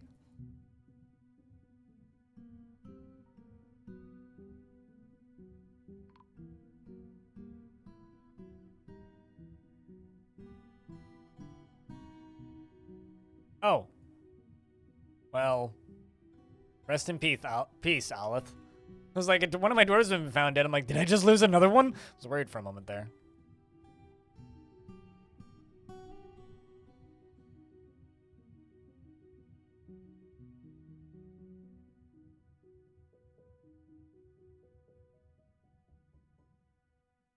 I'm not gonna lie, the Overwatch 2 reviews on Steam, pretty peak. Wow, this one's pretty brutal. They forgot to add content for 3 years. I feel bad for the people whose faces are plastered on that Steam page there for Overwatch 2. I hope they got paid well. Because, like, it's like turning yourself into a walking punching bag for the internet. You were on my channel earlier today, and it showed a Brimworld stream. You just couldn't handle it, not because of the stream, but because your mindset was set up for DF. So you just had to turn around. Well, I mean, like, I host, like, or feature, I guess, because hosting is dead. I feature some channels that stream RimWorld quite a bit. I mean, like, one of my teammates is playing RimWorld right now. It's Jess. I mean, like, I feature, I think is the term that Twitch uses now. Disnoff, who's like the biggest RimWorld streamer. So, yeah, I don't know. I've played a lot of RimWorld back in the day. I just don't particularly like it these days.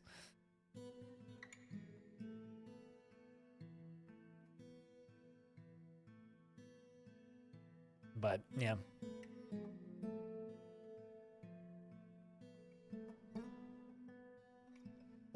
Let's see. Are we finishing this up? Okay. I am trying to, like, safety up this fortress just a little bit.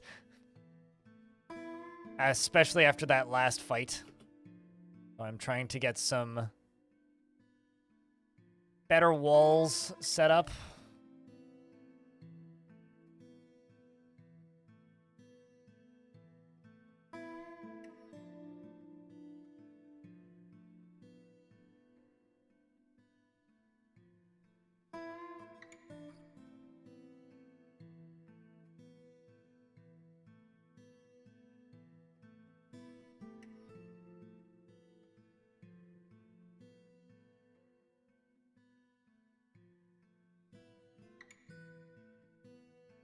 What happened to all the dwarves?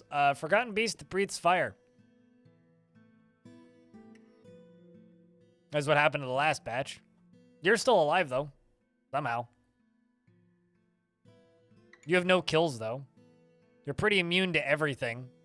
You don't like ghosts? Neither do I, to be fair. But aside from that, you're pretty okay. Nope, you died in the last fight, Ranger Rick. Currently, the living named dwarves are Napalm, Sideburns, Geotrack, UGGPY, and Rednass Middle Management Robot. If ghosts existed, you would like them? Ghosts are a lovely little figmentation of many people's imagination and masking for trauma. That's about all they're good at.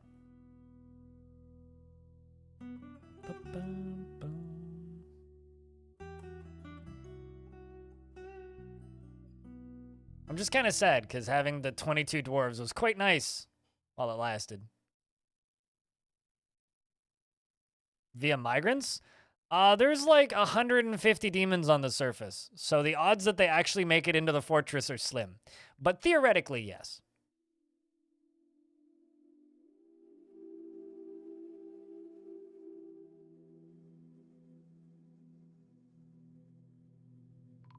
We're also regularly getting sieged by necromancer towers with huge armies of necromancer experiments, which was the original reason for me releasing Hell onto the surface.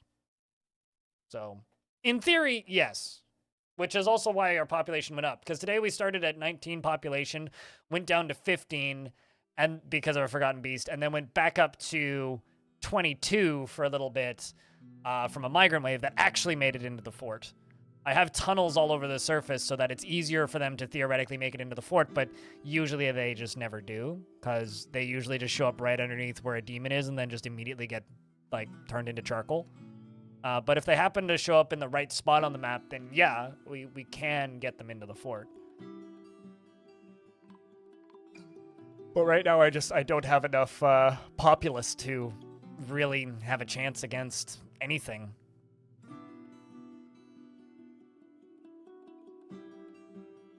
So, like, if we were to get attacked by another decently strong Forgotten Beast, we'd just be fucked.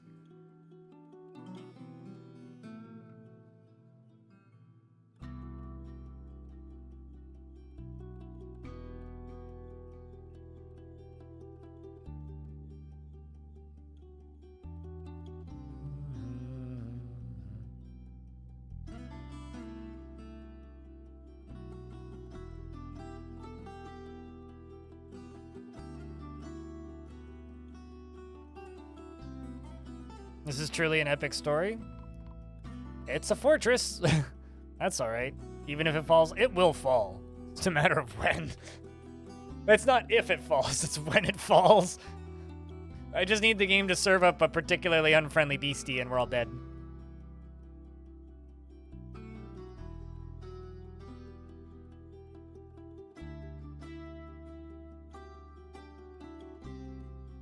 Burnvault has been in free fall for the last 5 years of Burnvault. Maybe longer, even. A steel Forgotten Beast? Fucking any Forgotten Beast with webs would probably do it. Hell, a giant cave spider could probably do it.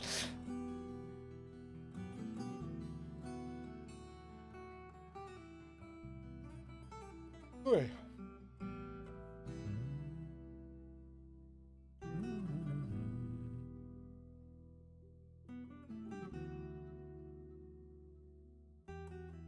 Well, I mean, Rith has been on and off pissed, and these two of the three that are really unhappy are were creatures. So I technically actually only have 8 dwarves, see? Like, the population just went down. So there's only actually one really unhappy dwarf that matters. The rest just don't matter. For whatever that's worth.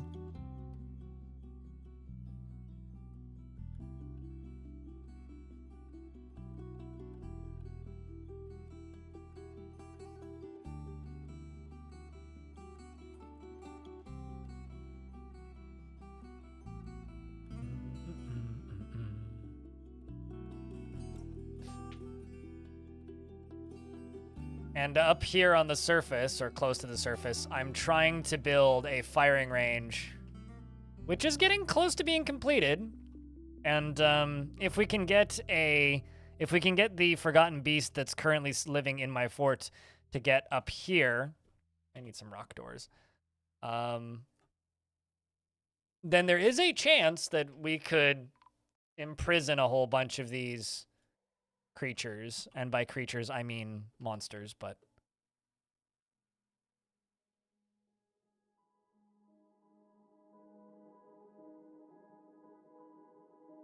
we'll have to see what we can do.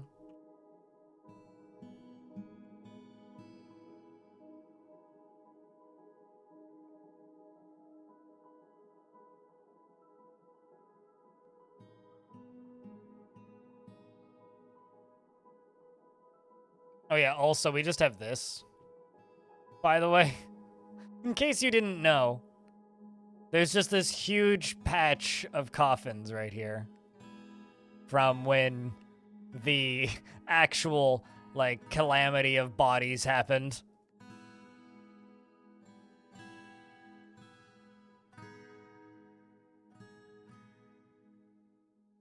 You'll be catching it in the VODs? Yeah, I don't know what the plan is for today, totally. Currently, it's just wait for a migrant wave, I guess. I'll see you later, Gray.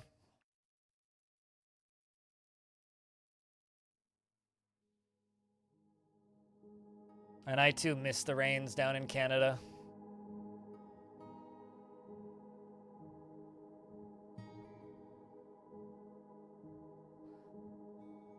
That's super depressing for the dwarves. Hey, they're not dead. They should be thankful. Frankly.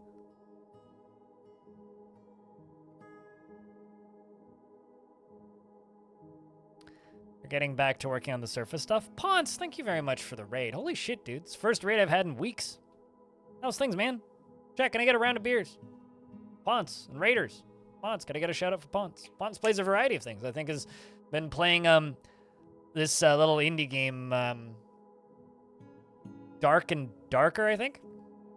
Were you also playing Baldur's Gate? That was the initial joke, but I'm pretty sure you're actually doing Dark and Darker today. Plays a variety of competitive online games. Also hates League of Legends, like most of chat, as we were discussing earlier. Both those games got you. You still doing the Street Fighter stuff?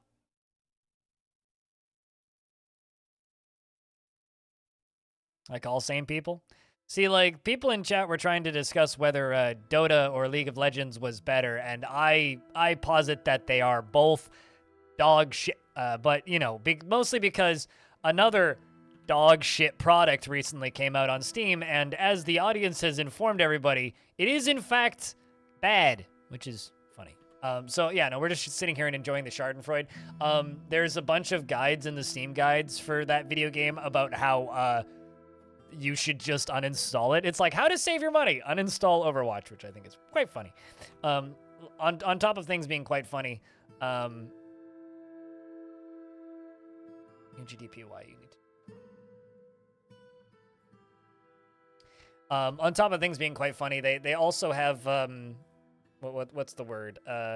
Many good guides on how to uninstall it, but there was one which the guide was literally just free Hong Kong, and that one's been deleted, and I'm sad. So, yeah, no. Anyway, how was your stream today, Ponce? Thanks a ton for the raid. Seriously. We are fending in the depths against many megalithic creatures on the surface. With a measly crew of 10 dwarves. We used to have 200, just under 200. Like 170 or something. But, unfortunately, things got a little bit out of hand with specifically with the amount of necromancers on the surface. So, we had to hide down in the basement in the depths, and we are trying, however, very ineffectively to, fix this problem. Just weapons. I didn't quite have enough adamantine to make armor sets. But we do have helmets. We have adamantine helms. And spears. We're using bronze everything else.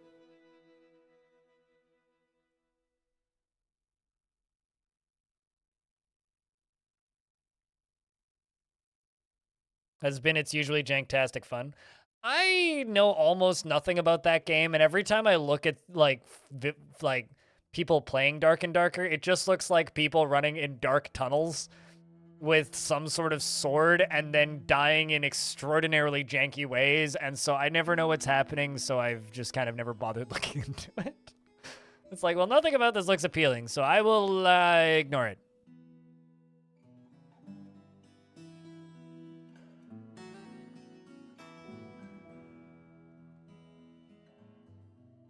I described it perfectly. I mean, I've watched you play it for like 90 seconds, and I watched Sequisha play it for like 90 seconds, and I think that's about it. Maybe Sacriel? I don't know. Has he played that? I sometimes lurk in Sacriel's stream. He's been playing nothing but BattleBit, though. Now Baldur's Gate.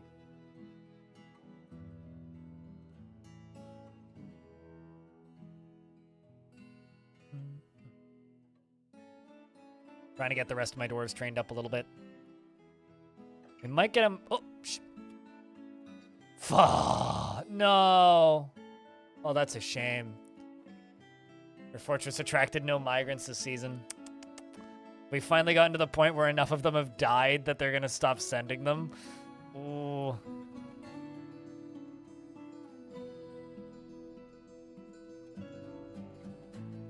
Okay. Well, I mean... I can't blame them. I mean, neither can I, but, like, I want to not die. I also can't blame them, really. Okay, I've got 3 undead to memorialize.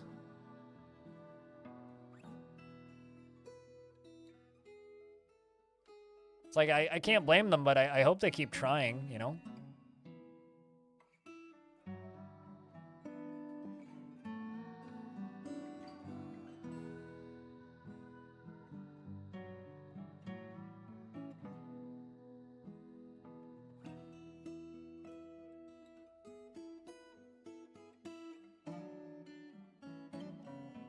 There we go. Those are the 3 ghosts. I just screenshotted it, so...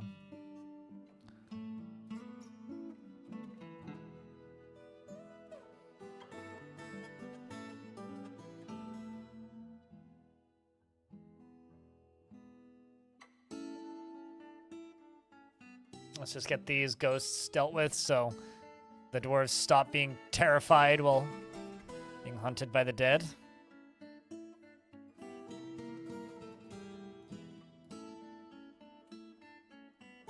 What would that do, Preoct?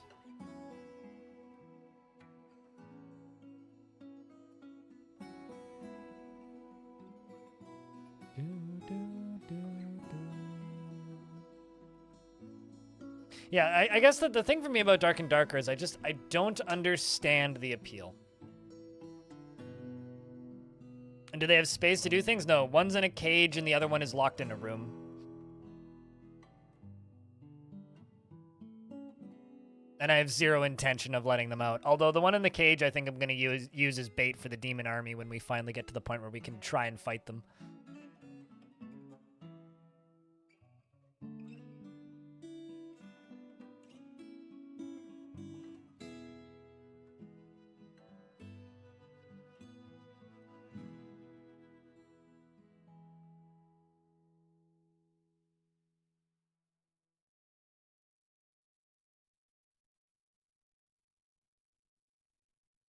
I need these memorials done, Dwarf. 12 doors less now. See that? It breathed fire. And we die.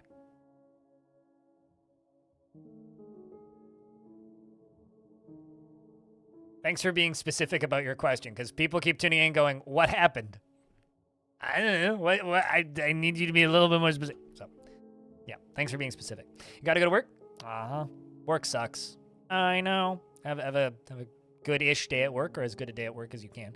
Speaking of, now it's rotting. Well, that's fucking delectable.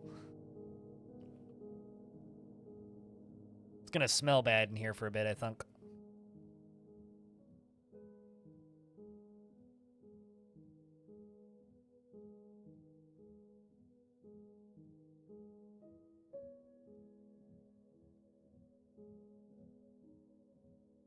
Am I? I'm okay. That's about it. Squirrely, yourself? I was up until 2 o'clock in the morning editing a 2-hour video, which went up this morning. Which I probably shouldn't have done. I should have uploaded it tomorrow, but you know. This fort is truly cursed. That is, yes. Yes, this fort is in fact truly cursed. Which rocks, by the way? I don't recall there being boulders anywhere in the video, but yeah.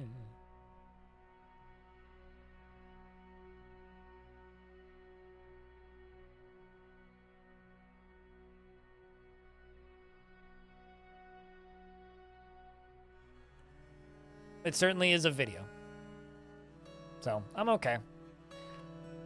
And then outside of stream stuff, I'm also okay. Just getting by. Being me. Could always be better.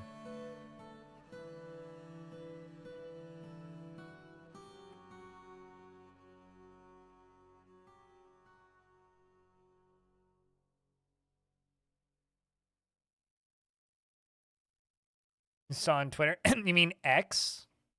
I think. I've never heard of this website you call Twitter. Sounds like some out-of-date garbage that nobody uses anymore. God, I wish, actually. Life would be much better if nobody used Twitter anymore, but, you know. Why did the slowest dwarf in the fort decide to be the one? Oh, because you walked all the way across the map to go get it.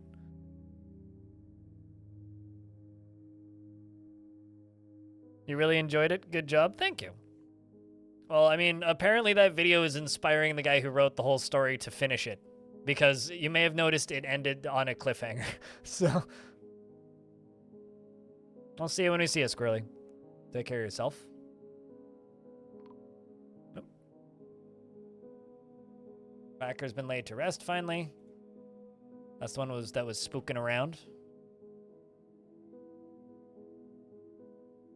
Fucked you right off. Is that a good thing or a bad thing? The cliffhanger fucked you right off. So there is 2 more blog posts that I left out because they kind of just make the cliffhanger worse. And there still isn't an ending. So I figured I would just leave those last 2 posts out and then make an epilogue once he writes the ending. Which is what I'm going to do. So in a, like, I don't know, a week or 2, maybe 3, there will be a Archcrystal epilogue video uploaded.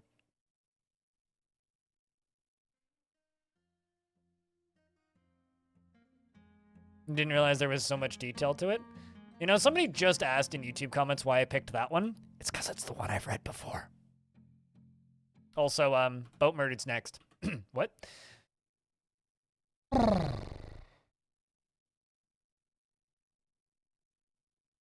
Is that an aquifer perpetually leaking into the cavern? There's like a dozen of them perpetually leaking into the cavern.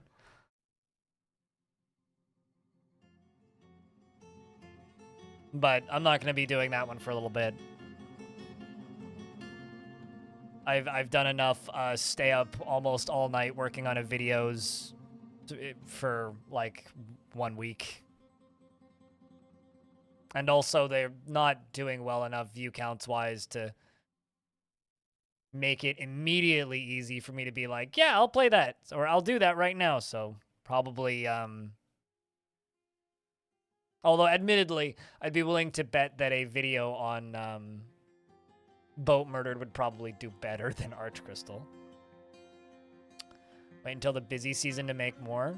What, just like make it, but don't upload it until like October or something? Like upload it in December when ad revenue is triple? It's 'cause that's something that's kind of funny about YouTube is like, you just get paid better for videos you upload in December. But no, I mean, that's the next big one I'm doing, but I've got lots of small pages I want to do. Like those tiny little baby lore videos are very easy to do. I'll be doing more of those first. I also have to do some community forts at some point. Although people kind of stopped watching them, which is why I haven't uploaded any community forts in a while.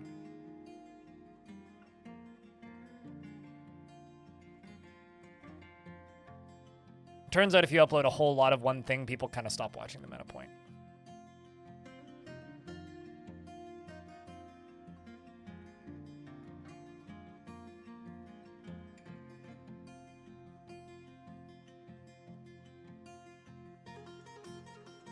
While on walks? Yeah, but it doesn't change the fact that they get a third of the views they really need to be getting. You upload, you watch it. This is a bad audience for me to discuss things that people don't watch. Because you're just like, you upload, I watch. It's like, well... But a month ago, these videos were getting 5,000 to 10,000 views each, and now they get 800. So, not really. No, I need to change things up or figure out other ways to do it.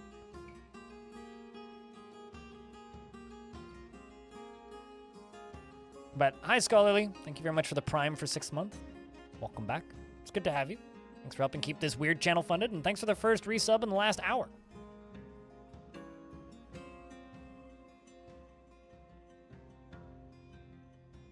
But yeah, this is a aquifer that's perpetually leaking into this cavern. There's a few more of these. See those drama react videos? You mean bullshit lazy content? I don't do that. That's actually not true. The community forts are pretty lazy content, but...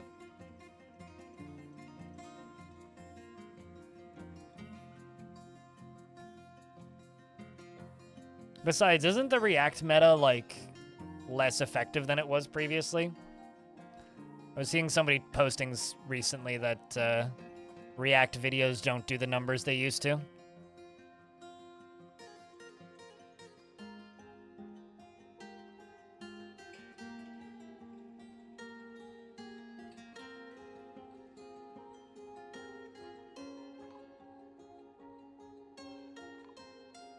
Stuff's collapsing on the surface once again.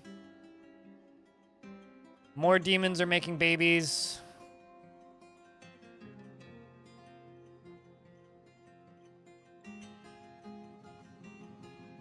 I don't know who that is. Tickers. I mean, I watch a YouTuber named No Fuckers who just mostly talks about Russian bullshit. Because he's Russian, and he does a lot of React stuff, but I don't know. I just don't like making that kind of content. I'll get sucked in? No. Every now and again, like, I'll stumble upon a React channel, and I'll watch one video, and I'll be like, okay, that was mildly entertaining, and then I'll start a second one, and I'll be like, oh, this is exactly the same thing as the last one, and then I stop watching. I get bored of that kind of content really fast. Unless it's really well done. Like, I kind of enjoy watching, like... There's this one channel that I will watch sometimes, which I can't actually remember the name of. I only ever watch his videos when they get recommended, but it's like... He scores films. So he's just him deconstructing songs and talking about chord progression. And they're framed as reaction videos, but they're really, like, actually just dude deconstructing the structure of a song and talking about, like, BPM and shit and, like, chord progression. So, but I barely consider that a React video. It's more just like a music theory video. Procrastinator, thank you very much for the Prime sub for the 2nd month. Welcome back. It's good to have you. It means the first one wasn't a misclick. That's good.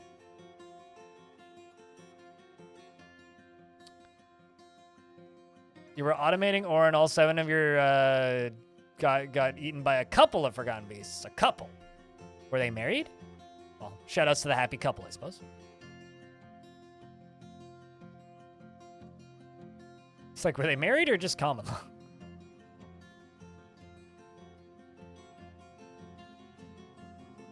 And there was a couple Forgotten Beasts already in the cavern? That's crazy. You, like, don't really see that. Like, really, you kind of don't.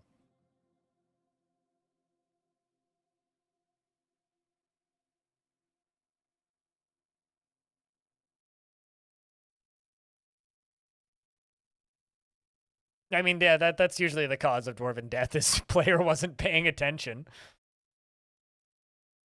A very common cause of Dwarven death is, oops, I wasn't paying attention.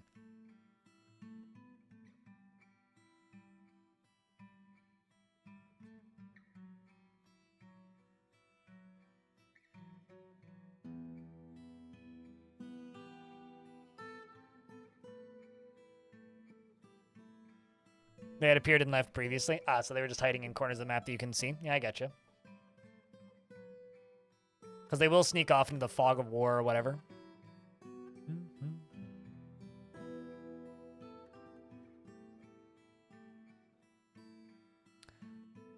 So the hope here is I have a Forgotten Beast that shoots webs, which I'm going to put in behind that door. Then I'm going to hopefully trap some demons in this area where the ballista is, and then get that Forgotten Beast to blast some webs at them on the traps, and hopefully cage trap some of the demons, while also shooting the ballista at them. That is the plan for that. That's what I'm hoping will happen. I don't know how effective it'll be. I don't know if it'll work, but hopefully. Theoretically, I could also fill up the rest of the hallway with traps as well, and then try and make them dodge into the traps, but I'm not super expecting that that'll work, so... But yeah, we're mostly just loading cage traps right now. Like, that's like the entirety of loading cage traps, loading cage traps. At least all of the dwarves are in good spirits, except for that one sappy motherfucker, Rith, who's just, like, weirdly pissed for some reason. But just be content about the blissful waterfall, you dweeb. But aside from that, like, generally I say these dwarves are doing all right. All right, chat. I just got hit by an ad, and it hurt me in the chest, and it reminded me that I'm hungry. So it's 2:30. I've been streaming for 5.5 hours. If I could get a big round of beers, that'd be rad. And if you happen to sound commands, now's a good time to use them to entertain the chat. I'm going to go AFK for like a minute and 40 seconds.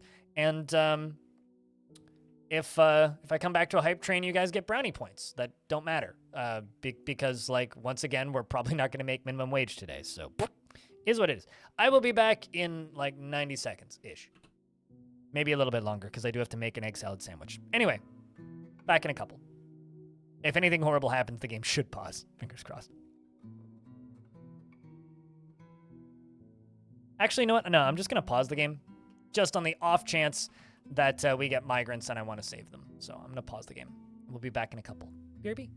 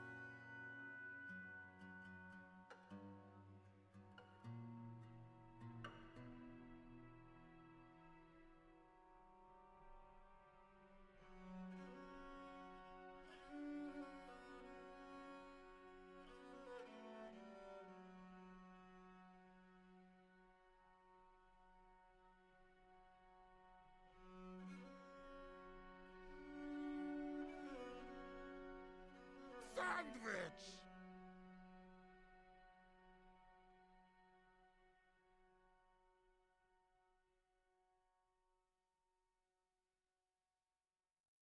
Let's take a lovely fruit, the tomato, remove everything that's good from it, the seeds, the vitamins, the nutrients, everything that's good about it, and just jam it full of shit garbage shit sugar and put it in a shit bottle that sounds like shit when you put it on your shit. It's shit! Stop eating ketchup!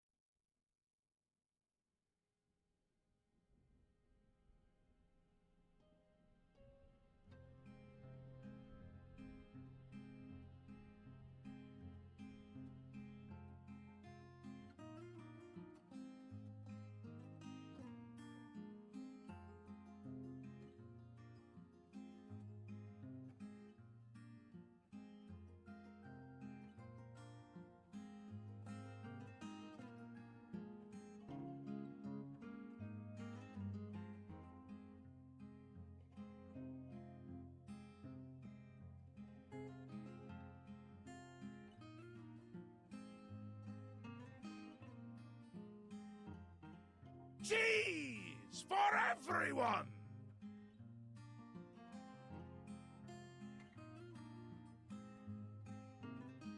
Over here, he has a sword!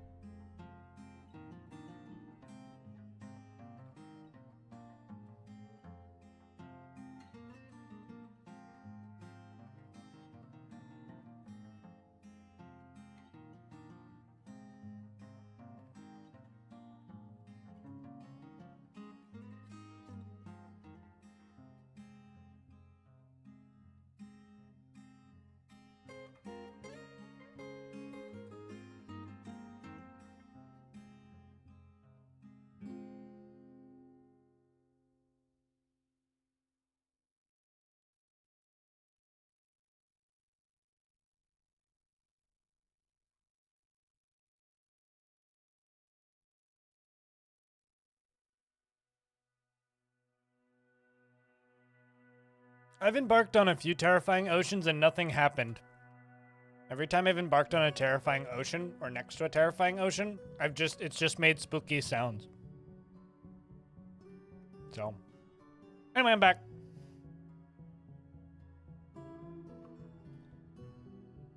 Alright, so we've got a meeting being conducted.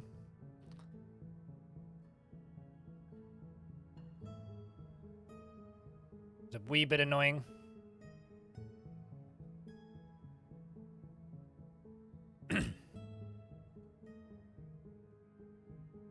You're excited for Toady to fix waves? I mean, that's not going to happen for a while. I mean, it's something that they've acknowledged, right? It's not really Toady, though. It's the artists. Like, the animation is there. It just needs art to go with it. To be associated with it, so... I think that that's less of a Toady fix thing and more of a... The artists have to fix it.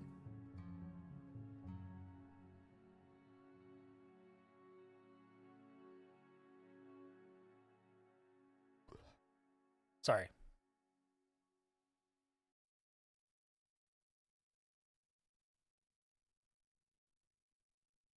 Are the two things that you're keen for? I don't... That they said that they have any plans to make the windows twinkle?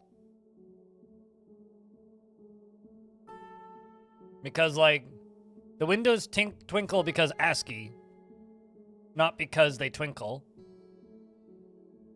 So I don't know if I would like get too excited about that because I have no idea if that's even a thing that they're planning to implement.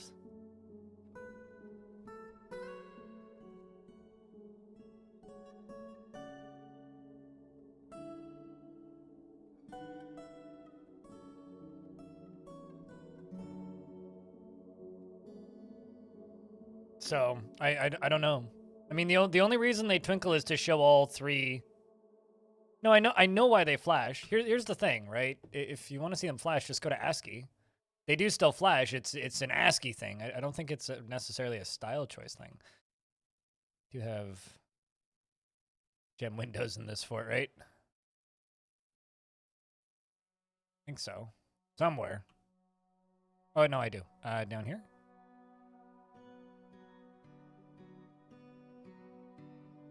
Well, I think they're just one material. Yeah, no, they twinkle. Gem windows specifically twinkle. Glass windows don't. And they only twinkle if you have... Yeah, they're all the same type of gem. They only twinkle if you have multiple types of gems in them, and it's to show the multiple types of gems without you having to click on them. So if they were to fix that mechanic for premium tile set, you'd be able to see multiple different colors in the windows at each time.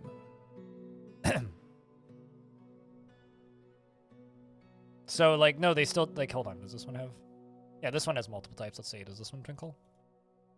Yeah, see, there it is. It's twinkling. Swapping between two colors. Because it has multiple types of gems in it. So, yeah, no, they still do. It's just an ASCII thing. The thing that I want is, I actually really hate that they don't flicker between the dwarf and the thing that they're carrying. I want to know what they're carrying at a glance without having to click on them, and that really bothers me.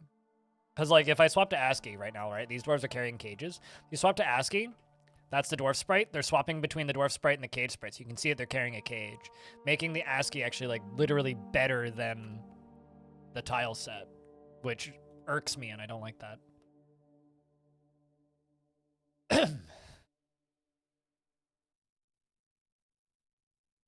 Like, I really, really, really, really, really miss that.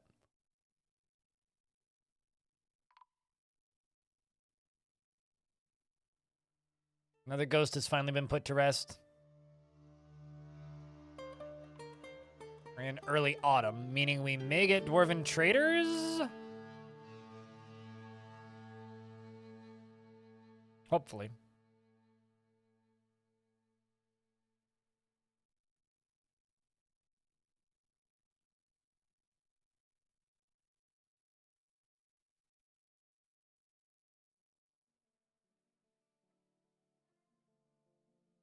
Also, I've been kind of thinking about starting fresh in Xenonauts when I need something to play again. Just kind of leaving the playthrough I currently have, because there's enough things in Xenonauts where I'm like, okay, I want this to get updated. I want that to get updated. I want this to get updated. I want that to get updated. So I think I'm just going to wait like a month, and then we're going to start another Xenonauts playthrough. Because I really, really, really enjoyed Xenonauts, but I kind of want I want some updates. I want the air combat to be better and things. Alright, so you go all the way up here. We'll need these doors to be implemented. At least we got that one. Don't really need this. We can deconstruct you. Also, chat, because today's been kind of quiet, anything to keep the chat moving is appreciated. Any kind of conversation or babbles is always welcome.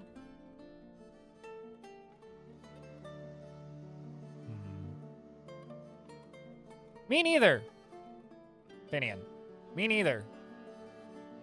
But here we are, still not dead.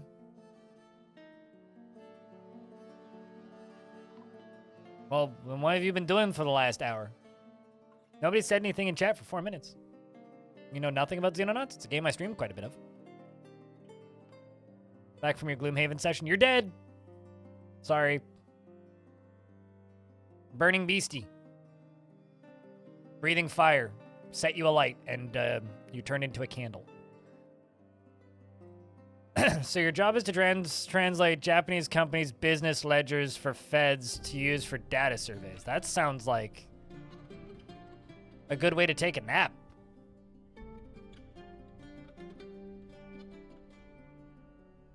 They make lots of glass products? That sounds fun. Am I surprised that you found that your car's windows were made by one of Asahi's subsidiaries? You know, it's really weird, actually, just like some of these Korean megacorps where it's just like, oh yeah, no, like Samsung, you know, they make all sorts of like perfectly normal stuff, but then like you actually look at like everything that they do in their business and it's like, wait, you make what now? I'm sorry? What? I didn't know that. How long have you done that for?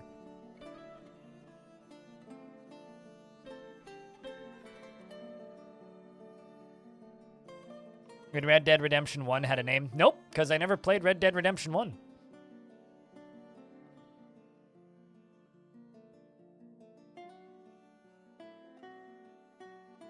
I just did their 2018 financial statements this morning. I have a hard time doing my own financial statements, let alone some rando megacorps. Hey, I'd rather have chat moving with stuff that's drivel and boring that I don't know about anything about yet than a chat that's filled with, you know, what's the word?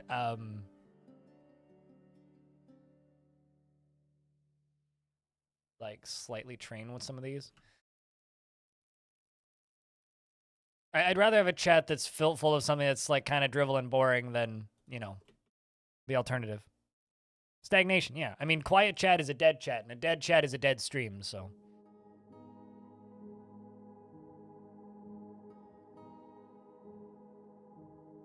And runs like pachinko parlors. Konami's like not really a video game company anymore, though. Like, they've been making eFootball for the past couple of years, but that's about it. Their video game output has been pretty minimal. Good question, Dominoc. I've been trying my best to kill it. And it hasn't worked yet. I thought it was dead when the Forgotten Beast got out, but a lucky spear stab killed it. We lost like 12 dwarves in that. There was another one earlier that killed 4. We managed to get some migrants. So good question. I have no idea. And now the brutes of fire on the surface are having babies again. So, you know, that's a great sign.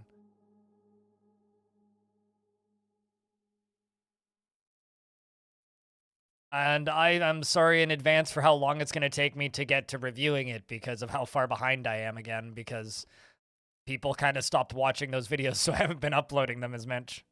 So. Well, I mean, I have less than, technically I have 8, because 2 of them are were creatures. So.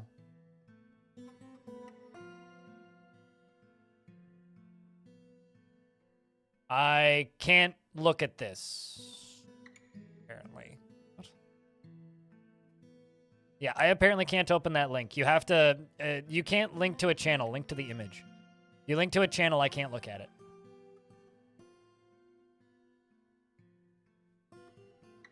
Did the children die at least?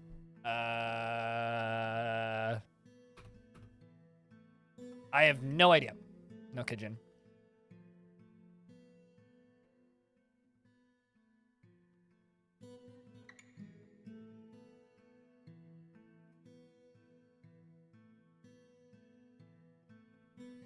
I never thought that I would see a cheat sheet like this. Also, yes, it was all Mitsubishi.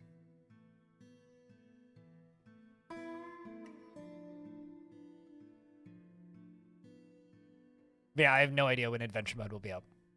So, friendlier link if needed. That is a far less friendly link.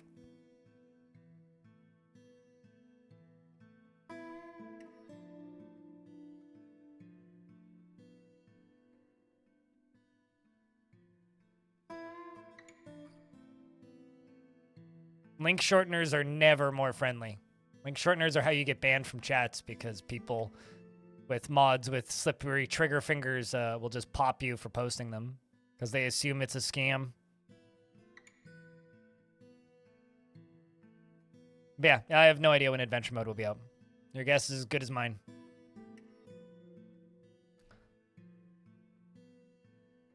And I'm honestly kind of tired of being optimistic and then wrong and then getting told that I'm wrong. I was optimistic many times with Fortress mode, and many times I was wrong, so I've just kind of stopped bothering. Yeah, if you say soon, then if I say soon, then people assume I actually mean soon, which is not the case.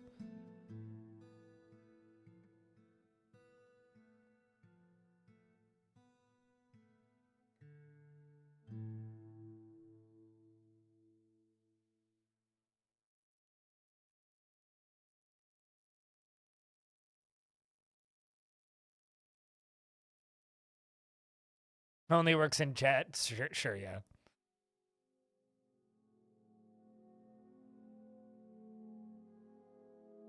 Mitsubishi makes a lot of really random big stuff, yes. Like a lot of construction and real estate, you know?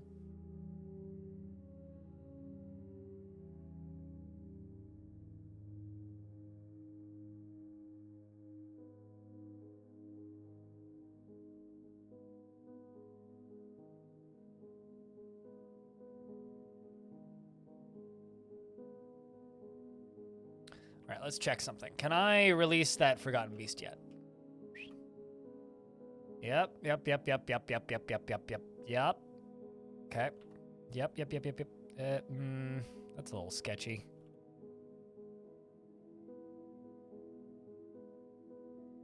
Moving up. No, actually. Okay.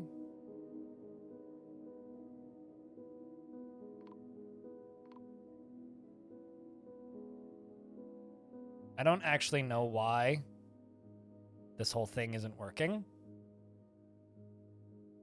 But apparently they just refuse to dig down here. Oops. See the problem?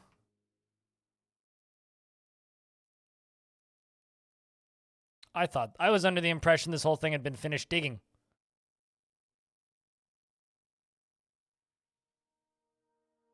You're surprised by the random components from Mitsubishi? All of the motors in my cassette decks use Mitsubishi motors. It's tiny little Japanese electric motors. They make really nice motors, like tiny little electric motors, about that big. They go in cassette deck mechs. If you want a good motor for your tape deck, you get a Mitsubishi. They make lots of big motors too. Yeah, but they also make small ones. Like baby ones. Baby motors. Mid-size motors, big-size motors. Small-size motors. Baby-size motors. Itty-bitty tiny motors. You know. I mean, I think Mitsubishi Motors is one of their companies, isn't it? No, but your face might be. When I throw this cup of coffee at you for starting this discussion again, Ranger Rick.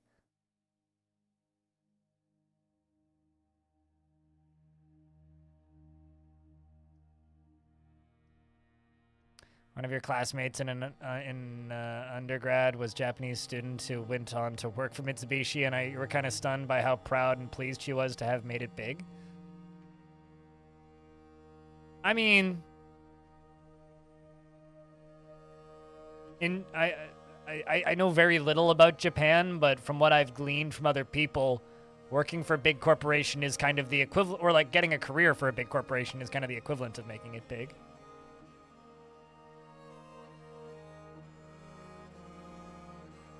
The time I was only 19 years old, and I was like, oh no, she's disappeared into the megacorp machine. I mean, Japan has the image of, exactly, that's the actual, that's the correct statement, Tickers. Japan has the image of a very proud work culture. The reality is everybody's stressed to all fuck, just like everywhere else, except you're culturally pressured into not telling people. So I would actually say it has a culturally abusive work culture, but...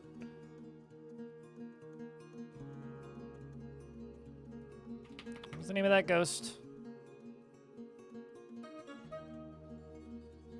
Dakos, not Urvad. Oh, slab's engraved. I just need to place it.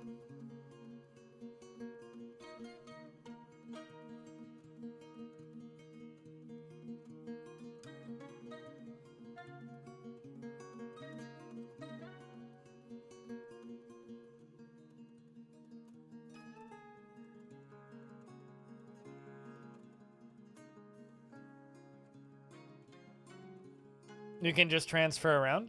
Yeah, well, I mean, It depends on what you consider to be making it, right? Like, I would consider... For me, I've made it, right? I stream, but I'm also part of the corporate, like, drawl machine, basically. Like, it's really weird being in, like, the influencer industry, or, like, the industry that I'm in, I suppose, is, like... from the outside looking in, it looks like we're these cool, independent people, but in reality, we're just as, like, stuck in the corporate grind as everybody else. Except we have less benefits and no healthcare.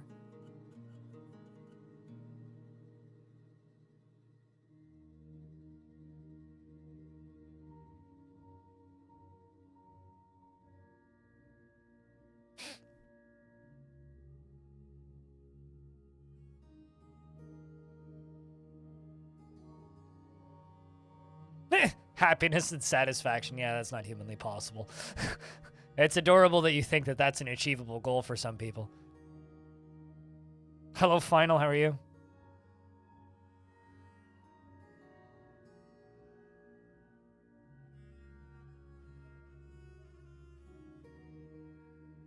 Sick? Oh no, feel better.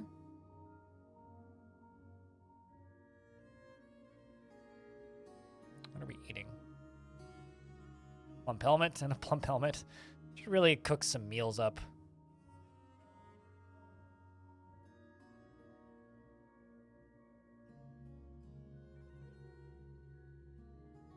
Make a handful of fine meals.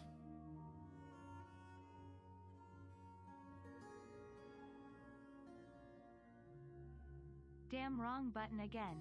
Wrong button again? Oh no, you accidentally resubscribed for an 8th month. Well, next month you can remember to unsubscribe. You know? Cheers, Ice Hockey. Thanks for the 8th month.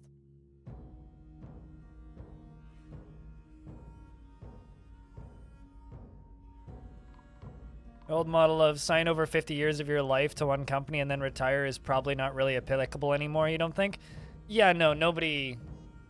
At least nobody where I live is going to get to retire. There's probably retirement setups that are possible elsewhere in the world, but not here.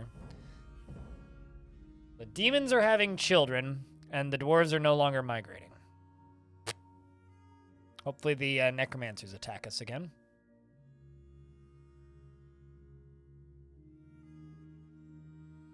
How is everyone else today? I'm getting by. Surviving. Screaming. Doing the thing. Doing the stuff. Playing the video games. Having a good enough time.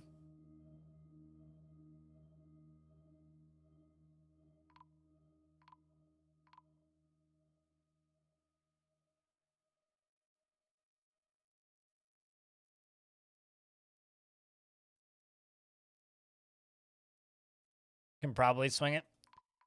I mean, I've just kind of accepted a long time ago that I'm never going to retire, so I need to free, air quotes, that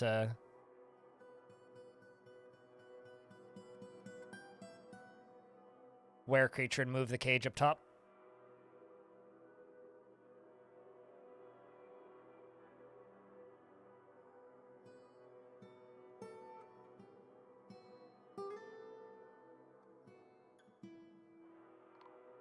What would it be if I could implement a single feature? The ability to stop a war after it's started without DF hack.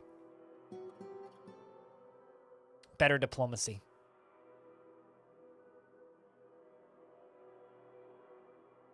Does Canada have a social pension for old age? Yep. We have Canada pension. Am I going to see any of that? Well, I mean, I haven't been paying into it for the past few years because I've been streaming on Twitch and not, like, you know, working a real job. I would have to voluntarily put money into it. I will probably end up with some sort of pension situation because I'm a disabled, broken person. But we don't really... Well, I mean... Yeah, we have old age pension. I'll just say that. That's the easy way to put it without, like, diving into the minutiae of things.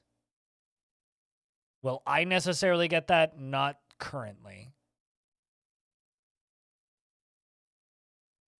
Diplomacy with anything. I like call a truce or form an alliance or Like, I just want, in addition to, like, the missions screen, you know, that would allow me to send a dwarf here to call a truce, or send a dwarf here to call a truce, or send a dwarf to these elves down here and approach them peacefully without demanding tribute, and be like, hey, let's trade, you know, offering points of trade, and then them being like, okay, we'll trade with you if you give us this. And then me being like, okay, that's what I want. Like, if I could implement one feature in a Dwarf Fortress, it would just be better diplomacy. I want to be able to form a, like, alliance with a faction after joining a fortress. This is also true, dearest. We have carp indeed. We also actually have carp. But no, they don't jump out of the rivers and bite your head off, fortunately. Before somebody asks. The other thing that I've heard people asking for forever is let me send letters and let dwarves send letters. Basically, give us a reason to make paper that isn't books. Because dwarves want to speak to their loved ones, right? What if you could send your messenger out once a year or something and deliver letters? Those are like kind of the two things I would really want. And then this one is kind of a joke. But why can't dwarves smoke? I want to be able to make glass pipes for my dwarves, and bone pipes, and wooden pipes, and metal pipes. And I want to be able to grow hemp and smokeweed or some other made-up fucking thing and let them smoke. Because smoking is the most dwarfy thing up there with, like, drinking. Like, they drink and they smoke. I mean, come on. So yeah, that's kind of my feature request list for Dwarfort. Okay, allow them to smoke the hemp that they grow. I know that they can already grow hemp, but let me grow hemp and smoke it. Let me grow tobacco, you know? It would give you a reason for surface crops. It would give you, Chat,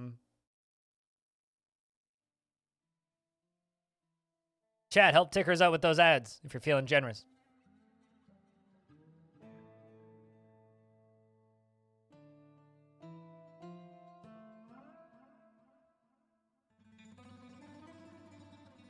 You mean soap, Rusty? If only you remembered to do this in time. There you go.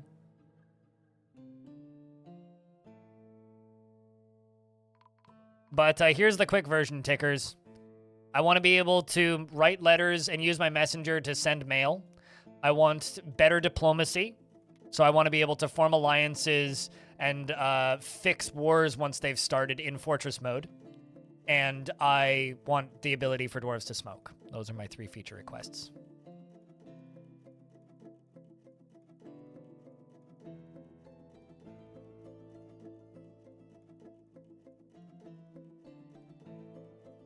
Growing dwarves to smoke, but growing tons of hemp to keep the neighbor. I mean, like, I just want pipes to be my #1, like, export.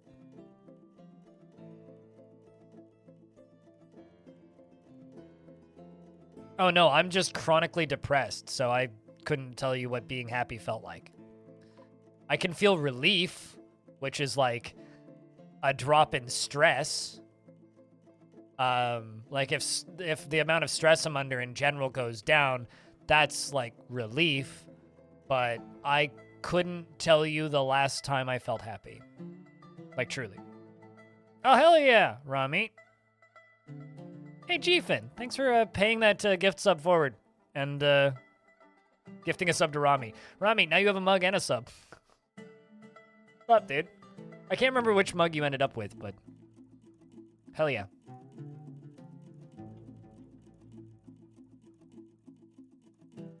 I think it would be called pipe. I think bong is maybe not a particularly dwarfy term, but pipe definitely, yeah. The elves sell you a grown wood pipe.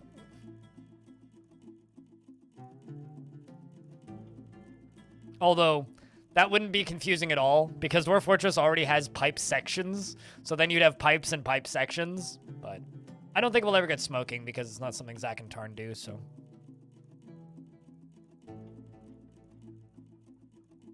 Artifact pipes. Exactly. You know? I own an artifact pipe. It's a one-of-a-kind ceramic, like, water pipe. Bong, if you will. You're vegan, Lamau? I'm pescatarian, Lamau. Or vegan when I don't buy meat, but usually, if there's meat around that is affordable, I will buy it, but usually I just don't. Vast majority of the time, I'm pescatarian. Oh yeah, no, the humans would smoke like something random, like rye or like barley or something.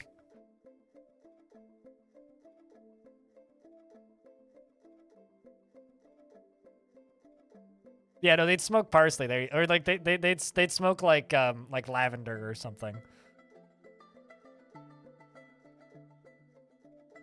Quite rarely though, like every couple months. My rules for food is I generally only buy vegan food. If fish is affordable, I will buy fish. I really like eggs, so I usually have eggs. So by that logic, I'm just pescatarian at home. But outside of eggs and fish, I just don't ever buy it. And then when I'm in a restaurant, anything goes. It's too much of a pain in the dick to try and like specifically find restaurants that cater to like vegan diets, so I just kind of don't bother. Your first experience with Twitch subs? Really? First channel I subscribed to on Twitch was in 2012. So.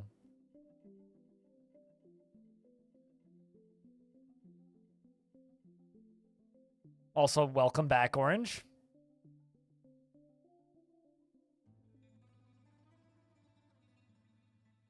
Oh yeah, no, like there would need to be an equivalent of like Brawling Under the Influence, but for pipes. Like it wouldn't be like a be all like kind of like this is the whole thing situation. Look at all these plump helmet roasts.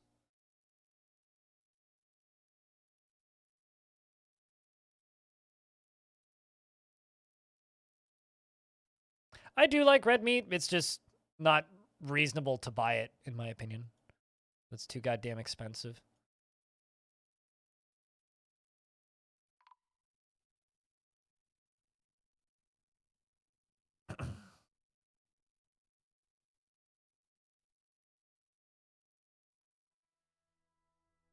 They should let you get some underground doors. That's not what.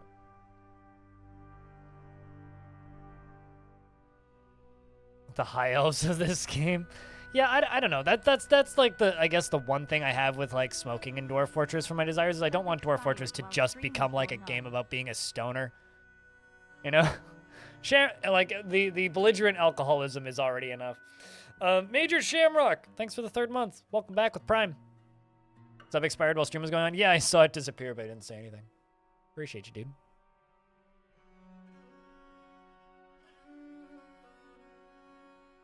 Which ones are kind of random, Gordon?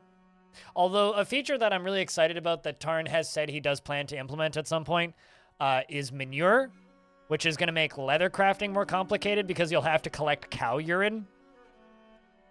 So, and also just like, you know, the idea of like having poop collection for fertilizer and also other things is just way too funny to me.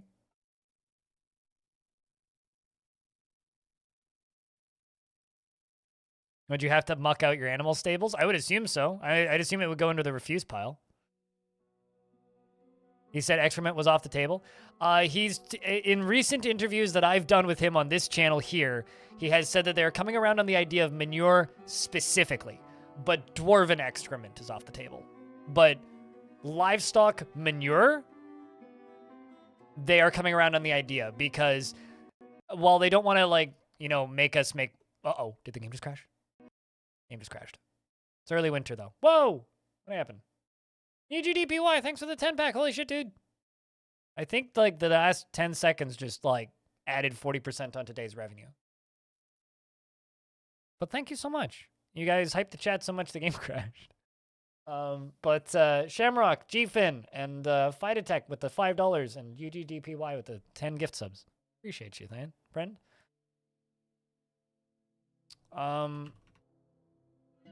Let's dive back in.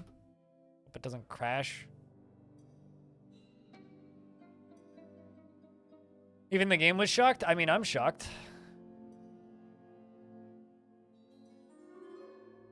Can't you tell from the shocked look on my face?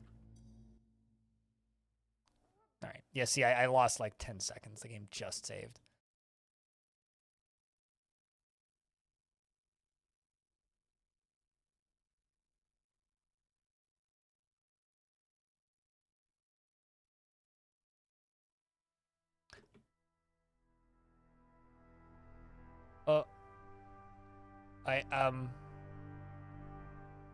Hold on. Something's off here.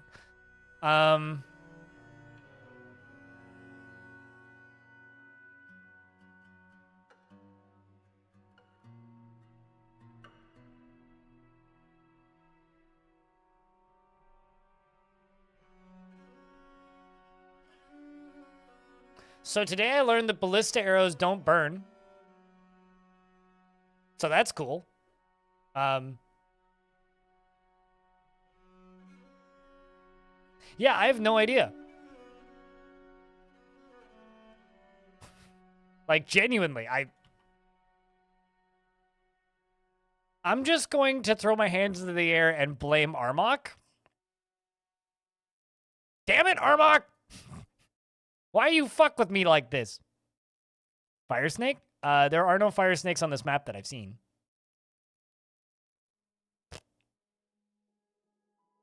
Yes, Dominok. I'm blaming myself.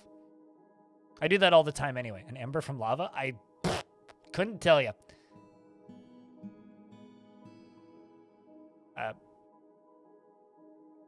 Well, nobody died, so... Tubbs, thanks for the 5-pack. Holy crap.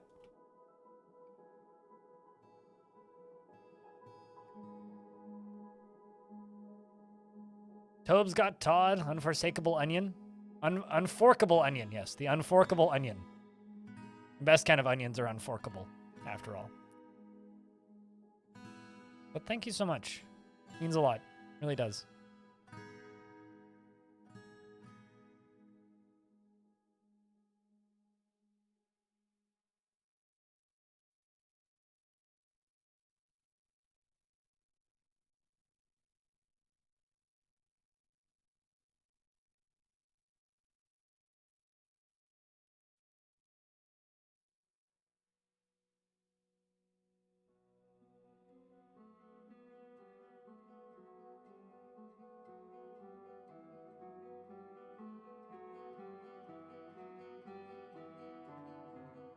Well, I think what I'm going to do, because we're already past the point where the game crashed, I'm just going to let them finish what they're doing, and then I think I'm going to give these dwarves a bit of a vacation, because honestly, I think they've earned it. So let's see how much longer we can let them work on things before I just give them a break. Because generally, I would actually say that the moods in this fort are pretty good, right? Like, only one of the dwarves is pissed. And, like, it's Rith the Clother. And this dwarf just wants to make trouble. And this dwarf wants to practice a craft. So, like, frankly, you could be doing a lot worse here, Rith. I also want to pray. When do I plan to retire at Burnvault? I'm not planning to retire it. I'm planning to wait until they all die. Like an eternal vacation? No. These dwarves are very valuable. I don't plan to retire it. I plan to keep it alive until the fort ends. The problem is it hasn't ended yet. So I'm going to keep it rolling.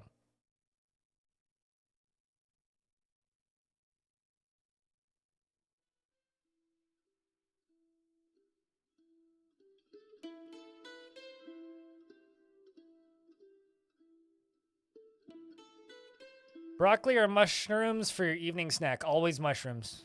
Always mushrooms. Rolf, thanks for checking out a gift. Appreciate you, man. Sniping out Gord. I see. Or I think the actual response is, why not both?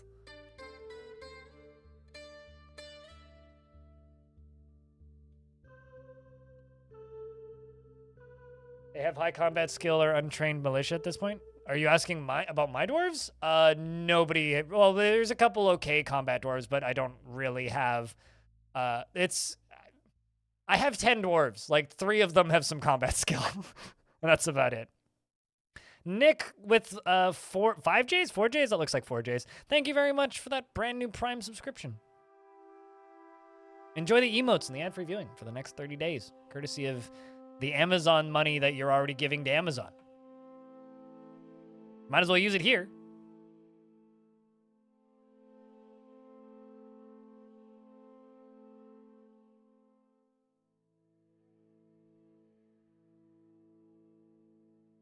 I would just use half of both today and tomorrow. That's what I would do. Or take what you would have given yourself as snack, cut it in half, take what you would have given yourself as snack from the other one, cut it half, and mix them together. A little bit of salt and pepper, tiny little bit of oil, delicious snack. That's like my style of making snack.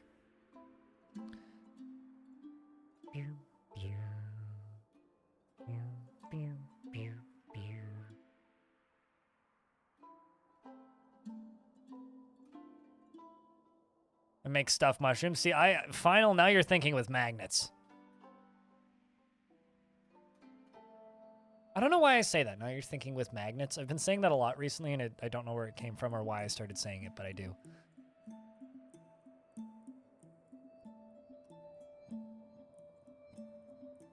I don't know enough about mushrooms to give you an honest answer to that question, user. Last Gru, thank you very much for the 5-pack, leveling up that hype train again. I was about to just be like, yo, chat, thanks for the train. It's over now. But, damn. Thank you.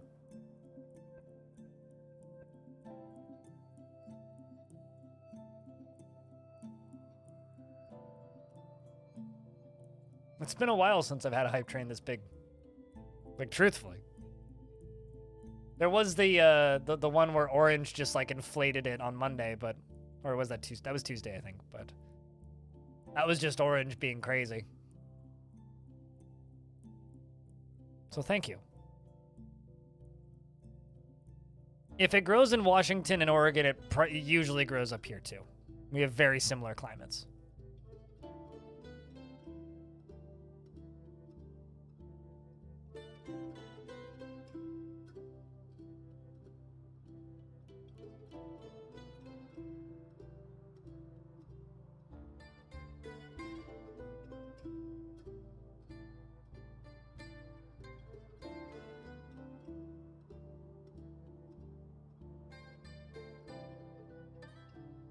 Got your Saturday morning covered now? Hell yeah. I can be like the Eddie Burback of Dwarf Fortress. I went to every city in adventure mode in Dwarf Fortress, and you'll never believe what happened. I got stabbed in the head by a demon. Manticore Alpha, thanks for the $15. Very kind. I think we can safely say that I've made more than minimum wage today now. Thank you, chat. Appreciate you.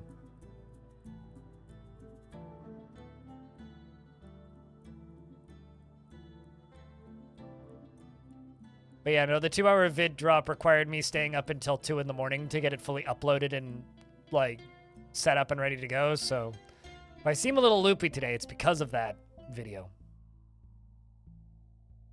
The one problem with having such a small population like this is there's literally nothing I can do right now. It's just everybody's, like, working, and that's it.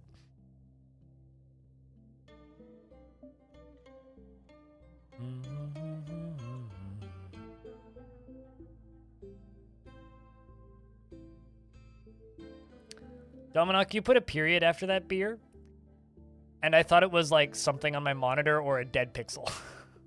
I literally just like poked it. I was like, wait, is that? No, hold on, that's just a period. We'll see you later, Neezer.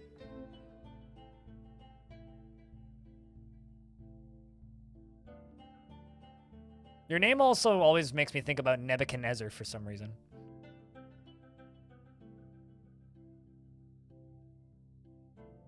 But yeah, for a moment there, I was very worried because I thought I had a dead pixel. Did you just claim that crown? Holy crap! This Rednass just crowned himself. Just put a Forgotten Beast crown on. Look at you, Dwarf. Hey, that's something else I really wish that this tile set did. I really wish you could see crowns on dwarves. Even if it was just one. I want to see all the dwarves running around with, like, crowns.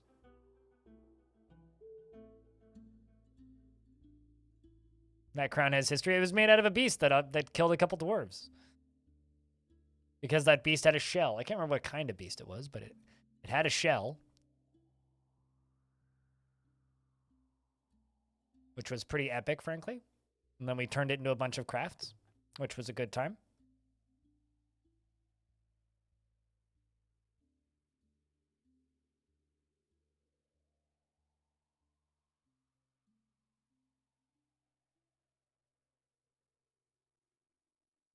Okay, we've got 3 other dwarves all constructing buildings. Doing bits and pieces. Still got a few cages to do, but we are getting there.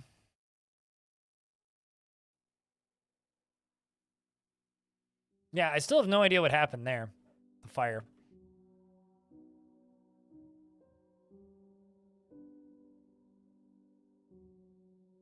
There was one time, ages ago, where I had a fortress that was in a volcano. And, long story short, the fort got flooded with lava and died. That's the long story short of it.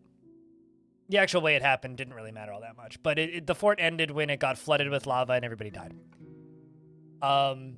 Inside of that fort was a bunch of artifacts, which got flooded in the lava. And me, thinking I was very smart, started a new fort and was like, I'm gonna go raid that fortress and get some of those artifacts back. Chat, thank you very much for the 24 subs, which, by the way, is more subs that I got in totally yesterday, and $20 in bits. Thank you very much. That means a lot. Anyway, so I thought I was going to be a genius and start a fort with a different faction. I was like, yeah, I'll raid that fort and steal the artifacts back so I can get those artifacts back, because there were some pretty cool artifacts, including like an adamantine sword and a few other things.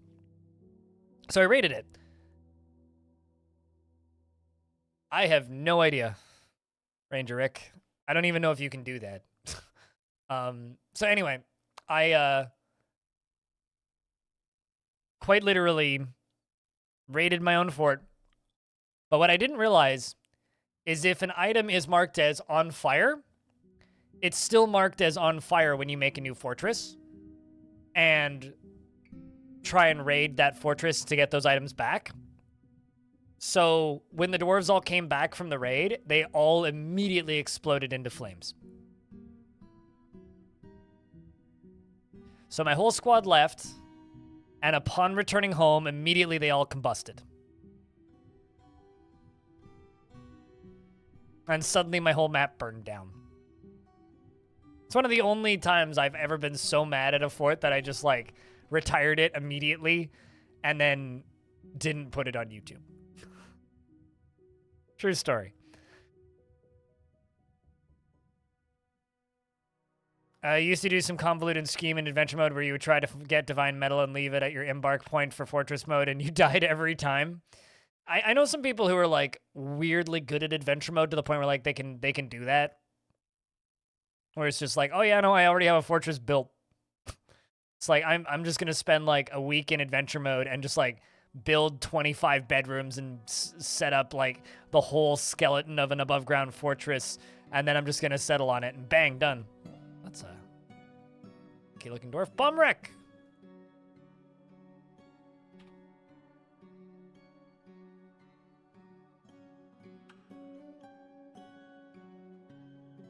Bomb wreck D.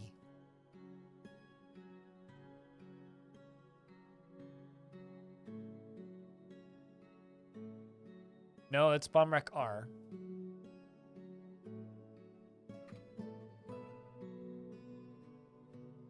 There's no bomb wreck R. The ISH, maybe?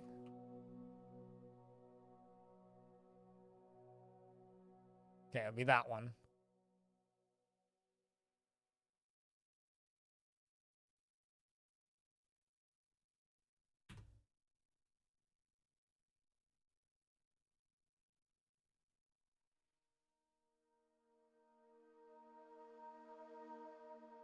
My most successful adventure actually was a hamster man of all things.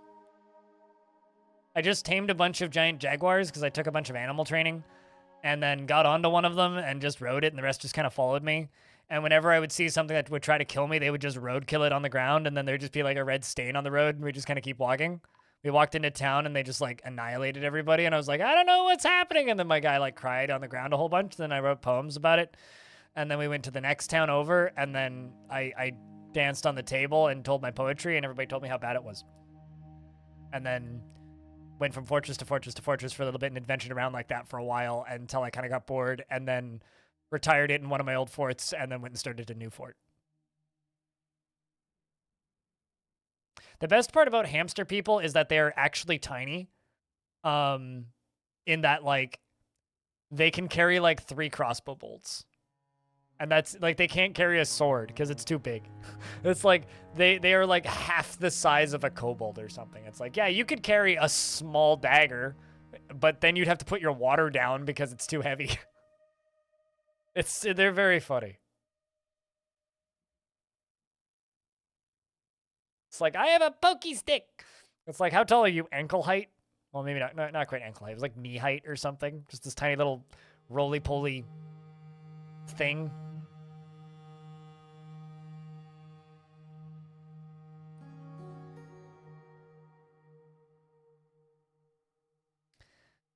You know, I grew up on Redwall and loved Redwall.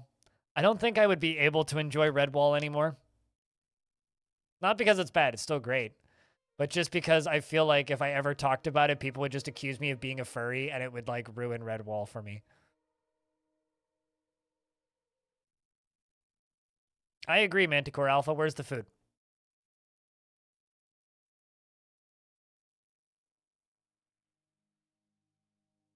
It's weird how like certain fandoms make me uninterested in taking part in media I enjoy.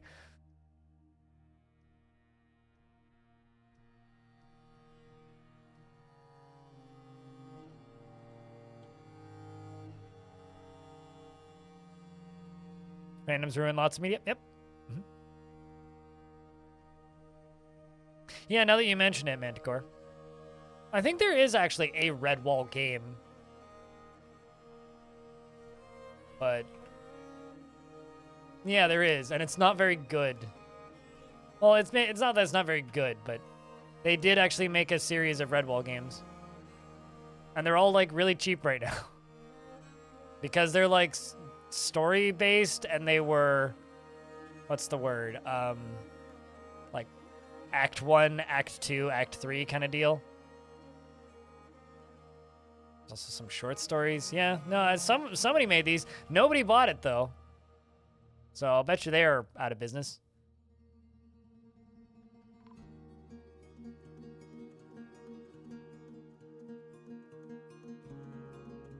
Trying to think of the name of that other game that was definitely not a Redwall game, but was definitely a Redwall game, where you play as a mouse. I'm trying to think of the name of it. It was like a stealth game where you played as a mouse. There we go. Another ghost laid to rest. Burnvault's been oddly quiet. A little bit unnerving.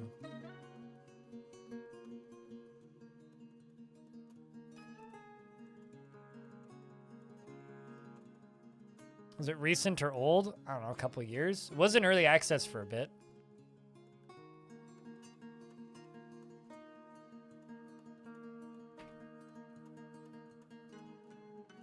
Let's see if Google can find it for me.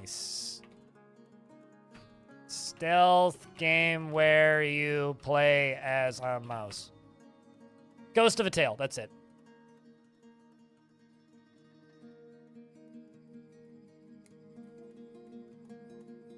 Yeah, this thing.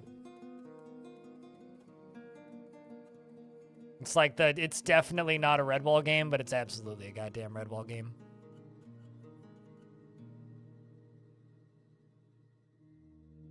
I thought about playing that a couple times, but never did. But no, I wasn't thinking Moss.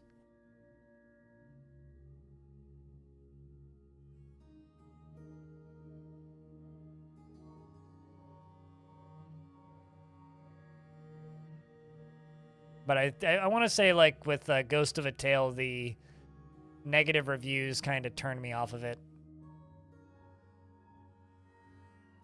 Frame rate's back up, too, which is nice. Frame rate was getting a little shoddy in this fort for a bit. Yeah, well, we started with 19 today, then we went down to 14, then we went up to 22, and now we're back down to 10. So, yeah, no, it's been all over the place today again.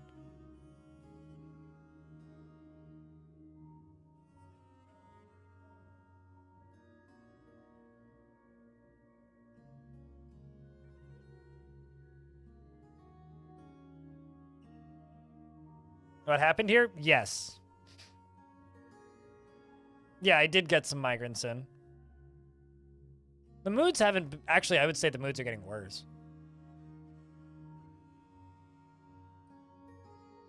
The thing is, well...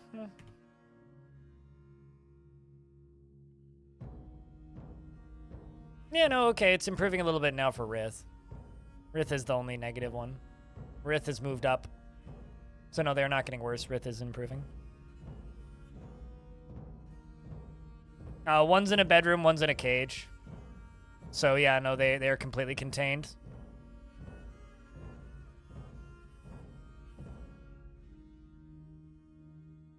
Were creatures? That's not what happened, Dominoc.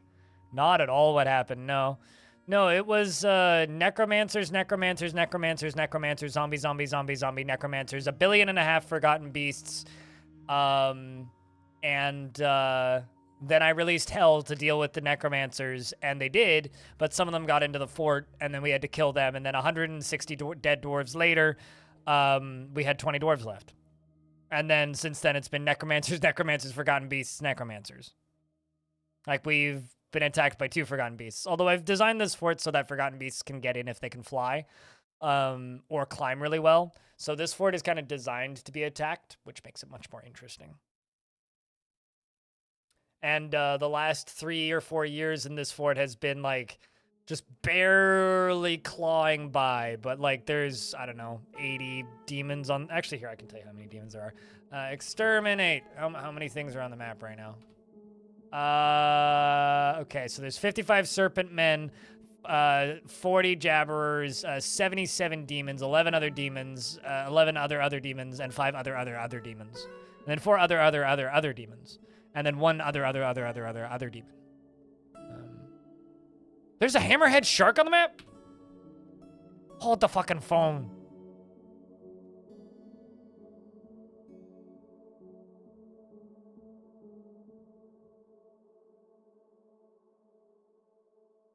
I just want to see the sprite for it.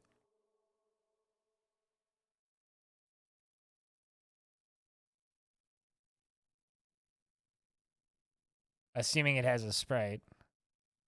Wow. Look at that boy. I've never seen a hammerhead shark in Dwarf Fortress before.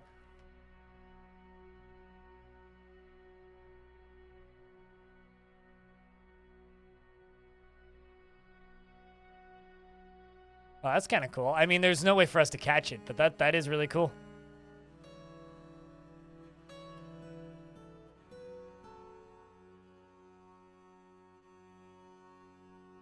He does not like the rain. I mean, he's also terrified while in conflict. Probably because the demons are attacking him, if I had to bet. Oh, nope, there's fireballs. Run, Sharky Poo! You can escape. Like, literally, he's getting fireballs shot at him. Run away, bud! I want to see this combat log. Hold on. Shark dodges. Okay, well, you're just fighting with an echidna, you weirdo. Like, see, there's the fireball being shot at it right now.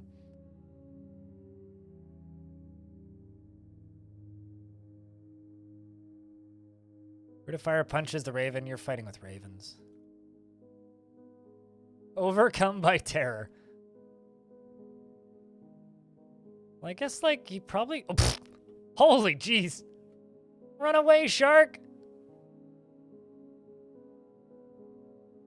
Oh no. I've seen mako sharks before, and great whites, but I've never seen hammerhead before. I'm actually really curious to know if this, like, fire demon can actually kill it. It's going up the creek. That's how you know it's desperate.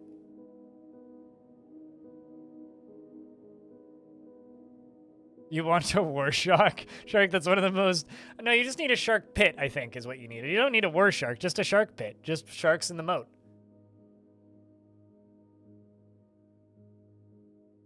Oh, no! Run away, Sharky! Come on, Sharksy! Run! Get out of here! You're being chased by a crazy humanoid that shoots balls of fire.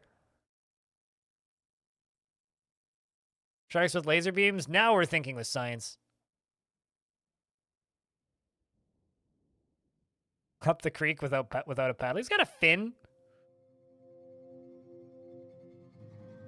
This place is very hostile to any kind of living creature. Makes me wonder now, how long has it been on my map, and how long has it just been getting attacked by things on the map? Oh, we actually have the hammerhead shark combat log now? Oh, it's been caught in the cloud of flames. So I'm pretty sure it can't actually take damage because it says it's been caught in the cloud of flames, right? But it's taken no damage. So I'm assuming the fire creature can't actually hurt it. I mean, obviously it can scare the crap out of it. Or it's going to scare the carp out of it. See, it's a fish joke. But I don't think it can actually damage it. Otherwise it would have taken damage by this point. Sharks with frickin' adamantine... You mean adamantine ballistas?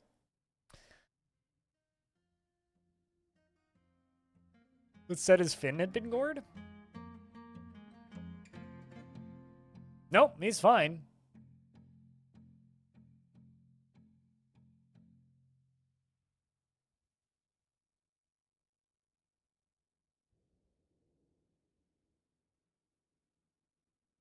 Scare the cartilage out of it? There you go, that'll work. He is very comfortable around others that are different from himself, and he always is tense and jittery. He tends to form tenuous emotional bonds with others and doesn't seek out excitement, has an active imagination, and doesn't often experience strong cravings or urges. I don't agree with that. Jess, we found a shark! That's apparently killed nothing. That's a lie. There's no way I believe this.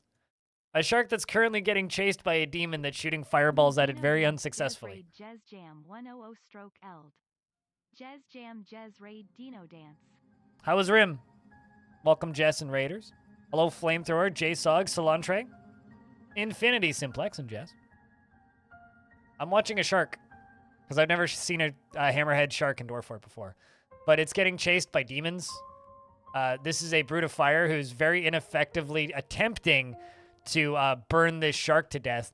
But turns out, shark is in water, so fire don't do much. It just kind of goes, woo, and it just goes by. But what's up, Jess? How was your stream today? Thank you very much for the raid. Like, I've gotten no raids for, like, weeks, and then today I get, like, 3.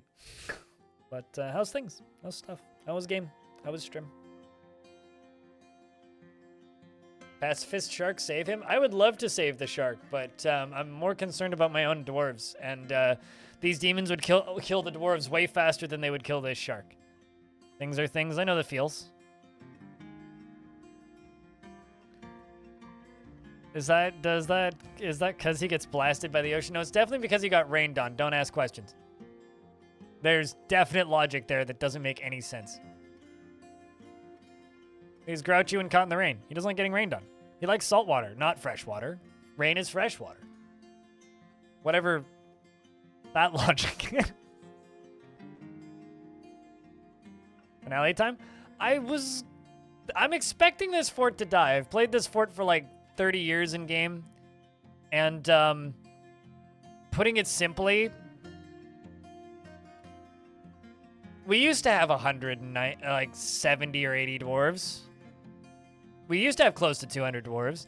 And the necromancers came and continued to come and continued to show up with piles and piles of necromancer experiments. So eventually I got tired of it and was like, well, screw this fort. So I released the Fires of Hell. Anyway, that was like 5 years ago. A couple demons managed to get into my fort and combine that with a bunch of unfortunate forgotten beasts. And we're now down to 10 dwarves. 2 of them are were creatures, so they disappear once a month. Don't worry about it. They'll come back as soon as the day's over. But we're just squeaking along, barely. That and my other very creatively named fortress, Boulder's Gate, are the 2 forts currently. Yeah, we're following a hammerhead shark, which is getting fireballs shot at him. So we're cheering for the shark. It's a risk you're willing to take? Well, if you want it, the save file's on my Discord server if you want to try and save it. Boulder's Gate, yes. I also discovered that you can name a fortress Rimworld. Because rim and world are both words in Dwarf Fort, apparently. So you could just name a fortress Rimworld. Which I might do at some point. Just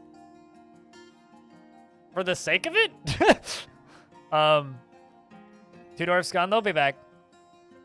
Wait for the full moon to end. Welcome to Shark Week, Dwarf Fortress Edition. 9 years old. The thing I don't believe is he claims to have no kills. I think that's a lie. Then you're going to ignore all things in favor of Baldur's Gate 3. Enjoy the 3rd Backgammon game, because that's definitely what you're playing, is Backgammon 3, right? Yeah, so I can play Rimworld and enjoy. And then I can title the stream Rimworld stream. Oh no! Run away, Sharky! They're guarding the mouth of the river.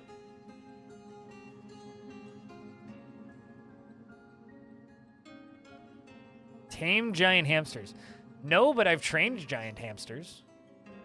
I once had a fortress that had a bunch of... The shark with 0 kill. The shark is a vampire! But then the shark would need a better lying skill, and I don't think the shark has any skills in lying. No, it doesn't. It also has no skills in combat, which I refuse to believe.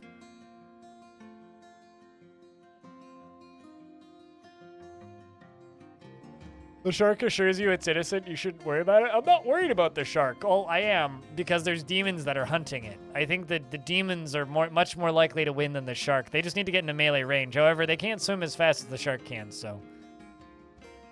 I really want to get a Forgotten Beast that's just like, it's a salmon! Like, I wish we had fish Forgotten Beasts. It's like, we got this Forgotten Beast. It's a great white shark. What does it do? Swim around? It's like a Meg shows up or something. This is where the whole fort should pivot to protecting the pacifist shark. This fort would die real fucking fast if I did that. I'd have to go up to the surface to do that. And there's... Okay, one, 2 brutes of fire. Okay, these are all the demons on the surface.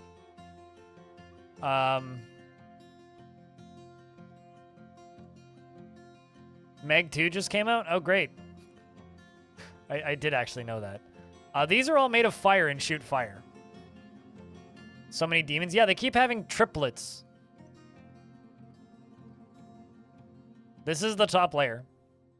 They're all steaming because they're getting rained on. Yeah, that I just answered the question, Shaku. It's steam because they are getting rained on. They're made of fires. Demons can reproduce? Oh, yeah. Unlike Forgotten Beasts, they have male and female types, and yes, they can have children.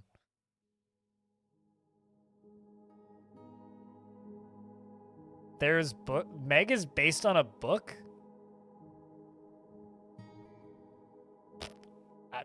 Huh. Yes, the children are also hostile, yes. No, this isn't a necromancer creature thing where they can, like, breed and join society eventually in Legends mode. The reason the children of demons are neutral is because... Or not. The reason children of necromancer experimenters are neutral is because they can actually integrate into society of different factions. So, if... I've only been live for 6 hours and 45 minutes. Yeah, that's like a very short stream for me if I would have gone offline. But anyway, if I Or if necromancer experiments can integrate into societies in legends, which is why their children are neutral when they have children on the map. Did the demons get dealt with? Yes, they're all dead. All of the demons there's no demons left. No demons here. Definitely no demons on this stream right now. I haven't seen a demon in years. I don't even know what a demon is. What are you even talking about, demon? I've never. Are you the demon? I've never even heard of a demon. What even is a demon? There's demons in Dwarf Fortress? Weird. I didn't know that. No, these are all demons. Everything on the screen right now is a demon.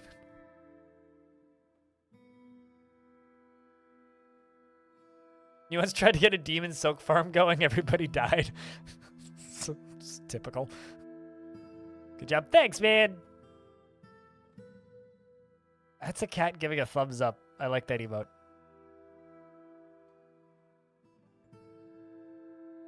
My mom is texting me. Hold up. I'm getting beet seedlings tonight. Apparently. My mom's dropping off baby beets.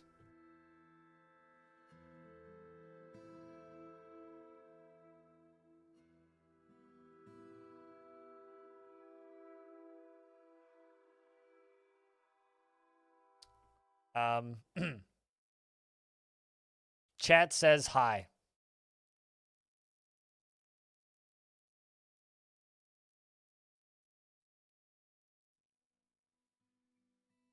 I'm gonna get a text back in a minute that just says hi or something. Well, fortunately, the veggie can stand for you. I would die without beets. Beets are wonderful.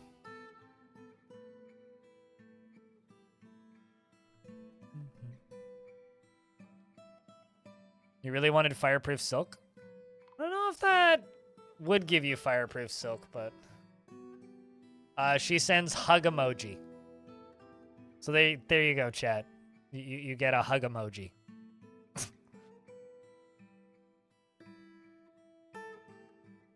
Beets and feta?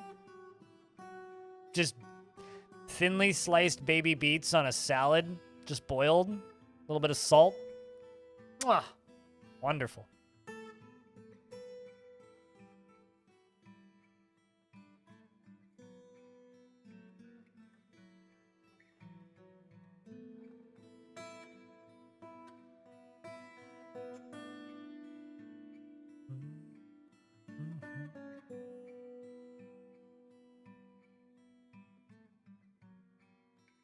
I mean, after cooking beets, you look like you've committed some sort of heinous crime, but the secret with not making a mess out of your beets is you just clip the beet tops off, clip the bottom of the root off, and just throw the whole thing in a pot with the skin still on, boil it, and then when you're done boiling them, you just pop them out of the pot and slide the skin off instead of slicing them, and then you slice them, and they make way less of a mess.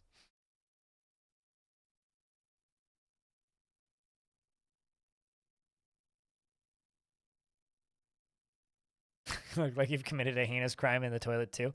You know, TMI. If you put him in a stew that's called borscht, and I don't think you can mash beets, although I've never tried. Although I think that would look like some sort of horrific crime.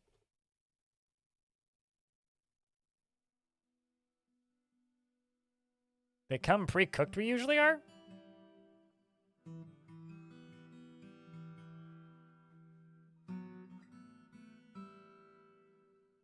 I wouldn't trust other humans to cook my food for me unless it's a restaurant.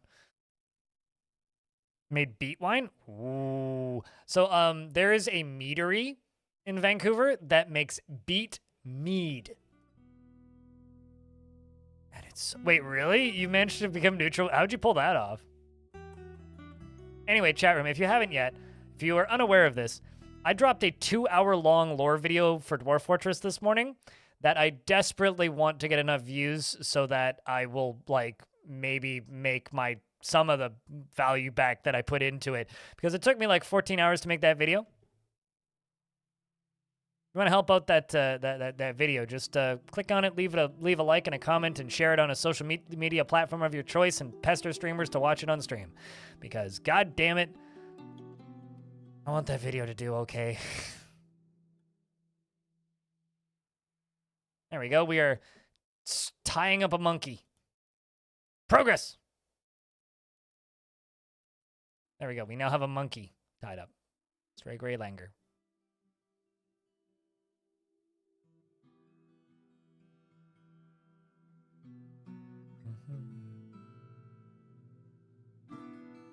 You don't know what's happening? What, in this fort? We are slowly building a trap for a bunch of demons. Very slowly.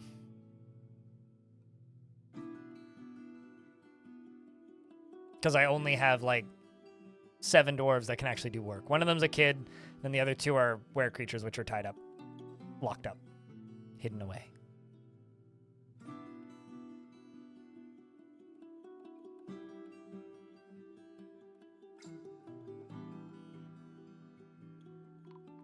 In gelatin? That seems interesting. Can't say I've ever had beets in gelatin, but I would try it once.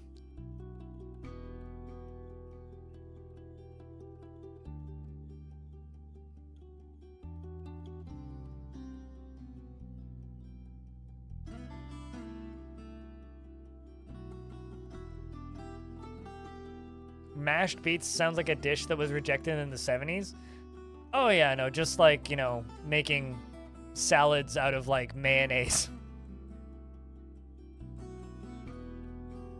It's like all these salads was like, yeah, it's a salad. It has mayonnaise and whipping cream and oranges and pudding. Average 70s cuisine. Cherries. Yeah, there you go. Cherries. Mm-hmm.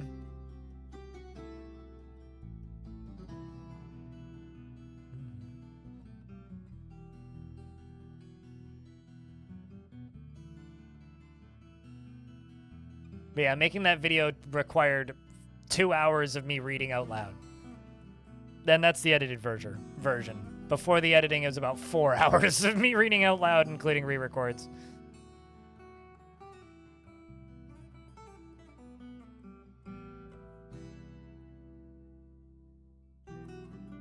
Middle of the 1900s. Well, it was the commercialization of food. I watched a really good series of documentaries a number of years ago on Curiosity Stream about the history of food. It was really, really neat.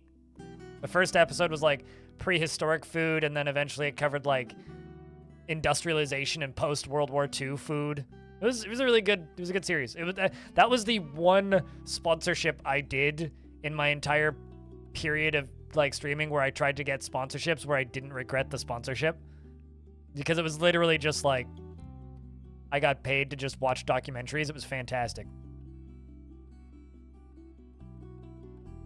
I think what I'm describing is an audiobook. There is video there. There's a lot of screenshots and visual aids, but a lot of the video is just text on the screen. But if you want to pay me to record an audiobook for you, I'd do it.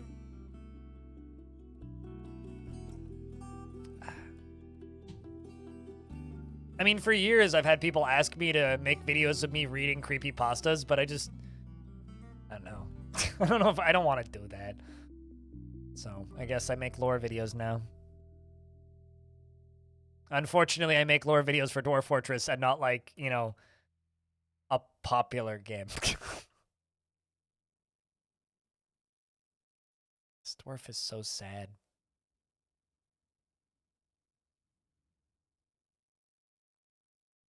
Do I enjoy lore? Do I enjoy making them, or do I enjoy watching them? I don't watch any lore videos, actually. Well, that's not true. I watched some Vati video, but...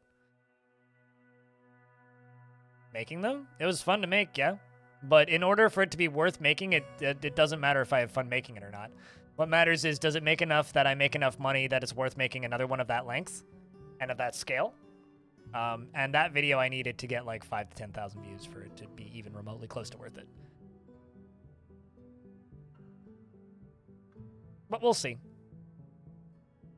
There's one person in the YouTube comments that seems to think it's going to blow up, and I don't know what they define as blow up, but I don't think so.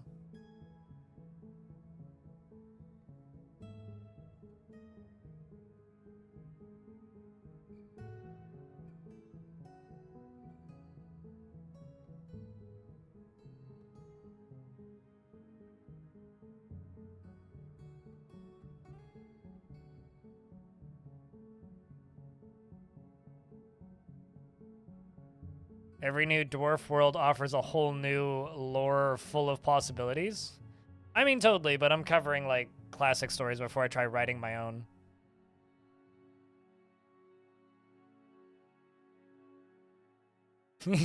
Could one day overheat and explode. Pretty sure they have backups, but I don't think YouTube's ever gone through any major data loss, has they? Or have they, rather? So it was fine with me, but you wonder if making it more episodic would help with that? For this one, I just kind of wanted to get it. I don't really want to set the precedent of making things episodic, because then people have to sort through to find all the videos, if that makes any sense. I think if it's going to be a long one, I should just make a long one. That's part of the reason why I did Arch Crystals, because Arch Crystal is one of the longest ones. Like, quite literally, Arch Crystal is one of the longer Dwarf Fortress stories. Like, there's a few that are comparable, but it is one of the longest ones. So, now that that one's done, well, not totally done, it is likely I'll have to do an epilogue for it. Because, like, if you watch that video end to end, you'll know that there was a fun fact, Boat Murdered is at, like, a third of the length. I was actually, like, looking at the word count of Boat Murdered. Boat Murdered is significantly shorter, which is kind of crazy. I mean, it's 64 pages, but Long Death, I would have to literally rewatch all of Long Death. I'm going to just state this right now. Unless somebody else independently goes through and rewatches all of Long Death and chronicles what happens and writes it down, I can't do that. I'm just not going to do it. I'm not sure which one that one is. Ravage. So yeah, no, Long Death is never going to happen, because I would have had to be writing it down as the fort was happening, and I didn't do that, so. And I'm not going to go back through and watch 1,500 hours of a playthrough to pick out notable events that happen every 15 hours. Like, I would need 5 million subscribers and 2 employees and, like, an assistant to do that.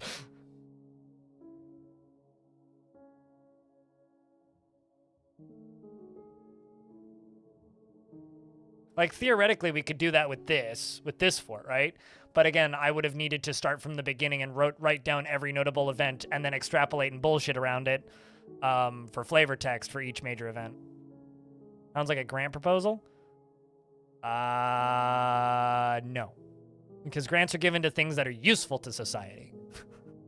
And I'm pretty sure, as cool as the content I make can be, it ain't fucking useful to society. Like, we ain't saving lives here.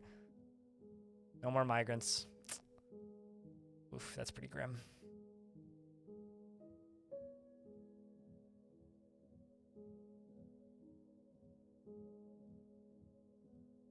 Yeah, but arts and entertainment, meaning, like, stage performances, or orchestras, or galleries, not idiot at computer making videos about a game that 600,000 people bought on Steam that, you know, is known in niche communities and has inspired some things that has some importance, but, like, is largely a relatively unknown thing in the wider gaming space.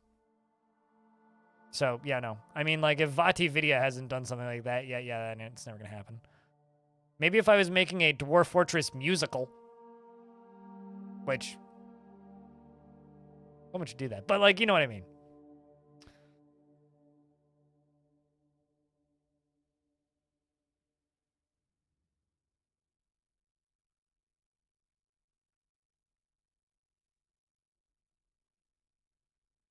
I'm just imagining a giant animatronic Forgotten Beast. Don't mind me, but, you know.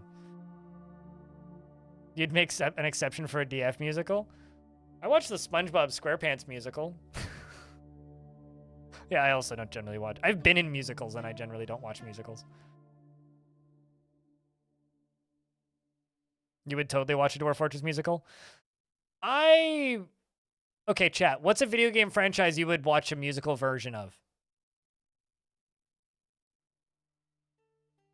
Because they should make a Final Fantasy VII musical. I'm just gonna say that. They should just do that.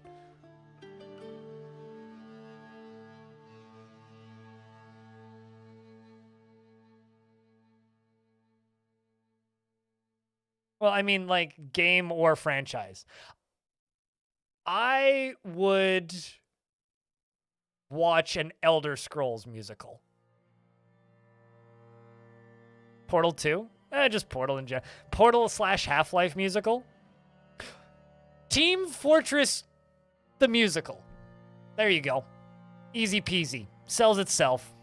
I would 1000% go see that if I had the opportunity to. Absolutely. From Reddit just now? As a suggestion from Reddit. Wait, what? I mean, I posted a thread on Reddit.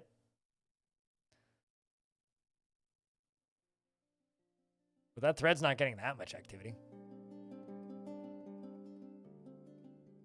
Yeah, it's got like 24 upvotes on Reddit.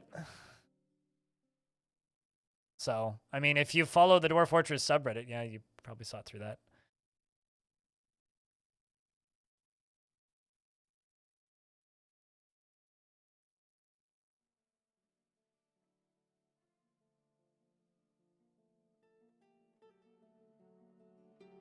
Although we're all just kidding ourselves. The only video game that would get made into a musical would be Valorant. Valorant or League of Legends, probably. Crash Bandicoot the musical. Super Mario Brothers the musical. Although that basically is just Super Mario Brothers the movie, right? Fallout? Ooh, that could work. Jupiter Hell wouldn't be a musical. It would just be a metal festival. Grand Theft Auto the musical. How would you steal cars on stage, though? Kingdom Hearts musical, just to see them try and weave it into a coherent plot. See, here's the thing. They wouldn't weave it into a coherent plot. It would be completely unrelated to the main games, and in order to understand anything that was going on, you'd have to have played every single one of the games already. You know what? True. Crypt of the Necrodancer musical. There you go. It's right there. It's right on the tip of all of our tongues. That's right in front of us. How have none of us figured this one out yet, or already stated it? Crypt of the Necro musical. It's right. It's right in front of all of us.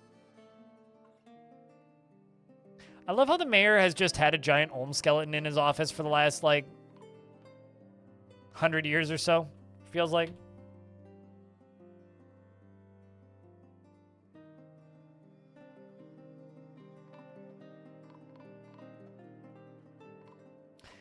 Actually, no, chat, I got it. I would watch Street Fighter the musical. I don't even care about Street Fighter in the slightest, but Street Fighter the musical would be awesome. It would all just be like choreographed fight scenes while they're singing. Like you just have a crowd of people singing while dueling. Like that would be incredible. It wouldn't even need much plot. It would just be people fighting for like 90 minutes and then dance numbers going on in the background. Perfect. You have a question. I have a very nice fort. It's your third mountain home.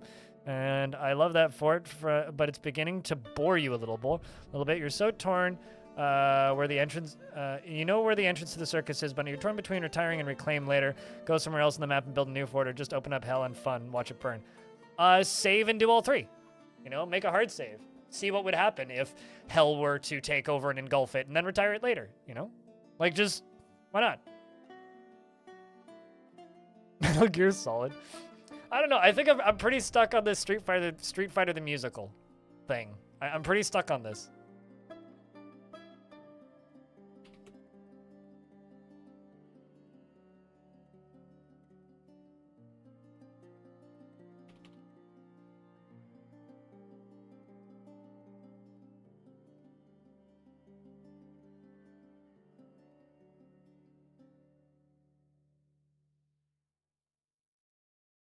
But yeah, no, I mean, if you just hit save and then you hit save and continue playing, you can make a hard save and then you can just return to it at any time, right? And you know, like in Dwarf Fortress, all that we call that is like having a premonition or a vision of the future, an alternate possible reality of what would happen if they would have dug through that hole. And then you can have it like as a fictional story, and then you get to see the downfall of the fortress, but also still have the fortress alive. And then when you go back to that save file and then retire it, and then continue on, those dwarves, assuming you're playing in the same faction, that have lived in that fortress that you've grown attached to, can show up in your new fortress and benefit your new fortress. If you're getting tired of playing a fortress, the best thing you can do is just go make a new fortress. Because it'll keep you from burning out on the game. And pyrotechnics, DJ Boom Boom Ship. Animal Crossing and no one can understand anything. Yeah, true, they'd have to speak in gibberish. They'd have to have, like, subtitles for the gibberish.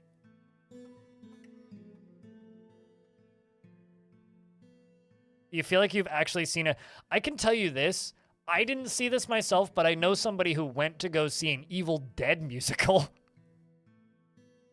It had a splash zone for blood.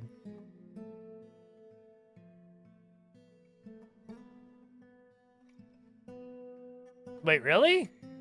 You hate the early game? I have a solution for you, tickers. Go to the DF save sharing room on my Discord and go download a fortress and just go play that. Go play a pre-made fortress. Right now there's a Star Trek musical, which seems real cool, actually. Or actually, sorry, there's a Star Trek musical on Broadway. Star Trek parody? Oregon Trail? Everybody dies of dysentery. I can't wait for the hit songs in Oregon Trail the musical, such as Malaria and Dysentery.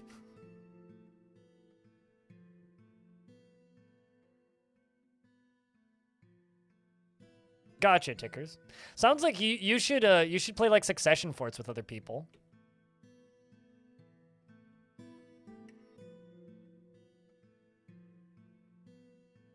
Last week's episode of Star Trek was a musical? Really? I'm not surprised, but I haven't watched any of the new series.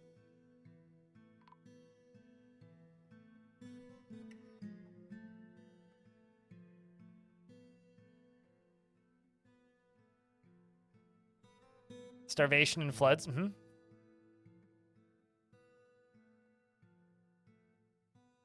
The Klingon boy band was the best part. You know, see, here's the thing. You could be completely bullshitting and making this up, and I'm still inclined to believe you. Okay, well, we're finally done with this trap wall. Oh my god, they're dumping items. Holy shit, we've finally made it through to the point where they're actually getting rid of trash. That's crazy.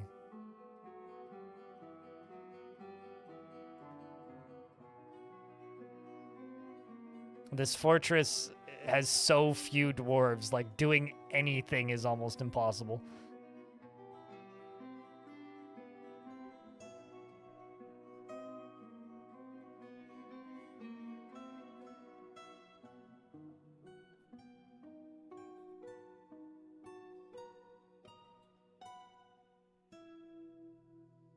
Aw, you bonded with the pet Drothla, who died. Oh, that's a shame. We did have some trained Drothlas in this fort for a bit.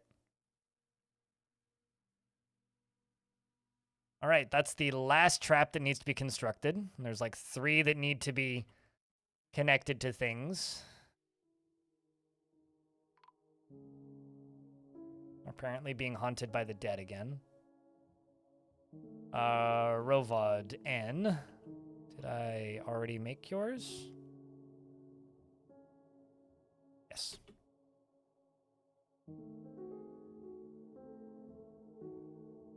Can you even trap the demons?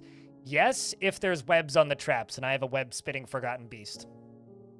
So the process is going to be get a bunch of webs onto the traps, then let the demons in while he's spitting more webs. So they're going to hopefully come in and then get immediately webbed into the traps. So anything can be caught in a cage trap if they're lying down. Don't worry about it. Anyway, if they're lying down, they fall into a cage trap. If you're webbed, you lie down.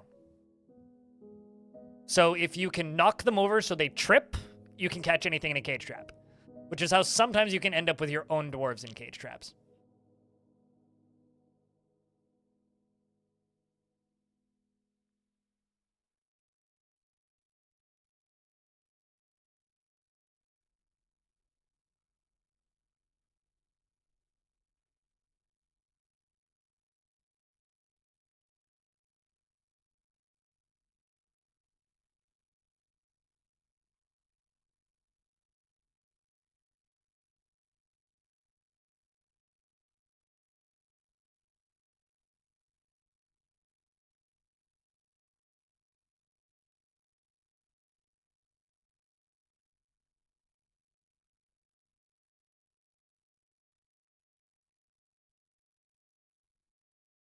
Would a bridge throw work for demons? No, bridges do not work if a demon is standing on them. So demons are immune to bridges, basically.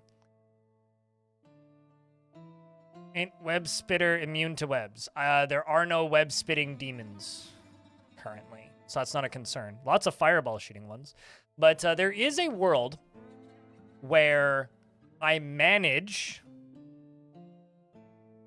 to entrap and capture the majority of the demons and then repopulate this fort with demons as defense.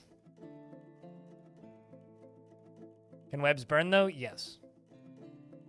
And wouldn't that be rad if we could make that happen? There is a world where we could make that happen. It would be cool as hell. Mm-hmm. Hell. See? Funny joke. I see what you did there. And then the legend of the dwarf Rednass will be an epic one indeed. You know, chat, if I was a streamer with like... Okay, let me just fantasize about things I can't afford right now. If I could afford to hire a full-time employee, which I can't. In fact, I can pay for myself. That's about it. But like, I can barely hire an editor, and I can barely pay my artist usually. But although paying him is just difficult right now, so that's not my fault. That's Russia's government's fault. Anyway, if I could afford to hire a full-time employee, I would have a person who does two things. Watches my streams for notable events and makes highlights, like the ones you see pop up. And also takes down notes and prompts to write down stories of all of my Forts for Lore videos. If I could hire a full-time employee. Because I don't have the brain capacity to just like pause and write down stuff unless like I completely changed how my streams felt to watch. Sounds kind of like a bard. Yeah, I need to hire a bard, basically. But like, I would need to completely change how my streams are structured to be able to make that work right now. But that would be really cool if I could pull that off one day. Of just like, you know, being somebody kind of like Virtual who just has like 1 billion like views on the videos he gets. Because then I could, you know, structure it so that we could end up with like, you know, an audience that's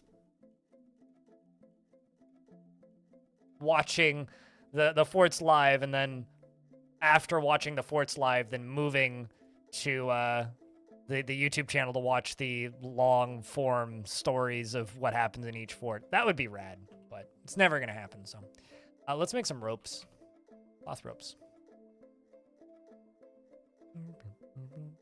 We're taming a Cody.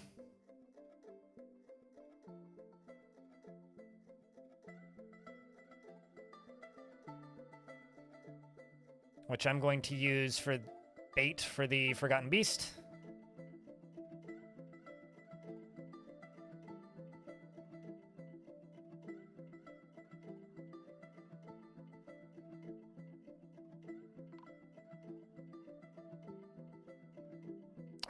I do not know why this hasn't worked yet. Like, genuinely do not know. You walk up here.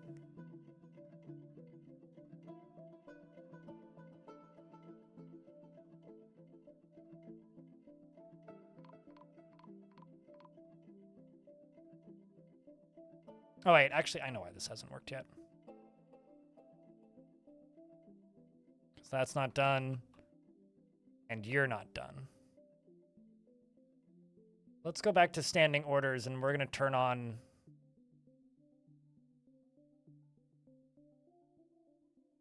that stuff again.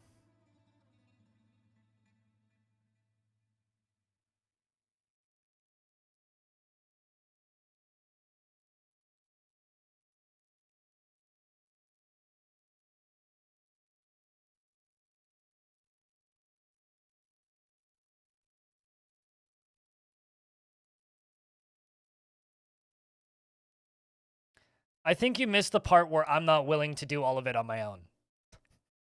Because the part that you don't realize, Jetpack, is that I already work like 60, 70-hour weeks, right? So the reason I would want to hire somebody to assist with that is so that they do the majority of the work and the editing on the side. I don't have the capacity and the hours in the week to add more on, basically. That's the issue. It's not a matter of like, could I do it? Could I do it? Yes, absolutely I could. Am I willing to give up that much more of my time in the week to do it? Good question. I don't know. I don't think so. Because that's suddenly a whole lot of extra time I would have to put into that. So.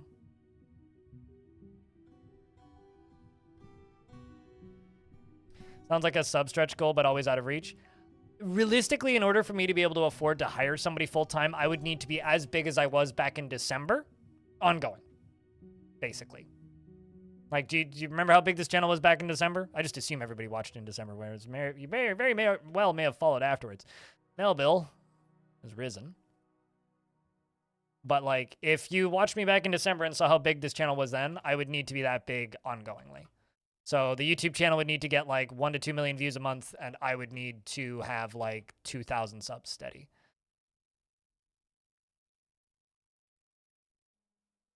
And also, I am a horrible writer. So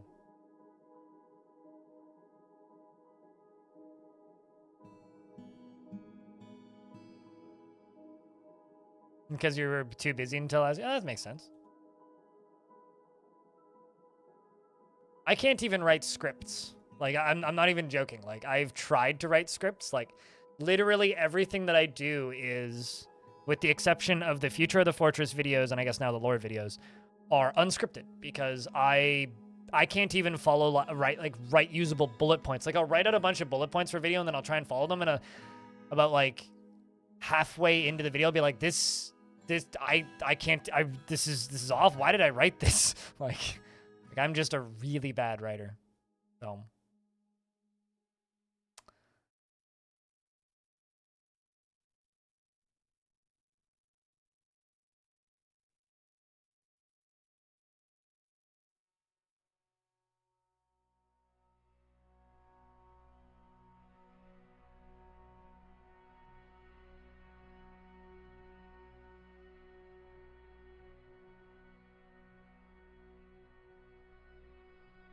it's easier for you to improv than to write something. Yeah, no, I'm the exact same way.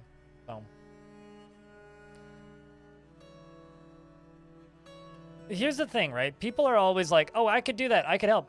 I don't want to accept somebody to help me like that in a volunteer capacity because I'm well aware of how much work it would be. It would be a full-time job. And I am not willing to allow people to work for me for free. Like, that's an active problem I've always had in this industry. Whereas if I was just willing to take total advantage of people, I could go probably a lot further. But I have no interest in taking advantage of people.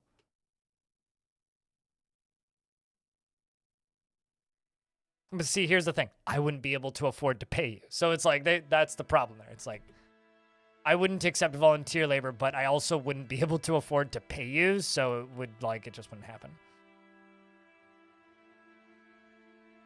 Like, I'm certain I could get somebody to do it if I could. If I had the money, I absolutely would get somebody who could do it. Turns out in this industry, it's very easy to get volunteers to work for somebody like me. But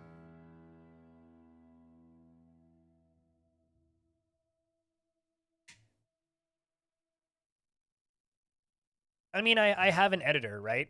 But like he cuts down the VODs that I upload sometimes to the main YouTube channel. But I haven't been using him because, like, it costs me $20, $30 to cut a VOD down, and then I make like $1.50 in ad revenue, and it's like, this just ain't sustainable. Like, I cut down the Thronefall video, which I put up, this one, the Thronefall video, and like I made $3.33.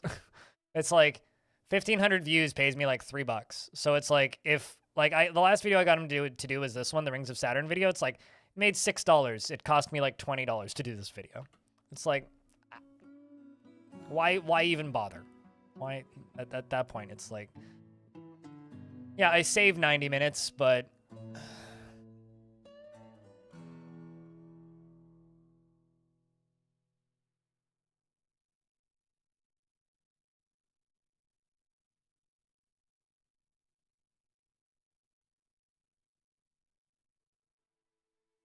So, yeah, I don't know. Let these dwarves train for a little bit.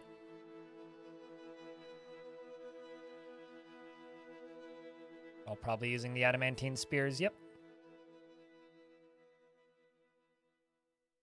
How's the demon trap coming along? Almost done?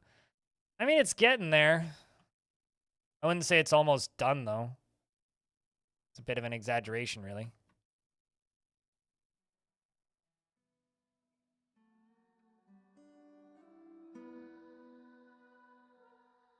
Someone is smoking directly outside of my apartment again. Cool.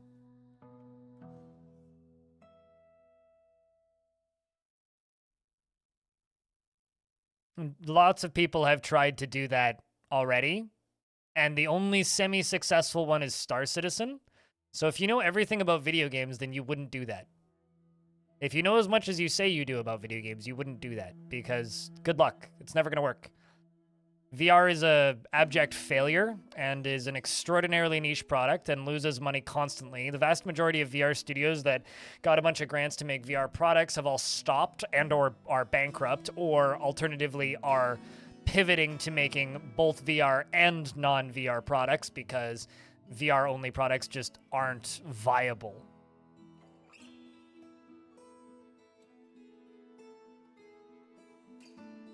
Long story short, it would never succeed. And I can say that just from your pitch.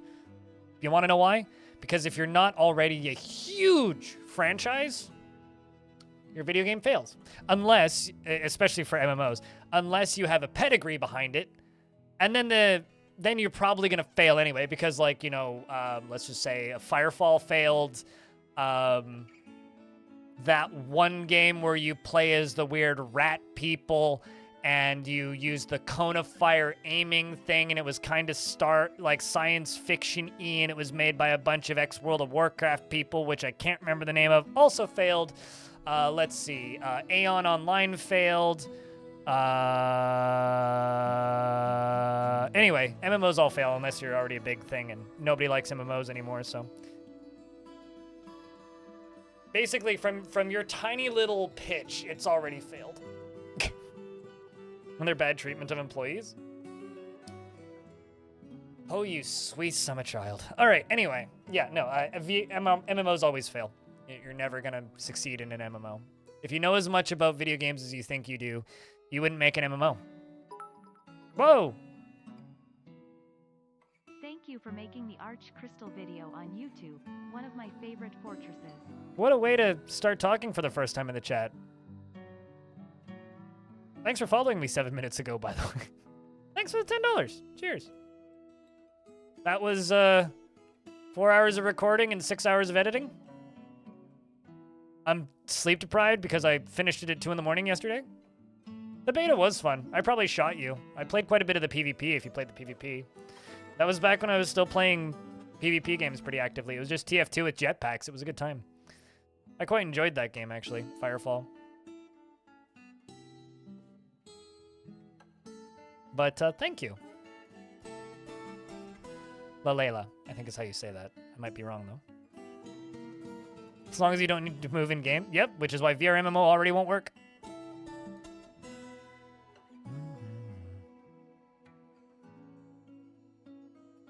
Because VR games, when you're not playing in VR, feel like dog shit.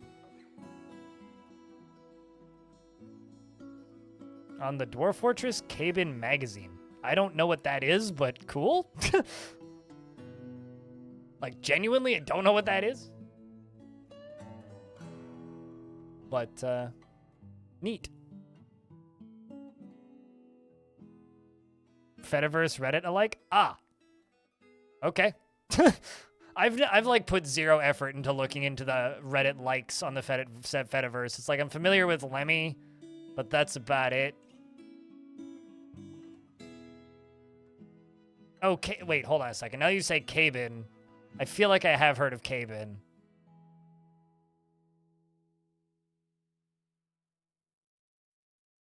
Having more options for players is never a bad thing. VR ruins games. As somebody who's visually impaired, When every single game that I've ever played that has VR compatibility, I've gotten wild motion sickness from, because you're running in an engine that is designed for VR. You have to design your game for VR first, meaning the non-VR game is automatically going to be compromised. So, respectfully, if you're designing an MMO in 2023, it's already going to fail because no MMO in 2023 is going to succeed unless it's already a massive franchise.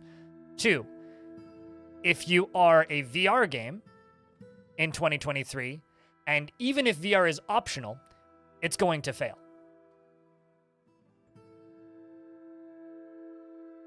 Good luck.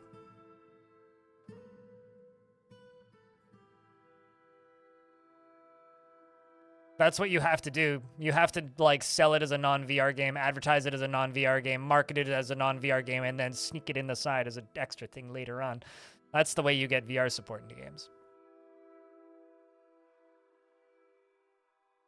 Also, anyway, on a more positive subject, in regards to Arch Crystal, we will actually probably get an ending for Arch Crystal because of that video. Because I was talking back and forth with Sathatos while I was editing it, and he's like, well, I'll make an ending now. And I was like, well, I'm going to be putting this video up because it's 2 hours and 15 minutes already. And he's just like, well, in a week or so, I'll put up the final chapter, and then I'll make an epilogue.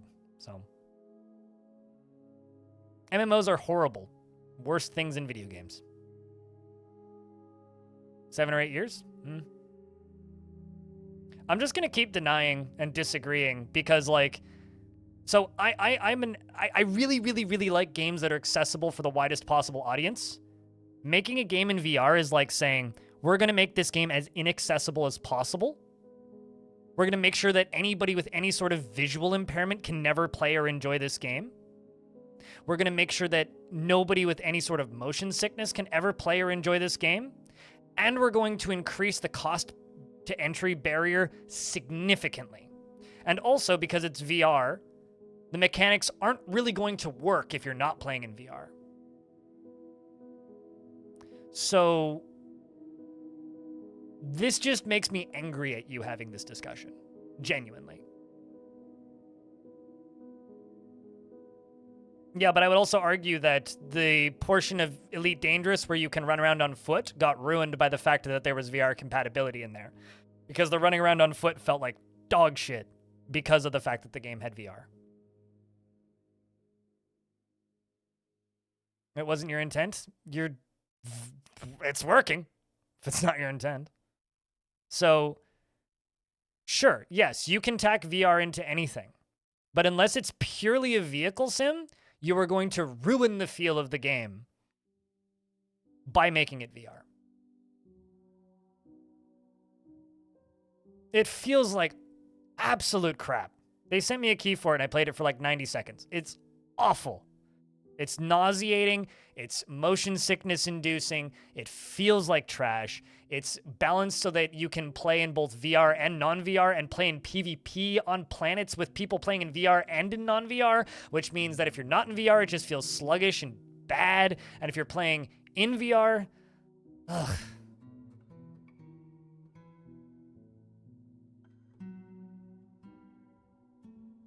Vehicle MMO, Trucks VR. There you go. It's a Mad Max game. But no, I fucking hate MMOs, and everybody wanting to tack VR onto everything is just like saying, hey, I never want you to be able to play games ever again. It's like, cool, awesome. Yeah, that feels awesome. That feels great. Please keep doing that. Please keep making games less accessible to a wider audience. That seems like a logical thing to do with your time.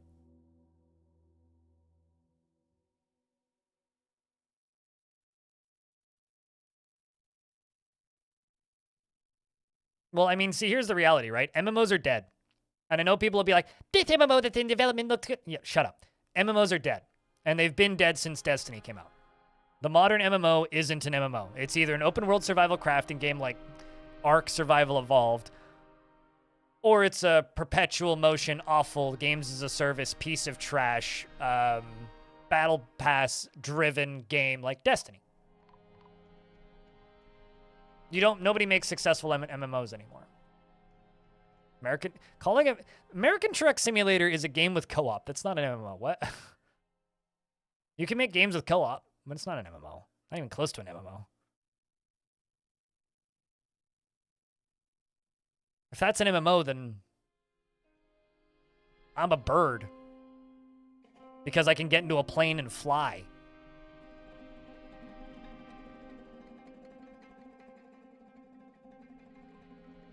I mean, come on. What?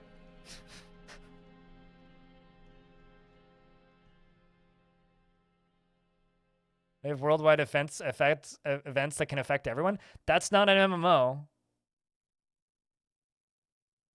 Have you looked at the definition of MMO? That just makes it into a shitty live service game. Which isn't an MMO. Those are two different things.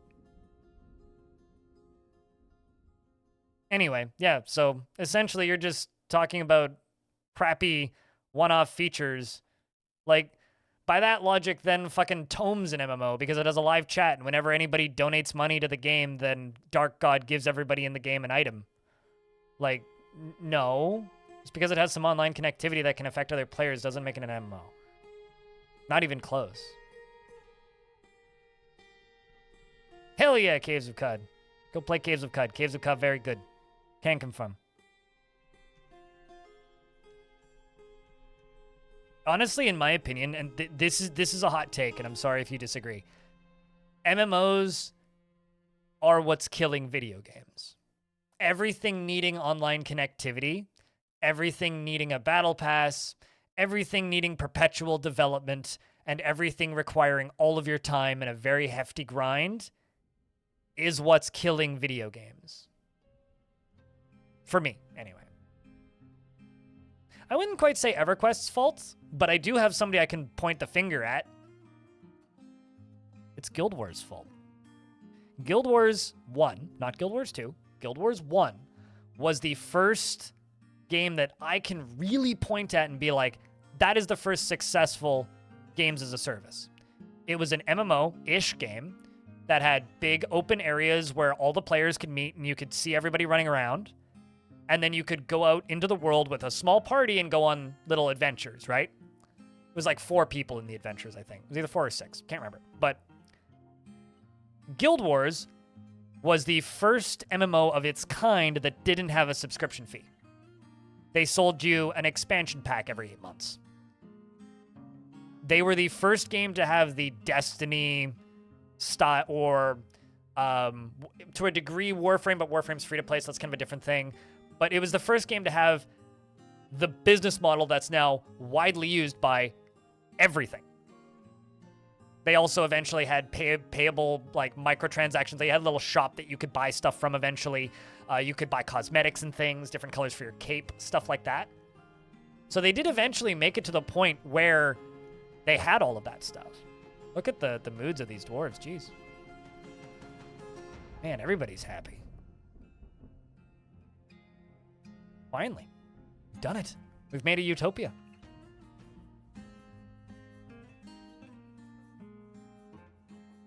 So yeah, for me, it was MMO that was the beginning of the end of live service games.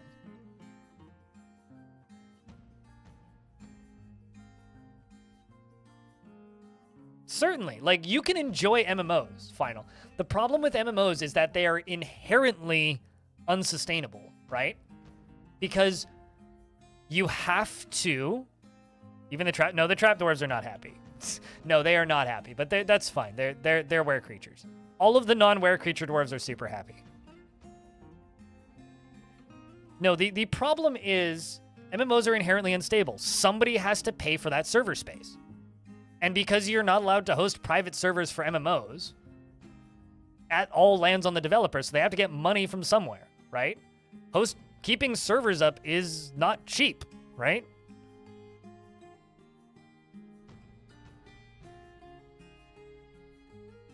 Which means inevitably one of two things are going to happen. They're going to turn the servers off and the game will cease to be playable, and then it's just up to players to reverse engineer and build servers for it, which sucks. Or they will milk you until the game ceases to be cool. I remember a very brief window about 13, 14 years ago where all of my friends got weirdly obsessed with Puzzle Pirates and I played it for about 90 minutes and then was like, I don't get it. And then just went back to playing Counter-Strike, I think.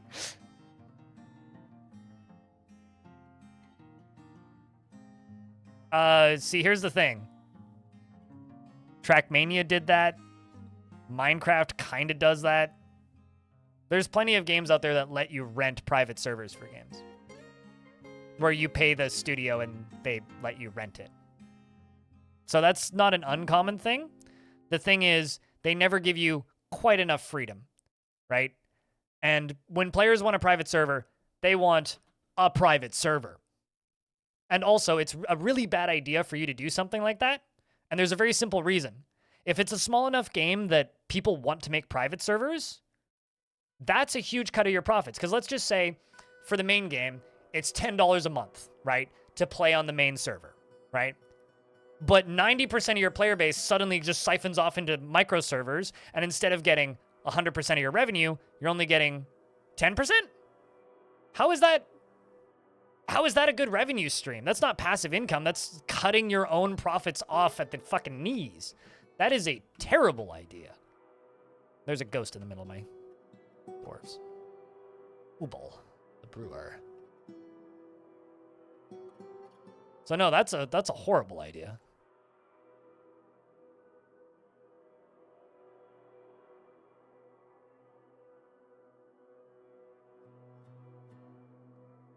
So the game, I mean, well, now you're talking about no longer running an MMO. So I don't really know what your statement is at this point. I feel like you just kind of don't really know what you're talking about and are just wish casting, and it kind of seems like you're just wish casting. And you know what? That's totally fine. We're all allowed to wish cast. We all wish that we could create the game of our dreams, right? But I think that the reality is that I wish you wish you had a pony. I wish I had 2,000 to 5,000 subscribers consistently on Twitch and could hire an editor. You know? A science-based dragon MMO. Exactly. Like that's the meme that I was searching for earlier and couldn't think of.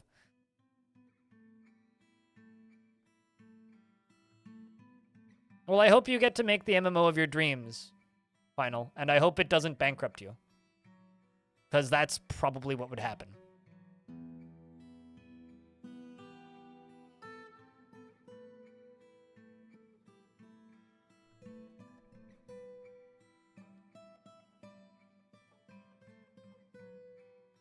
Just to try it out? Make a small game. Go download Game Maker or Godot or RPG Maker and go make a game. Go take part in a small game jam. You know, use a bunch of pre-built assets. Go make something cool. Like my stream team just hosted a game jam. If you type in ! Game Jam, you can go play the games that were made as part of it. And I plan on making a video promoting some of them.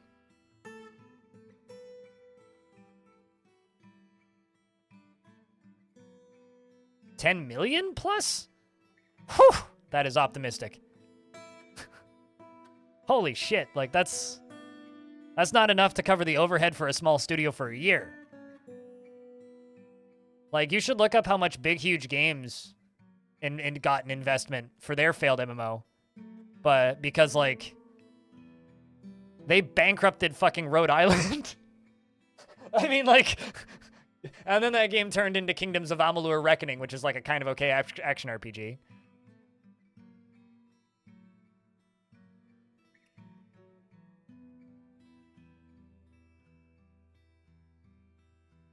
Like, look at how far Star Citizen has gotten.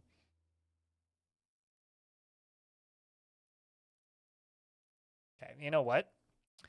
I'm going to remove every single one of these dwarves from the military for right now, and I'll just put them back in when I want them to train next, because right now we're having uniform conflicts.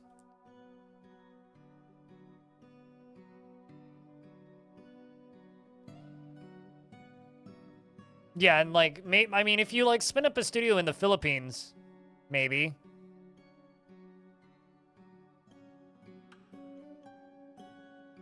No, there's nothing wrong with trying to make games for a living. But trying to make games for a living is like trying to make art for a living. You shouldn't expect to be wildly successful financially, right? You should expect to fail and plan accordingly. Have a backup plan. You know, it's like starting a private business, but like a significantly more risky, right? It's like saying, I'm going to go stream video games for a living. It's like, no, you're not going to, but you could go stream video games. And if you enjoy it, and if you gain a bit of an audience, there is the potential there that it could turn into something. But I streamed for fun for a very long time before it became anything.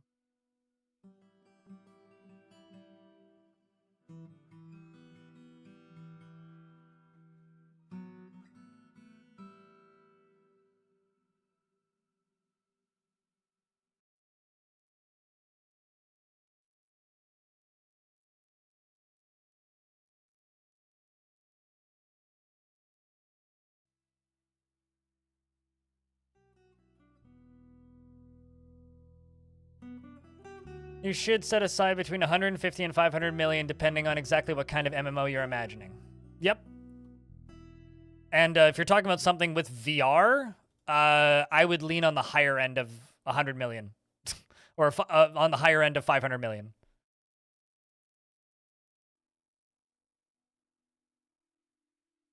Because VR is expensive, because those assets are expensive. Cost would be 1.8 billion, and you would never make that back. You'd never even come close to making that back. You'd go bankrupt before you even, you know, but you'd enjoy it. Why don't you focus your efforts on making a game that, like, could actually be successful? Or, you know, do more than just be something that you enjoy. But I digress. This is just a weird conversation to me. Especially because you've now finally agreed with me, which is that it wouldn't succeed. So I guess I will take my W and move on. Yeet. Hello, Hobo.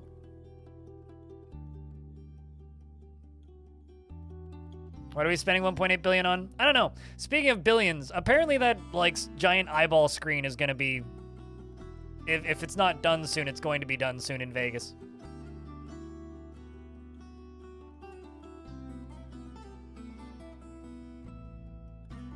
I'll say this. I've made my point, I guess. And yes, you did.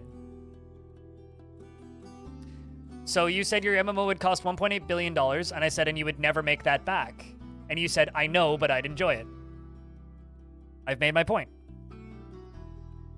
You agreed with me that it would fail. Because never making the money back means it would go under before. I give up.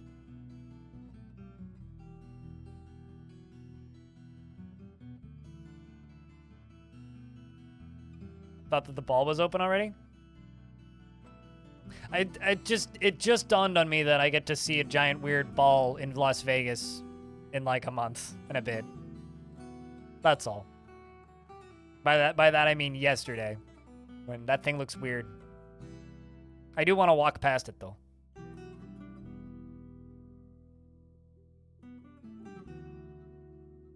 Pretty much yours, like, and that's kind of like what this is. It's just like, it's always an MMO. Yeah, it's always an MMO. It's always an MMO.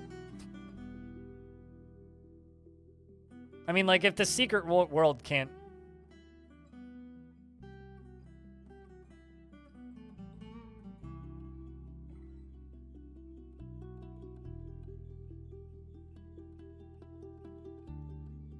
You know what would actually happen if you blew $2 billion on a partially VR MMO? Is people would grind through all the content in like 3 days. And they'd be over.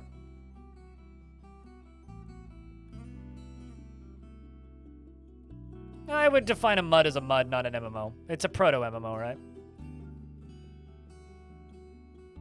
I mean, Vegas is an absolute monstrosity, so obviously it suits it. Option for VR? Option for VR just balloons your cost of development by An order of magnitude. That's all that that does. And option for VR still means you have to develop the game for VR. Well, then you worked on a mud. Hi, old. I'm blind.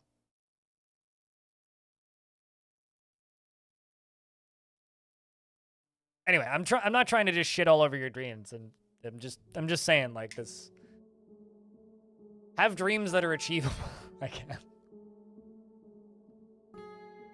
But you know, you live your life.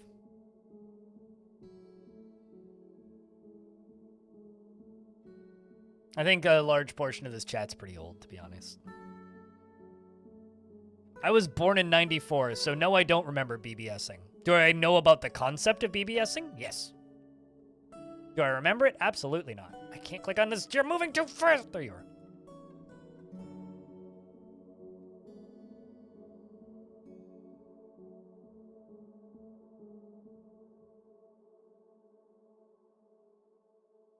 You know, actually, like, this whole pitch just does kind of sound like the metaverse, doesn't it?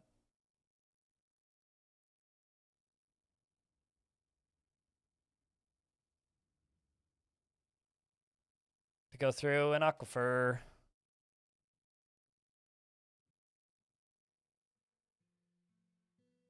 Which I kind of really don't want to do right now.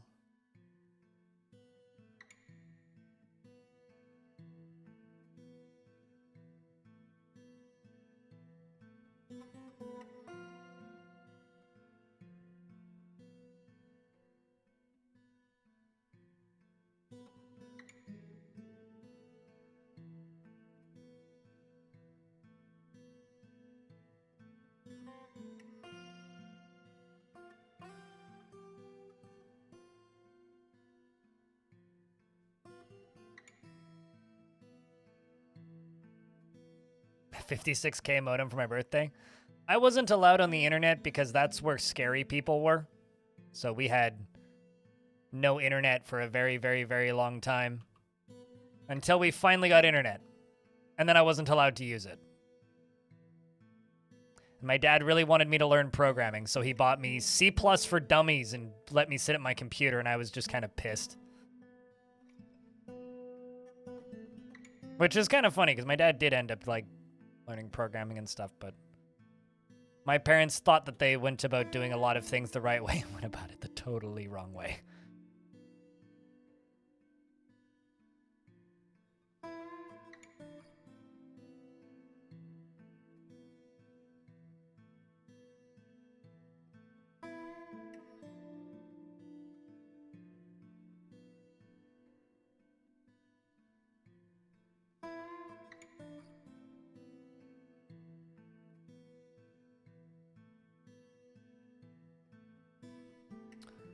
All right.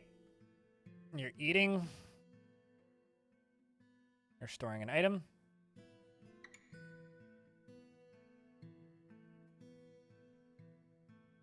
Mighty Doom thingy? I don't know what that is. What's Mighty Doom?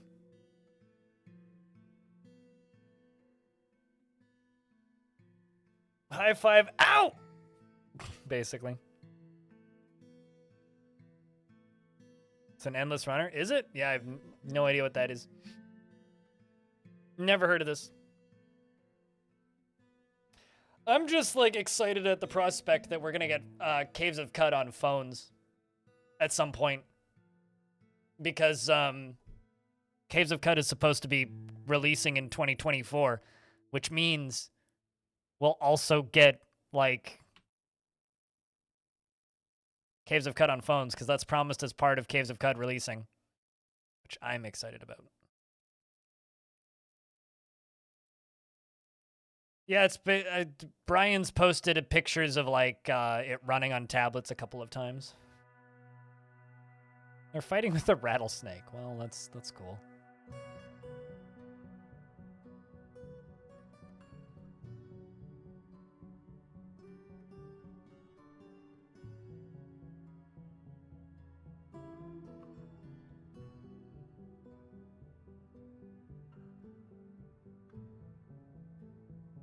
Why did you just mine that single tile and then leave, Dwarf? Oh, you got thirsty. Great.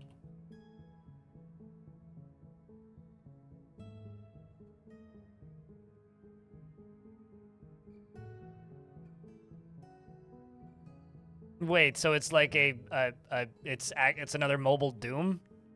As in like Doom Doom? Not just Doom, like Doom Doom?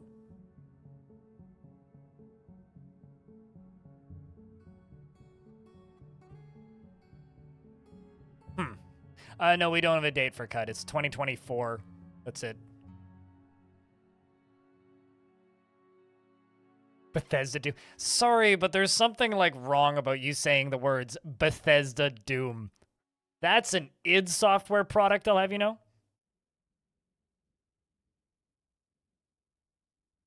Oh, huh. It looks like a pop figure.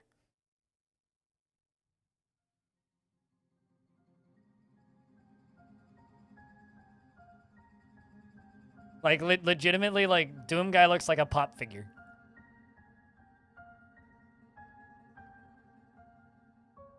Huh. Okay.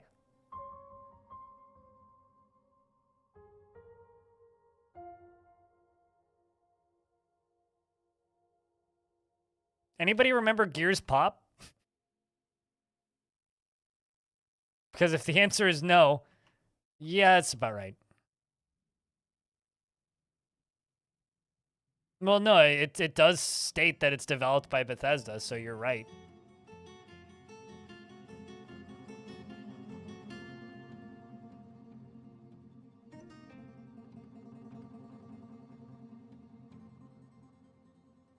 So, chat room, I've been streaming for 8 hours, and this fortress is admittedly very slow because I only have 10 dwarves, and now we're not even getting migrants. Although, actually, I have 7 dwarves because 2 of them aren't usable and one of them's a child. And his parents are dead. Or her parents are dead, rather. So, I think... Burn it? No. I think it's time for us to call it on Dwarf Fortress today and swap games. The question is, what game do I swap to? I will fix this later. The question is, what game do I swap to? That's the question. I'm thinking either starting a fresh playthrough of Zero Sievert or playing more Rings of Saturn. Delta V. What do you think, chat? But if you want, you guys can say goodbye, YouTube. Because we'll be returning to this fort at a later date. Next week sometime. The game's awesome. You don't regret it at all? Hell yeah, dude. There will be more videos from that playthrough. I need to edit it, though. I stopped editing that playthrough because I went to go edit that Arch Crystal video. But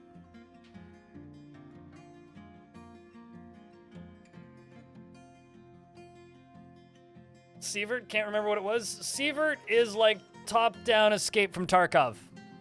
Well, pixel art dudes, but Escape from Tarkov.